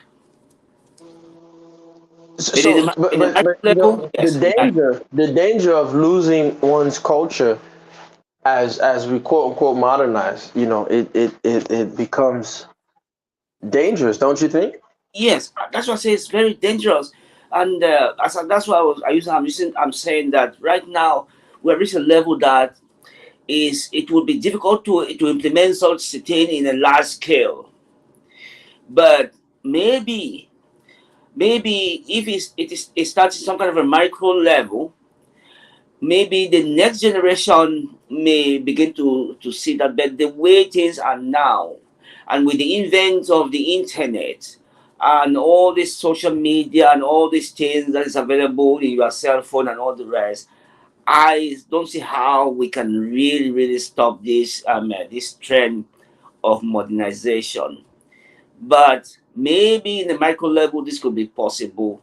But in a large scale, in a situation where everybody has a smartphone, every children have their laptops, they have their phone, they can browse whatever they want. I don't know how we're going to change that. But losing one's culture losing your culture means you're losing your identity. Like I said before, the biggest problem that Africa has is, like you see, like you go to India, though they modernize, but they still maintain their culture. You go to China, though they modernize, but they still maintain their culture. You go to Japan, though they modernize, but they still maintain their culture. But somehow, even in the Middle East, the Arabs, though they modernize, but they still maintain their culture. But for some reason, the only people that I've seen that for somehow really lost their identity and don't really care to try to revive it, and it's the Africans. But like I said, I think the reason is because first they were taken as slaves. Their ecosystem was disrupted, which that alone is enough to disrupt everything about their culture, of who they are, what they were. In fact, we don't even know the names of some of these people before slavery. We don't even know what they were called, because maybe if you look at the old maps, like the 1315 maps or the 14th century maps or the 12th century maps, we might see some of those their names, But right now, most of those names have disappeared. Their villages have different names today. They don't even know the names of what the village was at the time. So most things have been changed. But some of them. So, for example, if you look at like the spiritual lens, like if you go to Brazil and you go to Cuba, they still held on to some names. So, like in Brazil, they talk of things like Ishumari, and they have Candomblé. In Cuba, they have Palo, right, which is a combination of like the Congo Yeah, system. the Luda, So the Luda they kingdom, the did Luba keep kingdom, some yes. of them. Yeah. Yeah, they did keep some of them, but I think the problem is we are not bringing them back home. Yes, exactly. To learn Because from them. these people, when they were taken, they knew where they came from at the time, and the ancestors. The only thing that could make them to remember home, and they wanted to separate themselves from their slave owners, was to make sure that they maintain their original culture. So that was a way for them to keep their identity, not to lose their identity. They have lost their home, remember. And the last thing they wanted to do was to lose their identity. So they have to maintain their identity. So they have to try they do that intentionally to maintain the culture. But like I said, all these people are still out here. They're still practicing these ancient African practices. But somehow, these colonial puppets that we have in Africa today, they are not making things easy for them to return home, to go to some of these countries. Oh, like for example, to go to Nigeria, the visa process is horrible. I mean, horrible. The kind of nonsense stuff they will ask you to produce before you get a visitor's visa to Nigeria is ridiculous. Absolutely ridiculous. Even a transit visa, you have to go through the same process like somebody who is going to stay in Nigeria, which is ridiculous. So, in some of these countries, many countries in Africa, they make it difficult. So, these people, even if they want to come, some of these African countries have made it because they are scared. They don't want their power to be diluted. They don't want people to come from outside and challenge them. So they have made it difficult for the children of the enslaved to return home. But remember, I think it's spiritual. I think it's not just they don't want them to return home. In many ways, they sent them away because they were the ones challenging them in the first place. Yes, absolutely. Like I said earlier, I said it is my belief that Africa will only be great when her children return home.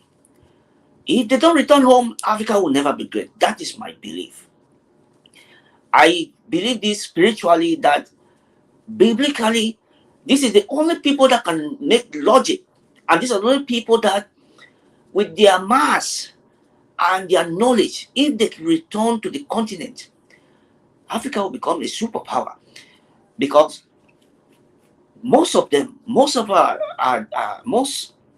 diaspora are engineers, doctors, whatever you can think of, pilots, anything you can think of. Some best scientists are Africans in the West.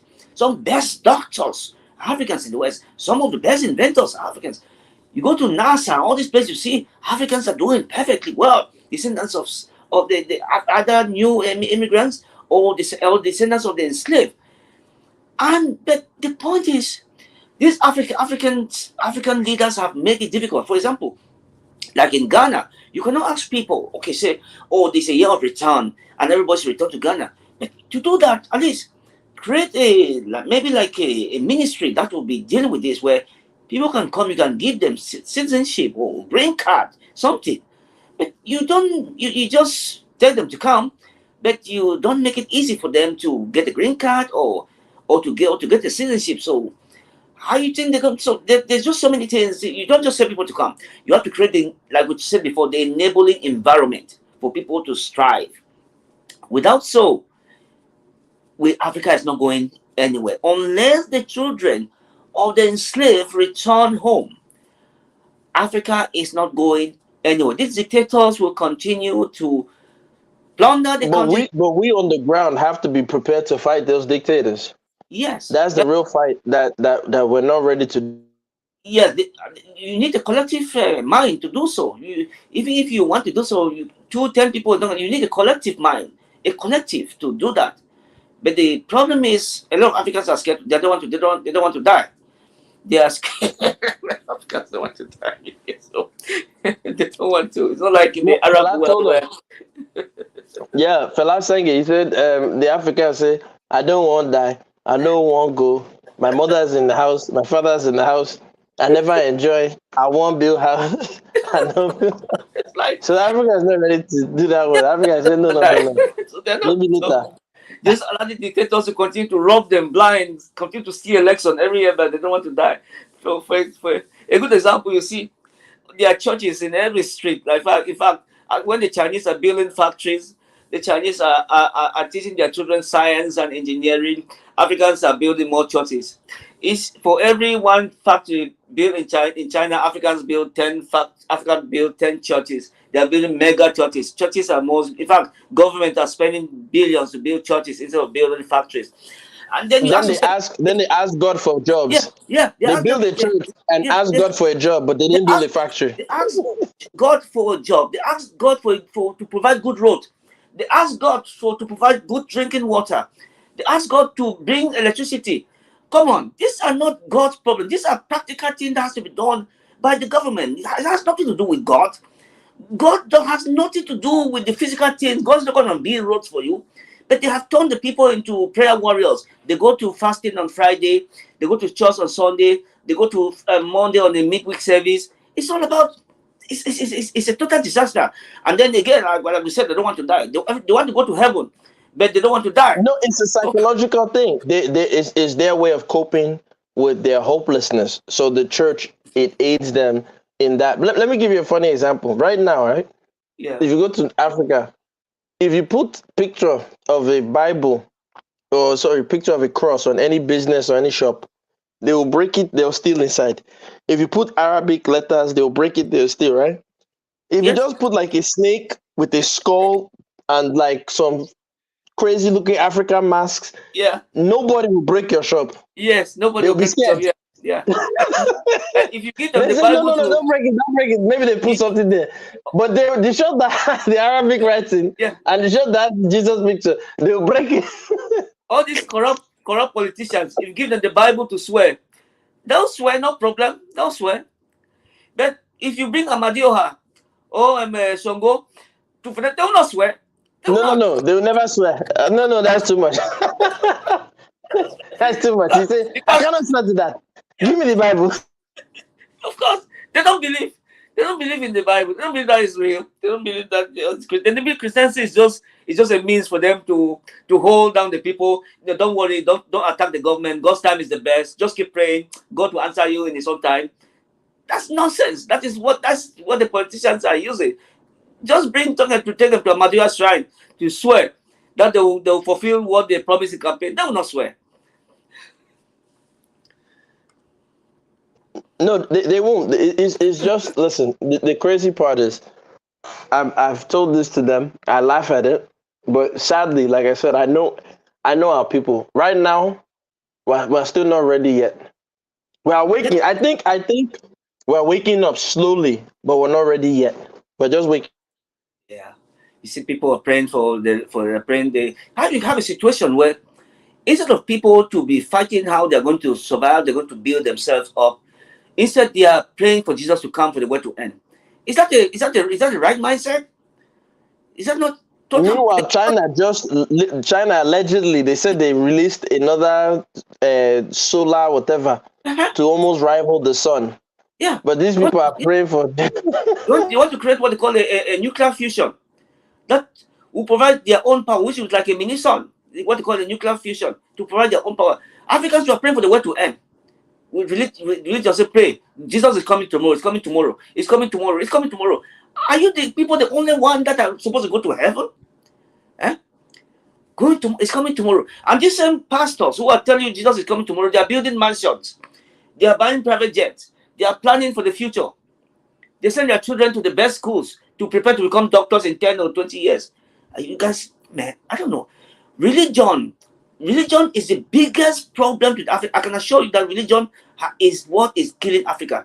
If African can wake up from religion, their eyes will be open and they will be able to bring change. Religion is their problem. Religion has totally destroyed their minds. Even intellectuals have been brainwashed and become total what Nigeria call mumu people. Yes, it's a disaster. Religion, if I have my way, I will ban religion permanently in Africa, just that I don't have that power to do so. It's a disaster. You know what I would do? I wouldn't ban the religion. Like you said, it's cultural now. It's almost too late. If I ban religion, they'll revolt against me. So what I would do, I would allow religion, but I would tax it so heavy. Yes, so that they'll go out of business. Church, what? If you make more than 5,000 naira a month, you're paying 98% taxes. They will hate me. Those pastors will hate me.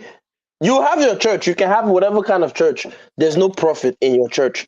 Every dollar you collect, the government takes 90%. Specifically for any religion, they will get rid of church in an hour. Yeah, they'll get rid of church. In fact, these people have made religion to become like God has become a transactional God.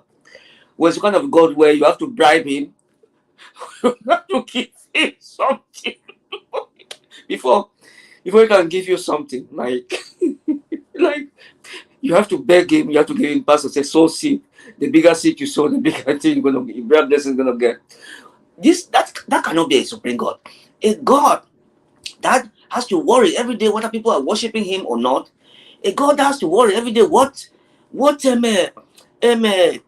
you think. That has to worry every day what you are doing, what you are drinking, that cannot be a God. That has to be a human being. That cannot be a God. A supreme being that lives in the different dimension beyond our imagination with the magnificence of the universe, both seen and unseen. Just the seen universe itself is mind-blowing. We are just like a grain of sand in an ocean beach. And with the endless universe with trillions of planets, billions of galaxies, and you have these little people who come out and claim that they are a mouthpiece for this supreme being that created the known and the unknown, the seen and unseen. They say they can hear from him. Is utter arrogance and blasphemous. And anybody who can believe that, then you can buy any bridge in the middle of an ocean. Seriously. Yeah, it's so funny. I used to tell Christians, and I'm not against anybody's religion, but I used to tell all religious people, okay, if your God is so lovely, then kill yourself and go and meet him. And then they start questioning me. Right? Because if religion makes, if they say, if that's the point, if meeting him is the best thing in the world, kill yourself, let all of you commit mass suicide, and then that's the end. No need to stress. Are you scared to die? If you know that it's waiting for you. And again, I have come to the conclusion that, in my opinion, God does not interfere in human activities. I do not believe he does. There are only two alternatives. One, either there's no God, or he does not interfere in the activities of mortals. But I take the latter, that God exists because there's a creator behind, there's a mind behind this magnificent, beautiful universe. There's a mind behind it. But I do not believe that he sit and interfere with the day-to-day issue of the mortals. No. I do not believe that. Because if that was the case, you see, like in Africa, they pray more than anybody else. They fast more than anybody else. Nothing changes. No amount of prayer you're going to pray that God is going to put food on the table. You have to go and look for food yourself. No amount of prayer you're going to pray that it's going to give you anything. You have to do that yourself. God does not interfere in human activity. God has given us all the knowledge, given us all the resources that we need. It is up to us to either help humanity or to destroy it. He is not going to intervene. Even if the earthquakes want to kill us, he is not going to intervene. If the tsunami wants to kill us, he is not going to intervene. It's up to us to either figure out how to stop these things or how to protect ourselves. Because you ask yourself a question is, okay, If God was interfering into human activities, like he was concerned, how you see people raping children and God do nothing about it. People are killing innocent people. God does nothing about it. Politicians are raping the countries and they go to church and we stand before God, they're not straight. You have people are hungry. Like in the United States, there's so much food. They go to Haiti, just a few minutes flights from from Florida. People are starving to death. So it means that are you saying that God loves some people more than some other people? I don't believe that God is interfering in human activities. It doesn't. So that's why a lot of people say there is no God. No, there is a God, but I don't believe that. God is seeking every day. He's thinking, oh, what are these guys doing today? Oh, let me check out of there what I do today. Well, let me ask you a question about that, because that's a great point, right? But now, when you, for example, I'm especially the Christian God, right?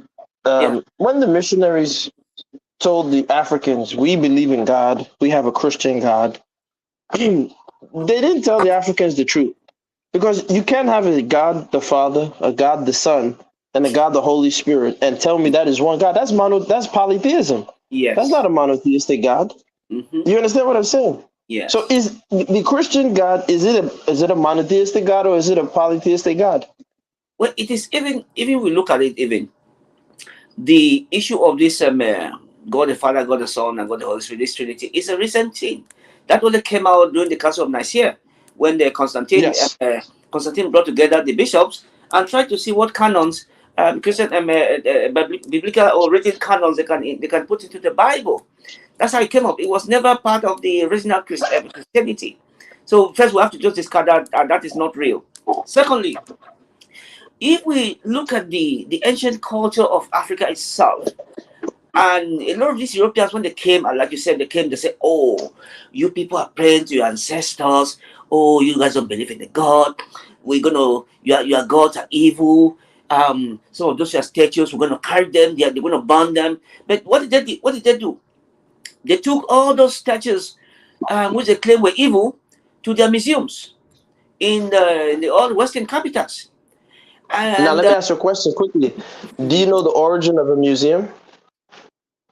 Tell me, please. Now, museums used to be called curiosity rooms. And one of the most powerful curiosity rooms was actually owned by the Medici family. The Medici family, when they opened up one of their curiosity rooms, actually caused a massive environmental, atmospheric problem in Europe. I can't remember the specifics, but my point is this. These curiosity rooms were used by the European elite to house their occult magic, which became incorporated by the state and called the so-called museum. That is why in Europe, these people used to drink what we call mummy tea. Wow. Now, you may not have heard of mummy tea. You know what mummy tea is? They went into the tombs of the ancient African pharaohs, took off the bandages from their bodies, soaked them in tea, grinded them, and drank them. Wow.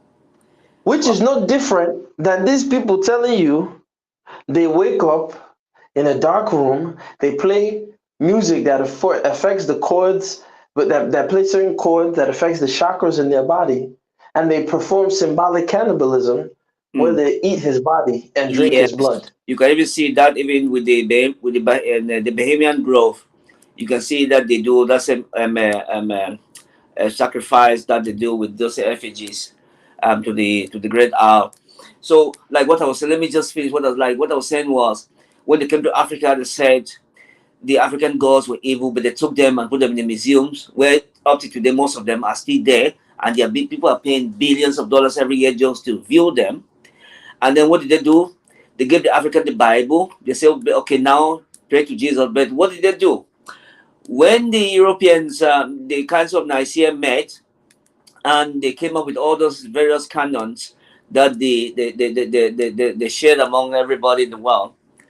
Now, you have a situation where you rarely, like in the Catholic Church, Roman Catholic Church, which was most predominantly at the time before this Pentecostal, they do not pray directly to God. They have to go through somebody else.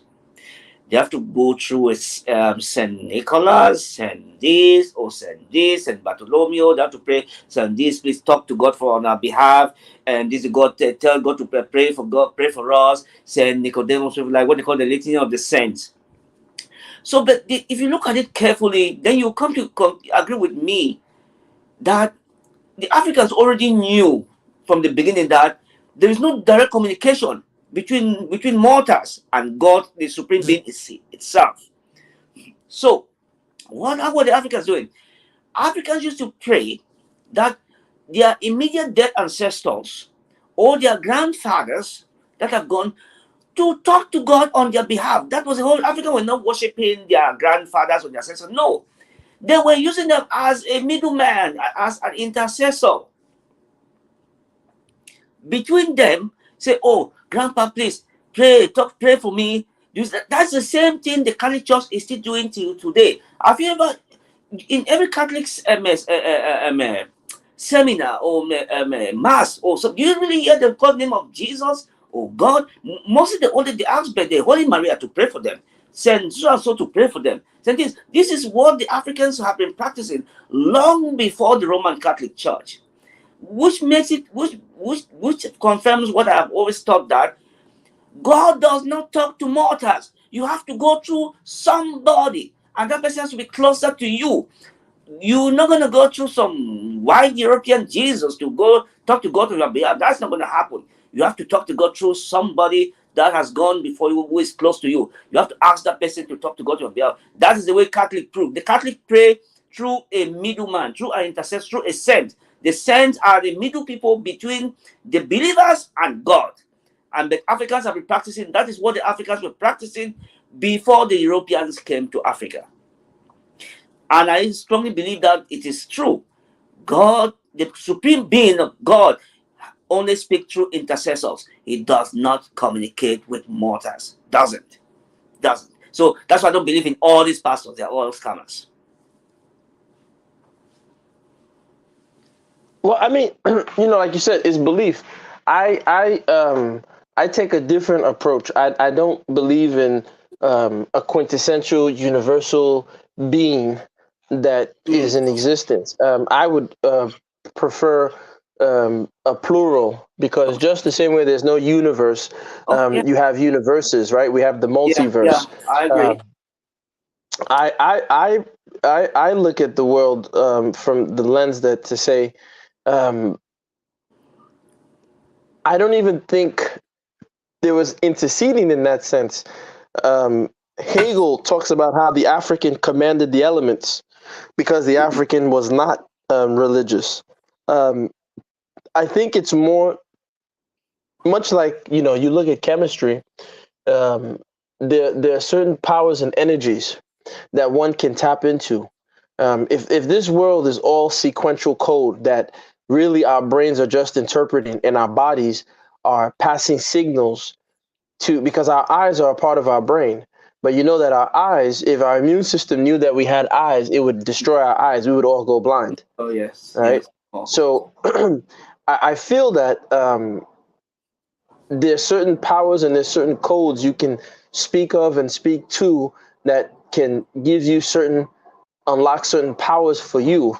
Access certain that you'll be able to, you can access certain powers. So when someone is saying that they're so-called talking to Madioha or Ogun, they're really tapping into an energy that they anthropomorphize, right? As human beings, we love anthropomorphism. So what we do is we make it human in order for us to relate to it. Yes. Because this is the form that we're currently in. Right. It's a known fact that when the human being is pronounced dead, the brain still has bioelectrical continuity for at least 10 minutes after the human body is pronounced dead. Where does that bioelectrical energy go to? Yeah, not just that. Right now, you're producing bioelectrical energy. So do we really die? No, we don't. No, we don't. Not just that. Even before we say something, let's say somebody asks us a question, even before we reply, our brain has already answered it according to science. Scientists who have studied the brain, our brain has already answered it, and somehow the what we're saying is just an outcome of what our brain has already set. And we cannot even be talking about whether we die or not, because the question is we don't even understand consciousness in the first place. We have still not understand what consciousness is. We have still not understand whether consciousness is part of the mortal body or is an external force on its own, whether it's part of the brain or it's an outside force. No science has been able to figure that out yet. And scientists who have studied near-death experiences, there is a huge debate between both sides on whether the body the consciousness lives on or not, because we have had situations where people who were declared dead for several minutes were able to tell what took place in the hospital, even sometimes outside the hospital. Sometimes what is on the top of the roof of the hospital while they were dead, when they wake up again. So the truth, the fact is, we are the debate on consciousness is still open. But I do not believe that we do die, because the question is, you see, death is like you going to sleep and never wake up. And then when you were born, it's like you waking up when you never died. So there's something not complete. Like, okay, you wake up from sleep when you were born. Consciousness just wake up. It's you, but you never went to sleep. Then you went to sleep, you never wake up. It looks like the whole thing is just a circle that just repeat itself. Like, what happened through death is what happened when you were born. Like, it's just the same thing. Like, the consciousness just went back to sleep, and then when we were born, you wake up when you never died, because when we wake up, we are conscious. When we're born, we are awakened. We are conscious. We are conscious of everything around us. But that is life. That is life itself. In order to be conscious, you have to have existed, in my view. You cannot be conscious if you don't exist. So consciousness may just be, maybe it's you, it's just speculation, from a different dimension, because we live in multiple dimensions. It may just be you from a different dimension, just waking up here. Oh wow, what's going on here? And another unique issue is how the brain works. Like, when you were born in a Spanish family. You do not speak, you do not understand anything they are saying, but the first time you open your mouth, you are speaking Spanish. You know how difficult it is to learn language. No, that's it. Listen, the neuroplasticity of a child's brain is phenomenal, and more importantly, I'll say this, and I'll go after this. When they tell us living and dying, if every day, once you are born, every breath you take, you're getting closer back to the grave, that means as every day you are living, you are also dying simultaneously. So the division between living and dying is non-existent. Living is dying. Yeah. Yes. You see what I'm saying? Yes. But because it's the English language we're talking about, and that's why I said, I took it back to language earlier, that these distinctions as Africans, we did not modify. Language has language games. There are rules. So like in English, boy is only a boy because it is not a girl. It's the binary, like the gentleman was saying, right? So 0, 1, right? That's the English rules of language. But in many African rules of language, there's no real separation between gender. It can be used interchangeably, right? So what I was trying to emphasize is that when we encountered the European, they were so strange because we didn't realize we were under attack. Had we realized we were under attack, maybe our medicine men might have created a new language that's reflective of what the Europeans were doing with their language that could have been able to tap into a different form of technology We're too or nice. tap We're into too a way nice. of protecting. We're too nice. We were too nice to them. We're too nice. We're too welcoming. Give them food. Give them a bed to sleep. Give them provide them with women. Yeah, we're too nice. Yeah, they bring the Bible on the one hand and the rifle on the other hand. Yeah, we see what they did to Congo and Well, kill you know, millions. like you said, we're too nice. We all learned our lesson. And we are But too, listen, we are brother, still too nice. it's a pleasure. It's a pleasure. Listen, I'm gonna go. Yes, brother. I wish you the best, brother. Give them some more education, man. Teach them about the because the topic I think was the Nile and the ancient Egyptians. Are they Yeah. black or Arab? So you got to give them that education. I was surprised that nobody discussed about the work of Sheikh Anti Diop. Yeah, like it was like a more, yeah. Anyway, thank you, brother. Good night.